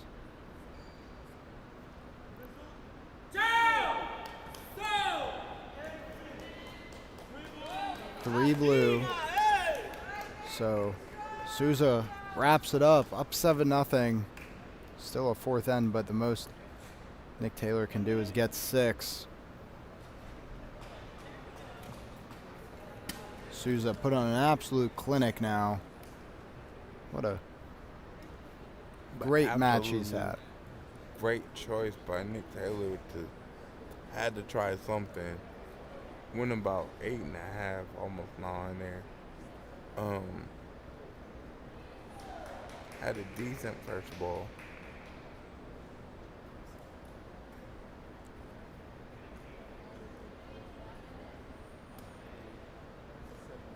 Souza's got the gold medal locked down now. Taylor will get silver.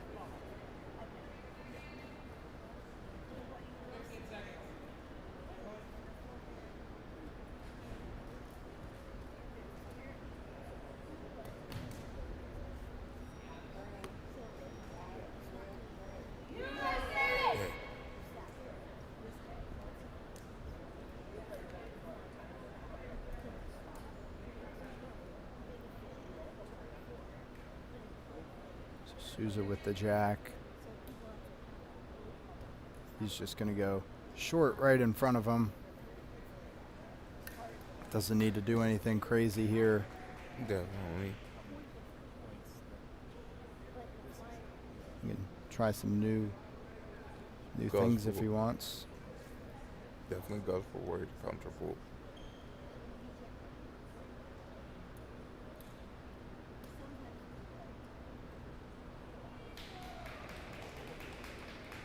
I mean, great first ball, but the way he swings his arms, he's got long arms. The way he swings his arm like a pendulum like that, it's already about halfway there. But when he lines up, when the ball's out there and he tosses, it's almost halfway there already. Right. When he puts the jack that short, so almost like he's dropping it right on the back.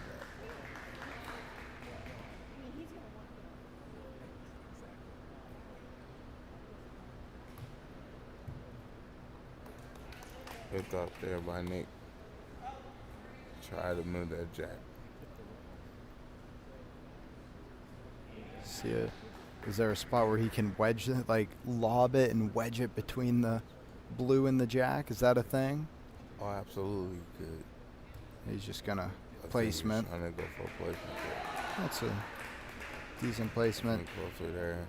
Souza still with. Pretty decent look at the jack. See what Sister does here. I think he's going to go for a displacement of that red. Won't take much. Yep. It does exactly that.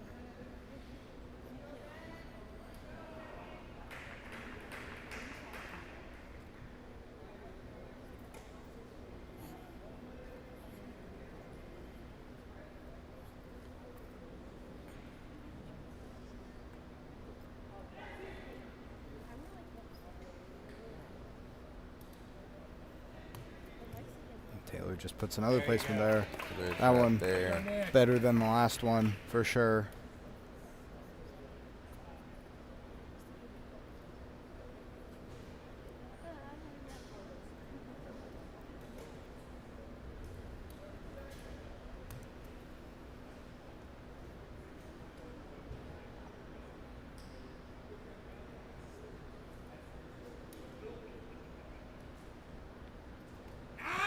Another great displacement shot there by Souza.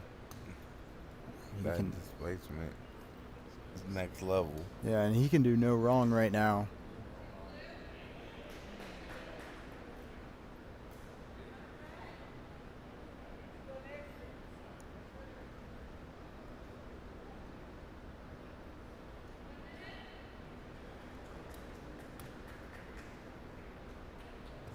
And there's right, put back by Nick.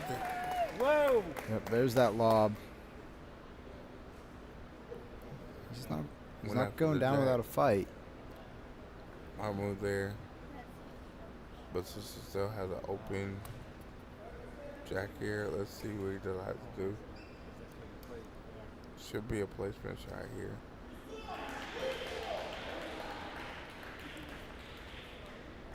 Yeah, Souza should just put this one right in front, lay it down.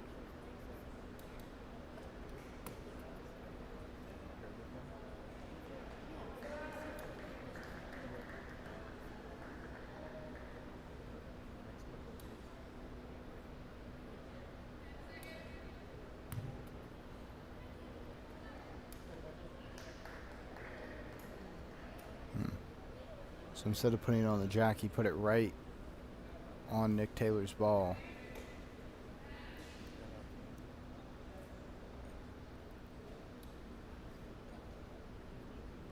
Great job by Sousa making it easy for himself to score and try to make it too complicated. Whoa. It's a good lob Great. placement there from Taylor. Great shot. Souza still with a clean look at the jack. Now he can definitely just lay one down right there.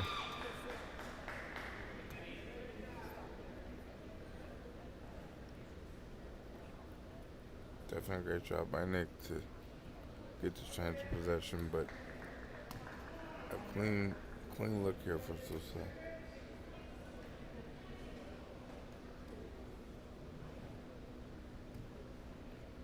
Great shot. He's still got one left. Yeah, not close enough, so he'll have to use his last one. Probably push that one right in there. Right. I wonder if he just won't go for displacement, get that red as close as out.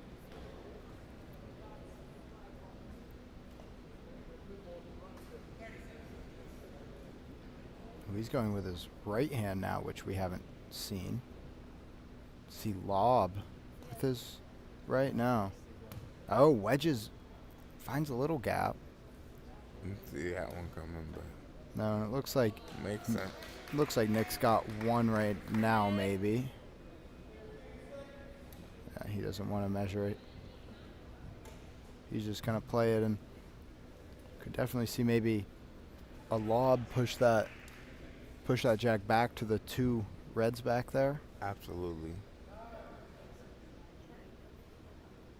Yeah, that's exactly what he does. Called it at him. And he might have gotten three there. He really might have three.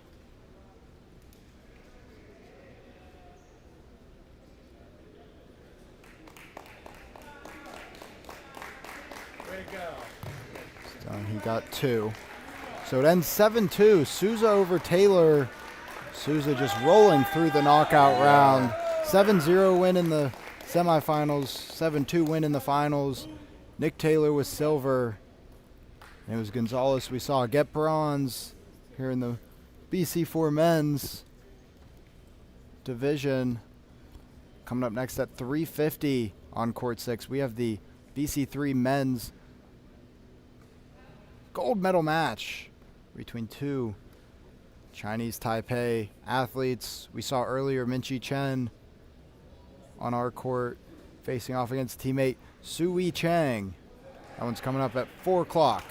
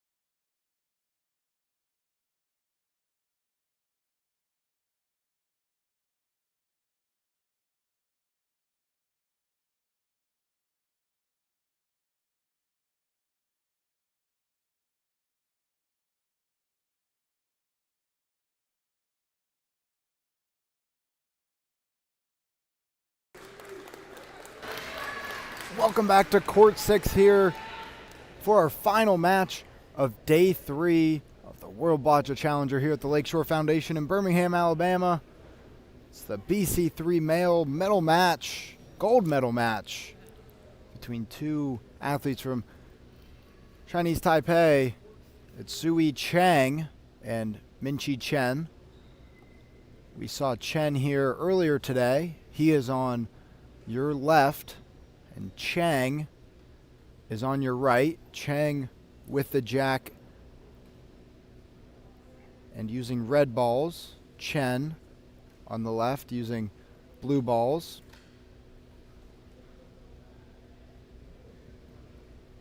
So two teammates here, Mark. How do you approach that? Is the mindset any different? Not really. For me, it would be just like practice. It actually might make it a little bit easier because we've done this a million times before. And we play the same when we play at home. Except this time it's for a medal, right? Like, same thing. Great first ball there by Chang. This one on. Getting ready for a displacement here by Chen. Chen, who had an amazing turnaround in the first match we saw him, was down 2-0, had an equipment timeout, which I think changed his fortunes in the match there. Yeah, it was right after the second end, that equipment timeout that he had. And after that, he was lights out. Yeah. Played so well after that. Yeah, scored 1 in the third, scored 2 in the fourth to take the lead, and ultimately win 3-2 to get him to where he's at now. So you just imagine a placement shot here. Good displacement there. There's a placement on its way here.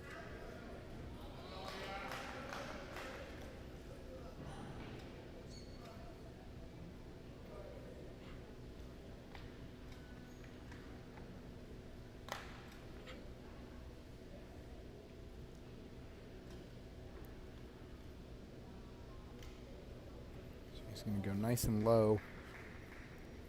Just try and stick this one in the way of Chang. What comes up short there, not exactly what Chen wanted to do there, but has an opportunity for a push. And to put a ball right behind it. This could make it difficult for Chang later on down the road here.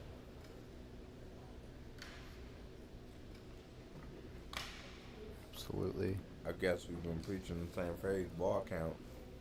Mm-hmm. And these are those situations where it comes in handy. Yeah, I would have loved to have that first one for sure if you're Chen.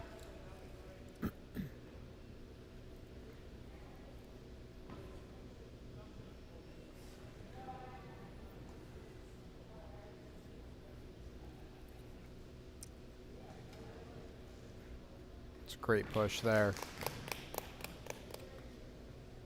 Great push and put the ball exactly what we're talking about. Yeah, and the ball that he rolled there kind of in the way of Chang's first red ball, so it'll be harder to push that one in. Exactly. That was the exact shot I was talking about. Makes me think he executed that first short ball on purpose to put himself in a better position here.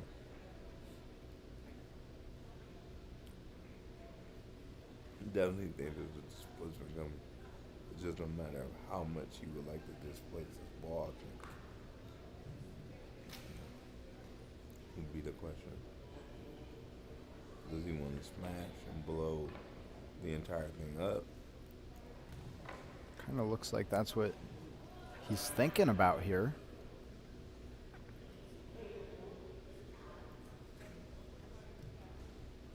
Moves the blue one there, so now he might have a line to push the red one in. Definitely.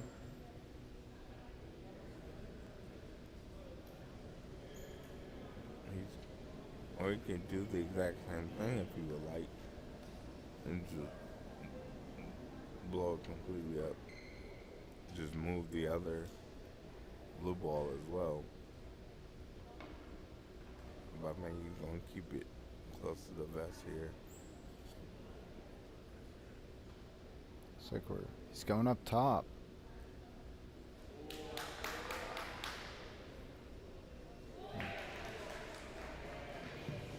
Ooh. Wasn't the ball he wanted to hit. I can guarantee you that. Yeah, hits his own ball all the way through, and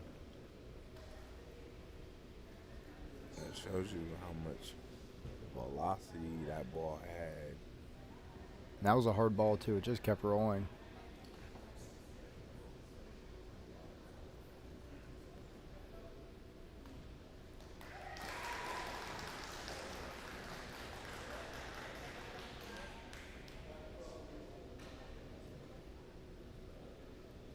He really would have liked to have that hit on the blue ball. Absolutely. Would have definitely opened that entire jack up for him if he would have done that for sure. Right now, you start thinking about do I put balls to protect myself for a pushback so he doesn't score more points? So do I put a ball behind that, behind the jack, and then behind the blue ball? Both of them are really good options. Okay. Oh, that's a decent push there. He did get some separation. Yeah, it looks like he definitely has a view of the jack now. But that blue ball's right there as well. The issue is now ball count. You have 1, 2, 3. He has 4 out. 4 out right now. Chen has 3. Neither of them are on the jack. Question is, can you push it? Can you put one on the jack and make Chen make a shot right now?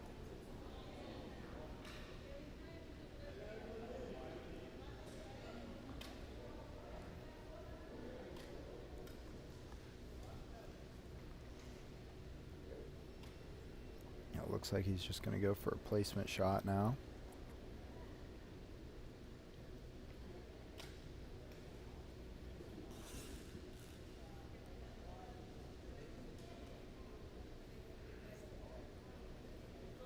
Bounces off. Not going to be enough. So he's on ball 6 now. He's going to take a look.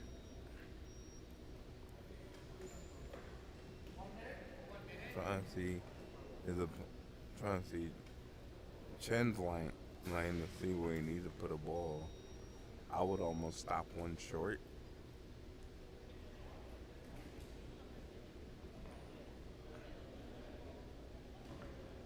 And make him waste the ball pushing my ball away or in. Trying to limit the damage that way. So his final ball now.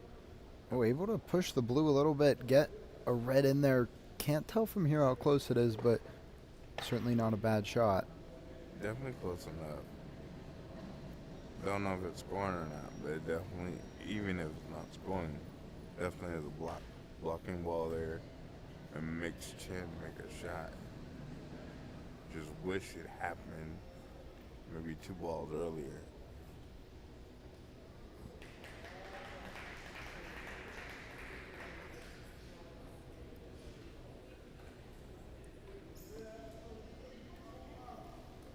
So here goes Chen now. He's got 3 balls to go. Looking to displace some of these reds. Kind of just push that one closer a little bit. Might have made a little bit of a gap between the 2 reds. There's a chance.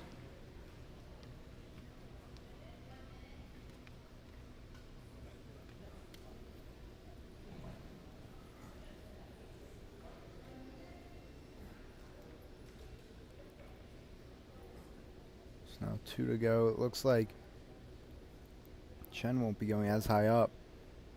I think he sees a little bit of a gap. He has a game plan of what he's going to do now. Gap. That's why that placement ball by Chang was so important. You see exactly what we were saying to get him to at least waste the ball here.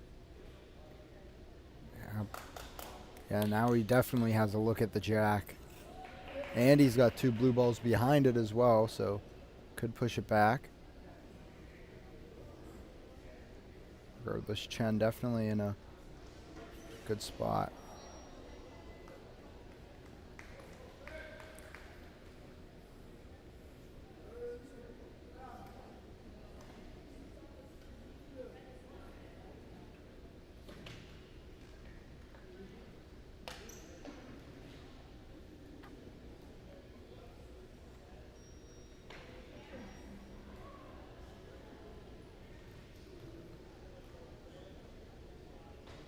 So last ball now for Chen. Trying to get some points here in the first end. He didn't score until the last 2 ends of the last one, and Great push there. definitely with 1 could get up to 3. Just depends on how far he's able to push that jack away from that red ball that was touching. For sure got 1.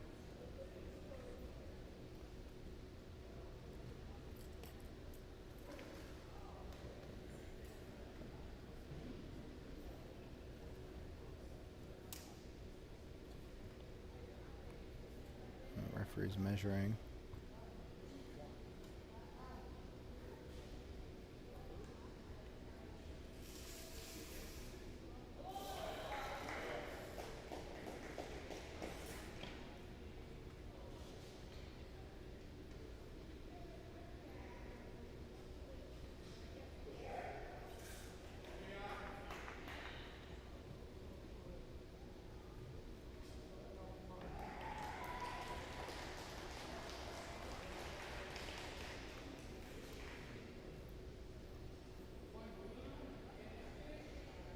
So it is 1 there. It is just 1. That's a pretty cluster group there, but Chen happy to come away with a point here in the first end and now take possession of the jack. That's definitely a 2-point swing there, right? You could have gave up 1. Instead, he got Which means 1. Chang could have helped serve, but now you have 1.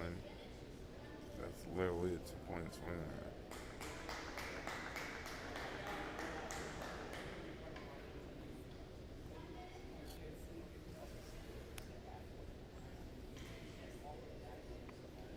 So Chen's coach coming out to talk to him.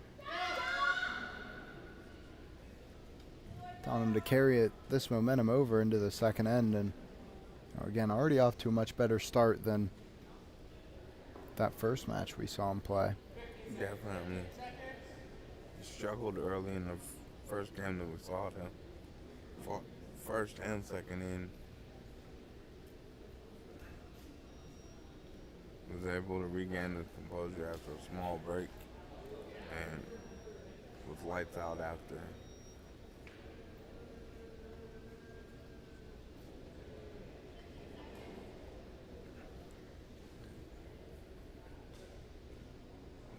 See where he ends up going with this.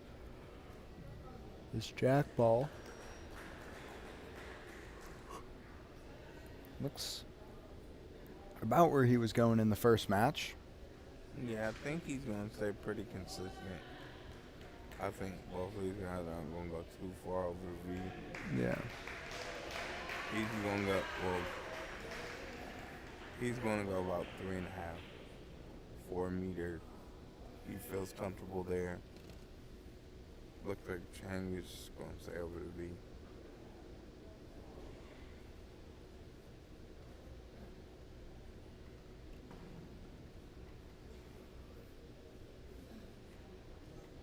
Getting set for his first ball now.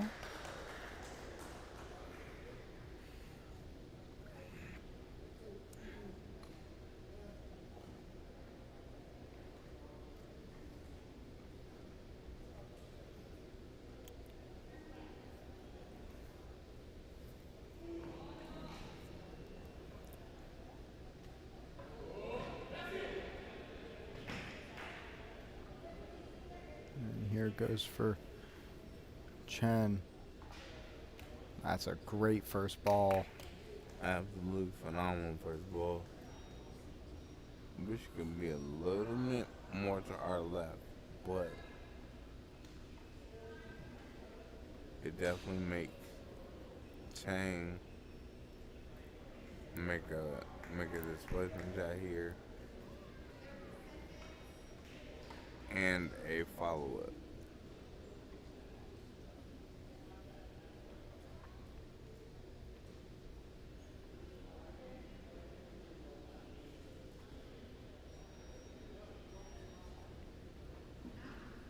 So here's the displacement.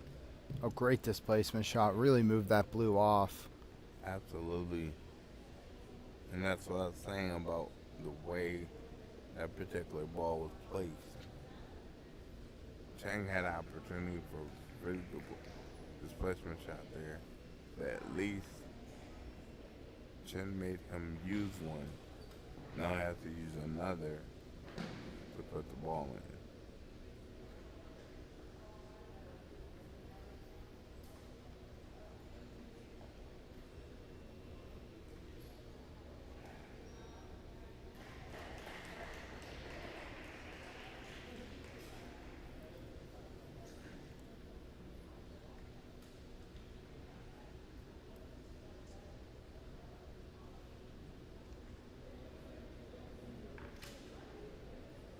All right, so just a simple placement shot now for Chang.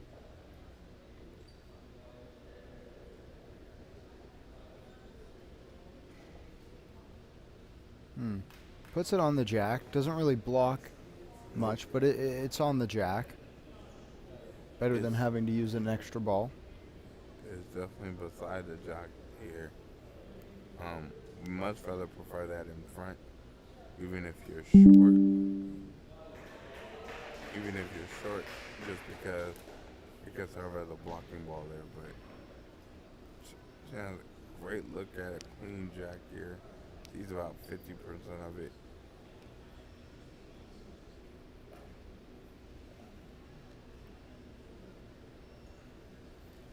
Looks like he's just going to go and try and place it right in front.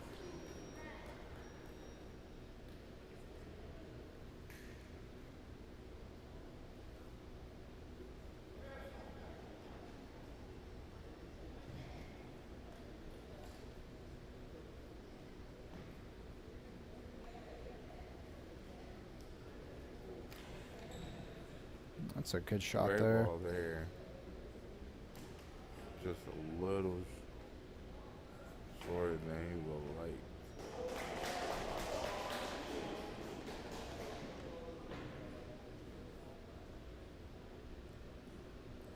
You can push that one in there. Maybe get some separation between the red and the jack. Yeah, absolutely. I would go after that red ball if it's not protected by the blue ball. Otherwise, I would just hit the blue block and take my chances to make sure I'm scoring.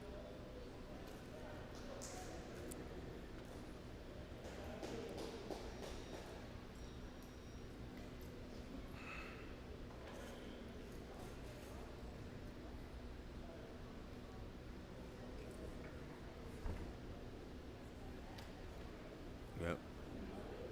Bumps it, but it's not enough. I feel like he's going to need a little more pace on that to move the red. We're trying not to overcompensate and blow something up and give Chang a real opportunity to get back. Get that point back.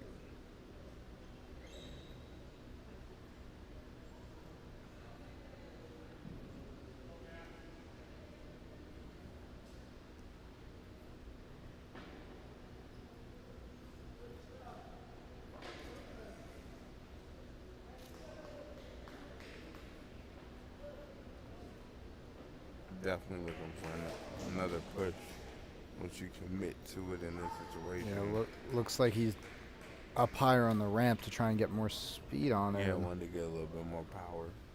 Still going to be Chen's shot. He's going to be on ball number 5 now. really not moving much. He's kind of just loading his balls up right there.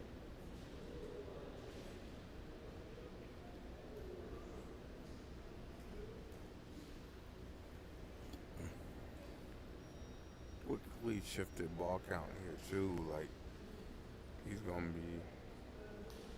If this doesn't work, he's out of balls. And Chang is looking at 4.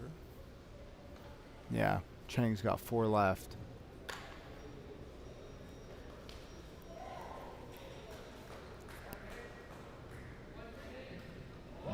Chen is going really low here on the ramp. Must have a harder ball coming out right now.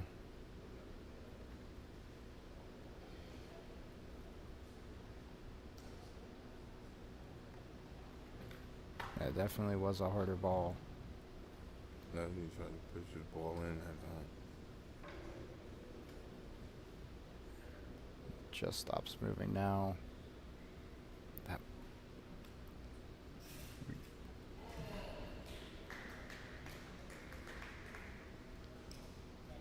giving a flashlight now.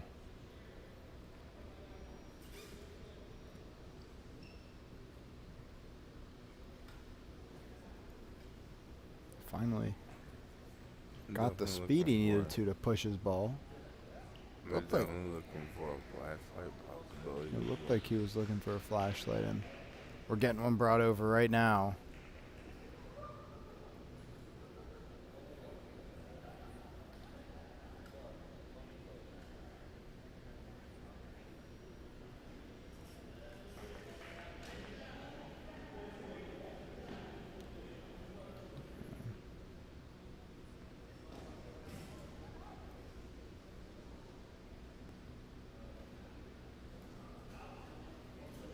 So it's Chen's roll again. It'll be his final ball now.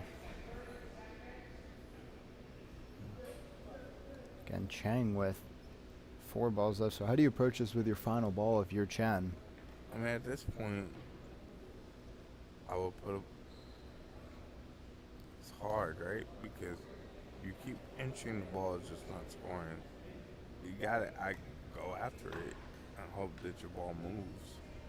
'Cause there's not too much more blocking you can do at this point.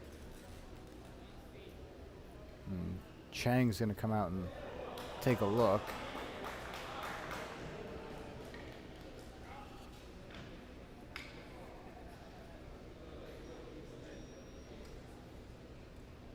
So it's even right now, it looks like. So with 4 balls, we're looking at an opportunity to smash and probably blow this whole thing up. Yeah, And give yourself an opportunity to score at most 3. he really wants to move that front blue away from the jack. And this is where ball count comes in handy, right? Your opponent's out, you have 4. It gives you multiple options there to pick up multiple points here if you choose to.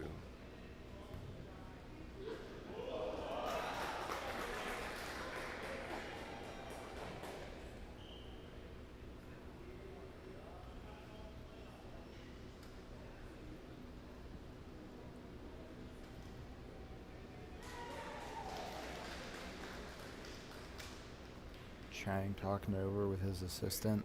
That's interesting. I want to see how that worked out for him. I was thinking, Yeah. Oh, is he trying to bump the? He's trying to bump the jack back, maybe. Bump it over to the side more. And just chip it on the edge. no, I actually think he meant to place that ball there. Now he's going to play off of that red Okay. into the jack there. But still, you got to move that front blue, right? Because it's still touching the jack. So when and how do you do that? Yeah, he's going to try to clip that side edge of the jack there. But he put a ball there, so if he pushes the jack back, he scores. Okay.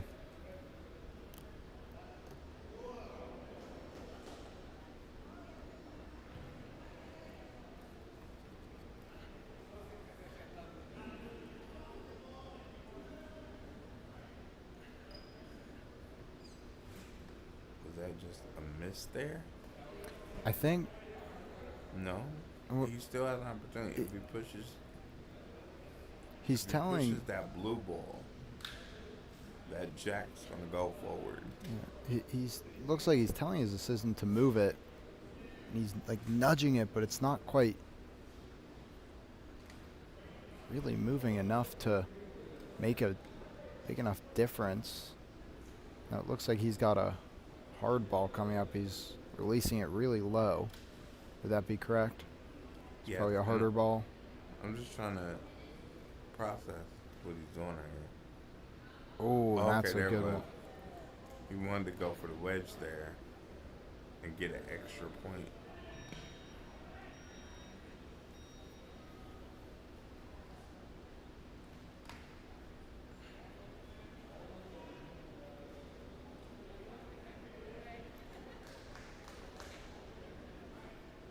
Yeah, now he's stopping. He got his two. Yeah, great play there. Great From strategy Chang. there. I didn't quite see that coming together early. Once he completed it, it made sense. He didn't want to necessarily blow it up. He just wanted to make sure he secured more than 1 point there.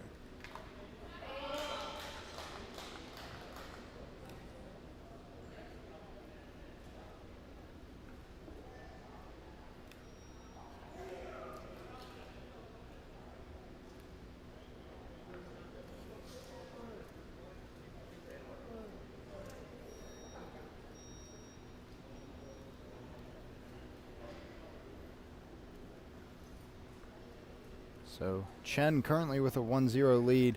Looks like Chang is going to get two. He does get two. What a great wedge to pull it off the blue and then get two for yourself. And Definitely. And being able to set it up the way that he did, making sure that he had the two there to give himself an opportunity to wedge that one in. yeah, and both athletes scoring on their off jack end. See if either can get anything on their The end person with that the can jack. get one on their jack probably wins this match right now.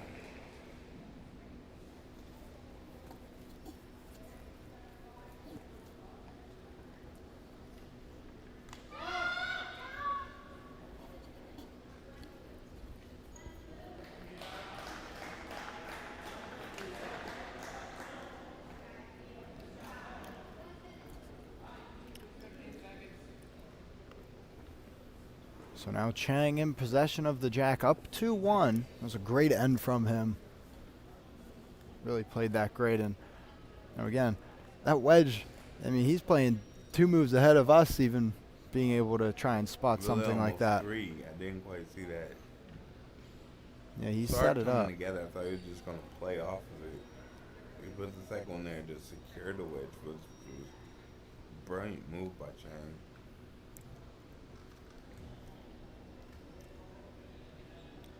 When you start playing bocce, especially at this level, you start to learn you're playing 2, 3 moves ahead. And that's exactly what Chang did there.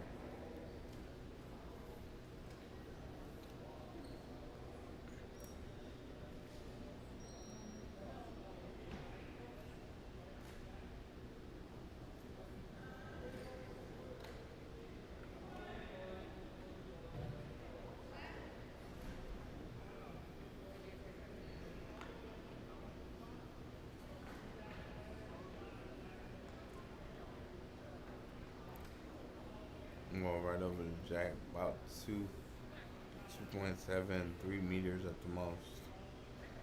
Yeah, nice and short.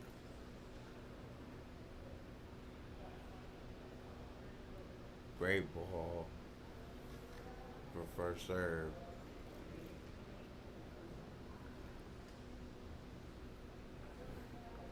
Now Chen will go for a displacement, which in that first end he did very well.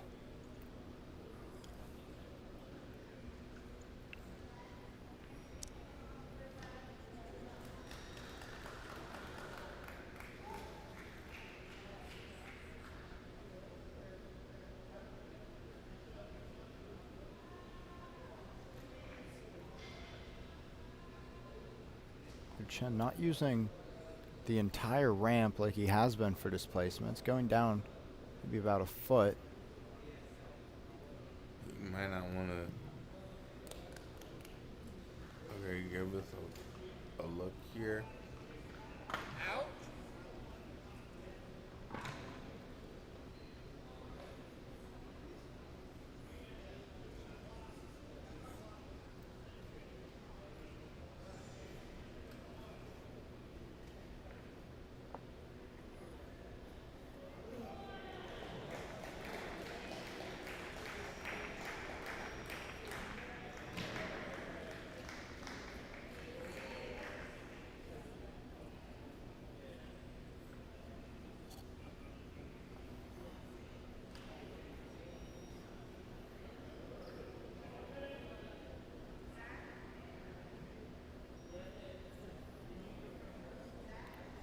Got the separation. You can see the jack now. So we're looking at placement shot here. Yeah, playing it low. There is separation of the jack, so he can just get it right there. Stay good on the ball count. Not have to take 2 shots here would be huge for him. You anticipate 2 shots with a displacement and a cover. That should be pretty much your standard.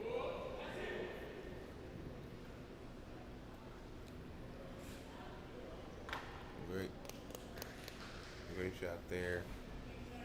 Not close enough, so he's going to have to use another one, but just to push that in, maybe get an extra blocker out there. And if you remember, the same thing happened. You were able to push one in, and then you use the ball that he was using to push to block as well. Worked for him. Which is actually how he got his point in the first end. So this is a very similar scenario.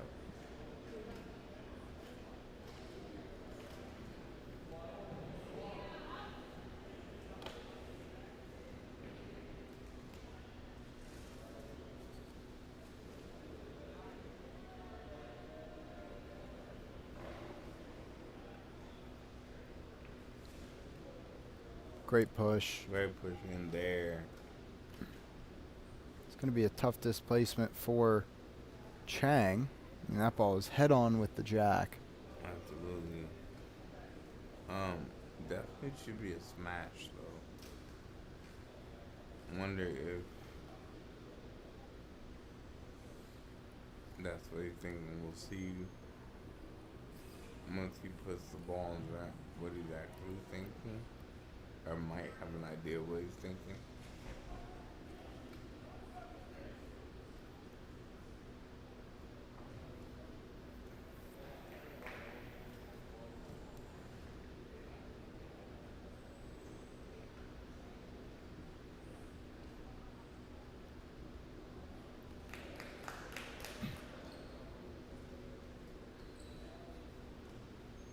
He's going all the way to the top. It does look like a smash, like you said.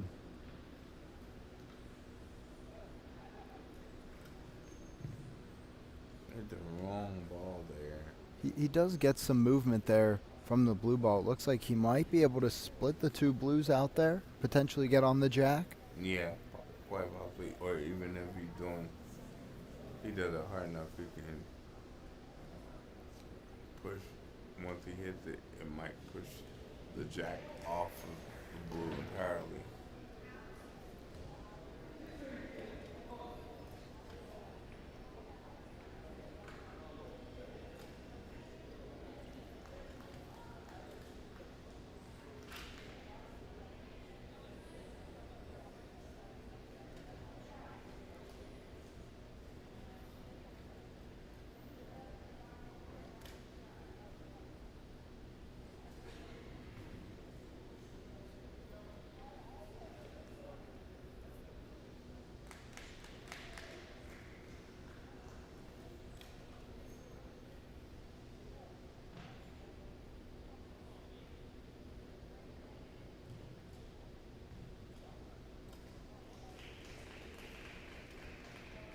Yeah, is able to split him. Wedges between. Gets Yep. it closer. And definitely scoring there Great ball by Chang. They see how Chen responds. Wouldn't surprise me if he's going for a major displacement here and spreads this out a little bit. Absolutely. Does have to be careful. There's a red back there, so if the jack goes back too far.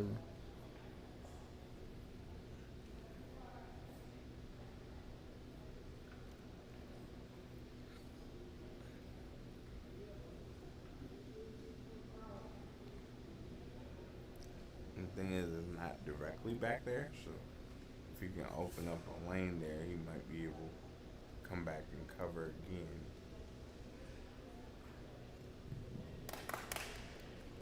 Give us some space when he hit the blue ball there.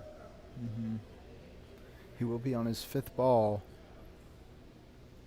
Chang still has 3 to roll.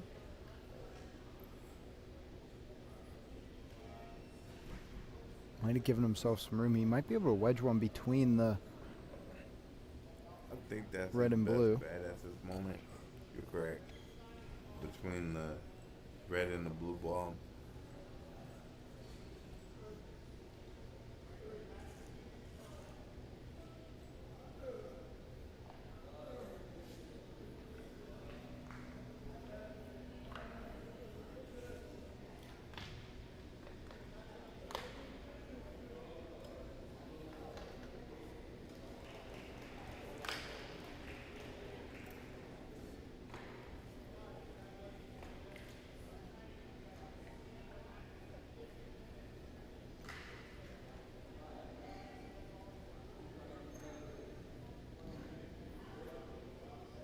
And he does Great just that. push there. Is it enough? It is.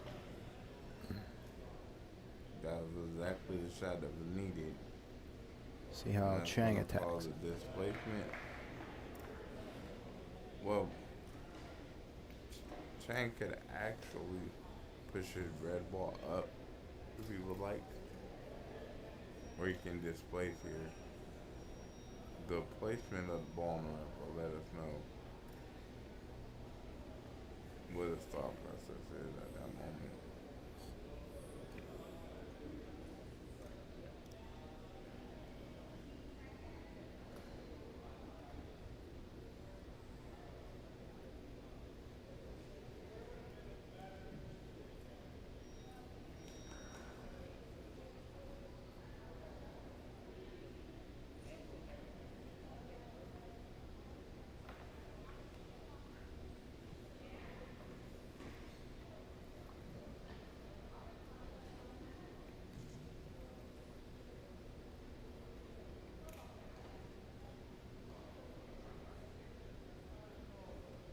Yeah. Big movement there and great shot from Chang. Absolutely what Chang wanted to do there. Was able to displace. Has a clean look at the jack. Gives himself a couple of options there. He can place one. He can push back some, which would give him space to get more than one.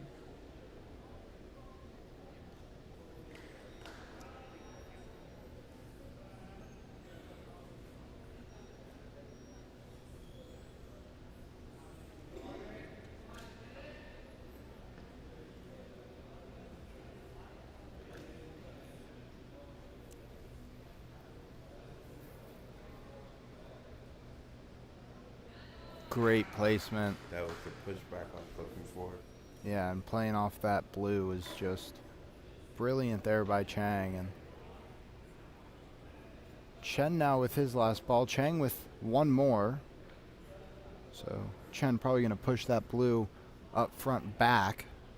Seems to me like his only option. It Again, we definitely don't- could be an option. I don't think displacing helps him here. He might just try to block with Chang having one ball. Just saying, okay, I'll give up the one, knowing that I have my jack in the 4th inning.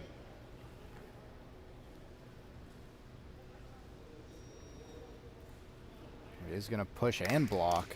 Right, which And is a great goal. It looks like Chang still might be closer. He still has one. So is there a way for him to get a second? Is there a way to push that red in? Maybe pop one over the top?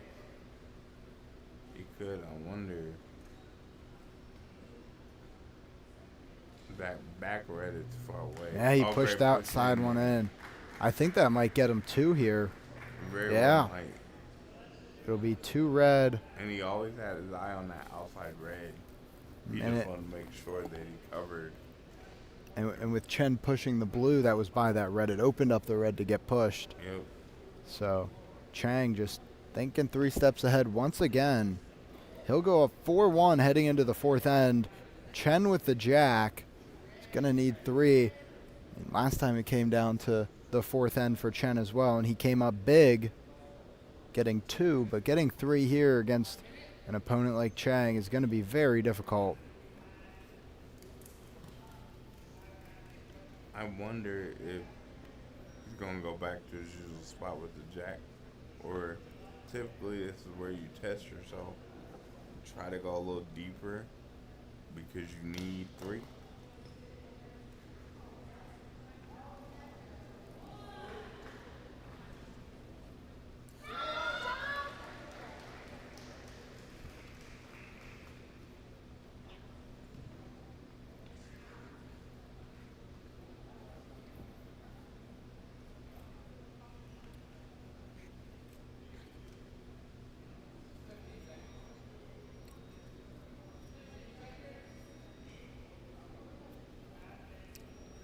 So Chen, the 22nd ranked male BC3 player in the world. Chang, unranked. Winning this would certainly give him a big ranking. Again, gold medal match for BC3 males.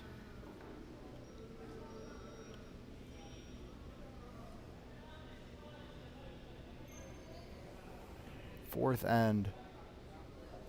Chen down 4-1. He needs 3 to stay alive. As you said earlier, he was able to get 2 and win the match semifinal.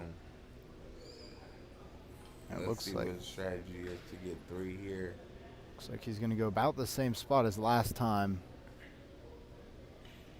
And just Definitely short of that consistent tee. there.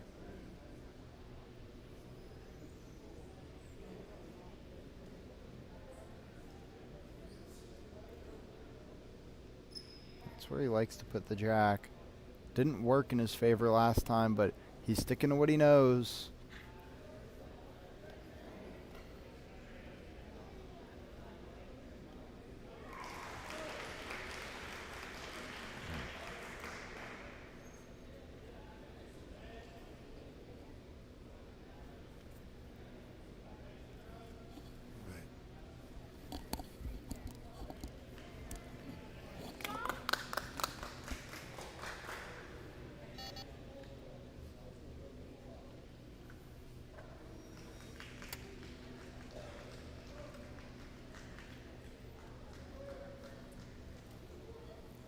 So great first ball there from Chen.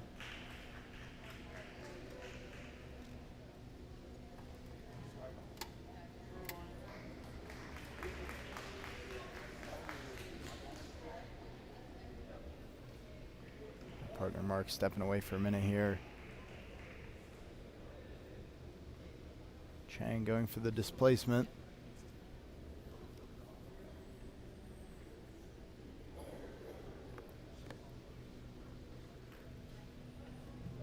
Out. Used a hard ball there. Poke that blue to the side. He can definitely get a good shot right onto the jack now.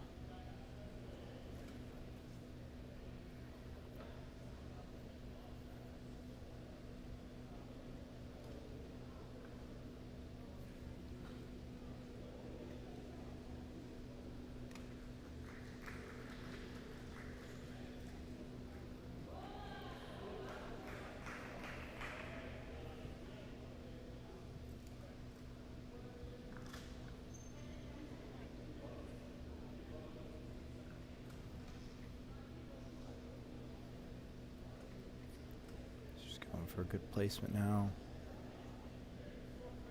Oh, and Chen puts it right on the jack. That could not have been more perfect. That'll be a tough one to move for Chen. Sorry, that was Chang that put it right on the jack.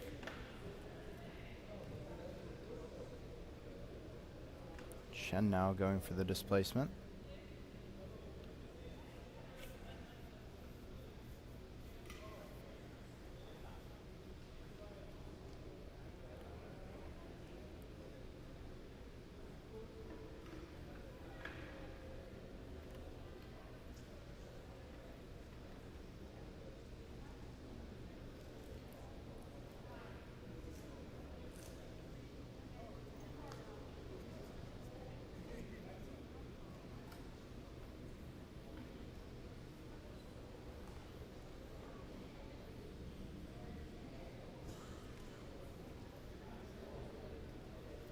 So Chen likes the line. Put it all the way up to the top. Again, a big fourth end for him. Gonna need 3. Has to be very efficient and effective with all 6 of these balls.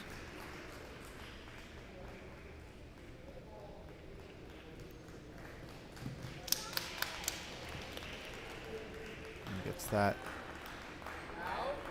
red ball moved over to the right. Looks like he has a little gap. He's gonna have to have some good aim, wedge it between the red and the blue, get it to the jack.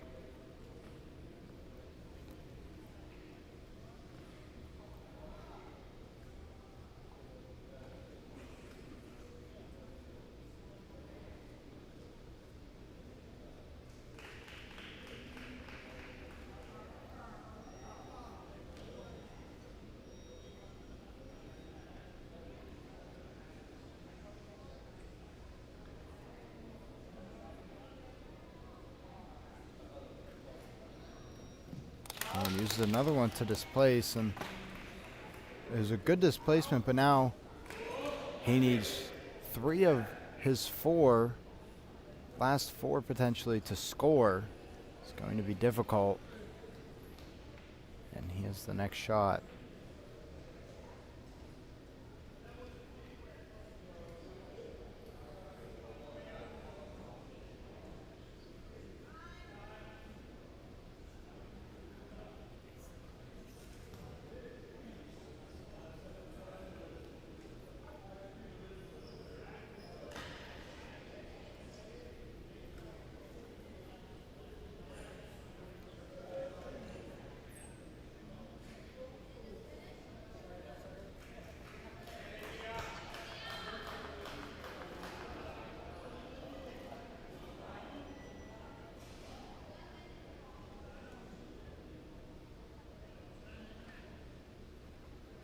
Here comes the placement shot now. Plays it perfectly off the red into the jack. Chen really needs a perfect last 2 balls, and he needs Chang to not do very good. Chang might have a gap to get in there. Kind of just move some balls around. All he needs to do is not let up 3 or more, and he'll be fine.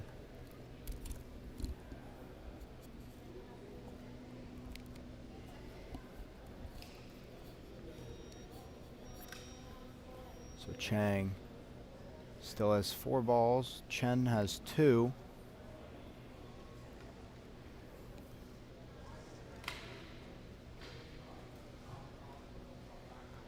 Good displacement there by Chang. Has a much cleaner look at the jack.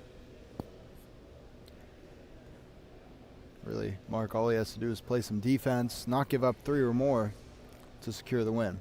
Pretty much. I would literally just lay ball in right now. He's got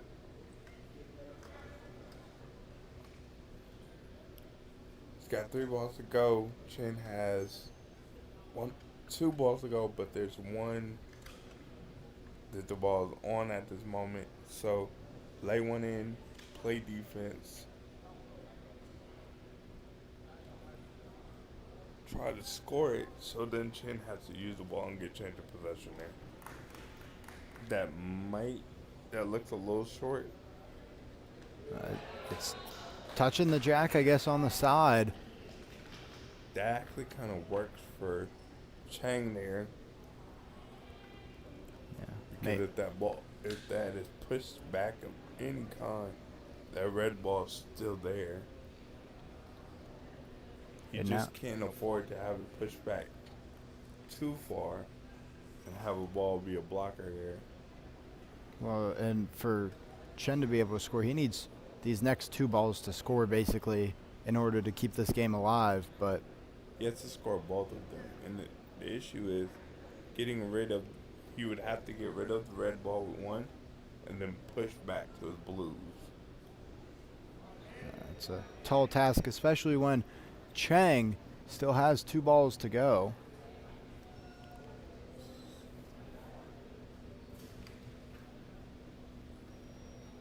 Oh, And that's not the way you wanted that red to go. that Now, wasn't the shot he was looking for there. it kind of takes away that pushback you were just talking about, Mark. Yep. He would have had to get that red ball completely out of the way for that to make sense. And it just didn't go far enough for him. But that was the exact right shot, though. You get that red ball out of the way.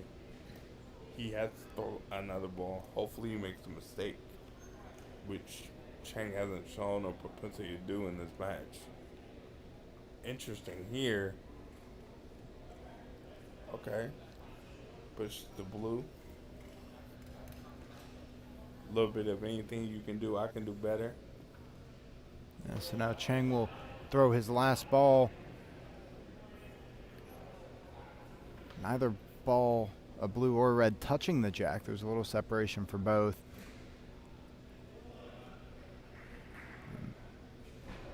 Chang can just place this one on the front and basically call it a day. I actually would probably try to push this jack all the way back. Nope. Place it right in. And probably push it into a score. Chang might ask for a score check here, but there's nothing he can do at this moment. There's not enough balls in the back that he can push the jack back. He would have to take away at least 2 scores and hope that blue stays to give him 3.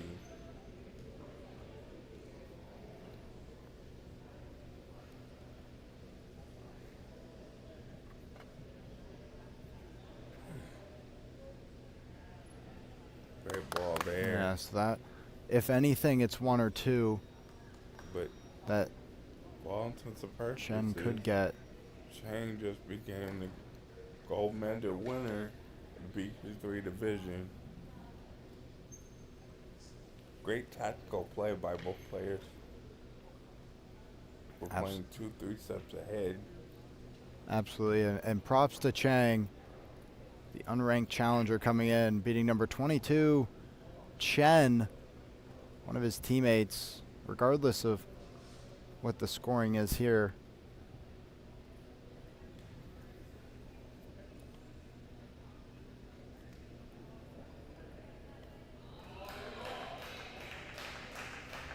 We'll see what the final count is. As of right now, it's Sui Chang, your BC3 male gold medal winner. And it's 2 more reds, so that puts him up 6-1 over Min-Chi Chen, who will take home silver. That's our final match here on Court 6. Mark, another great day. Tune in tomorrow for our teams and pairs matches. Got them all day tomorrow and all day Monday Super to close excited out. for teams and pairs. Got some great countries here with some great teams. I'll just say it out loud. Maybe I'm biased, but been watching USA all week. I think they could be a dark horse in the tournament to get on the medal stand. So I'm excited to see what happens. Absolutely. We've got good ones coming tomorrow, starting at 10 a.m. here on Court 6, the Lakeshore Foundation in Birmingham, Alabama.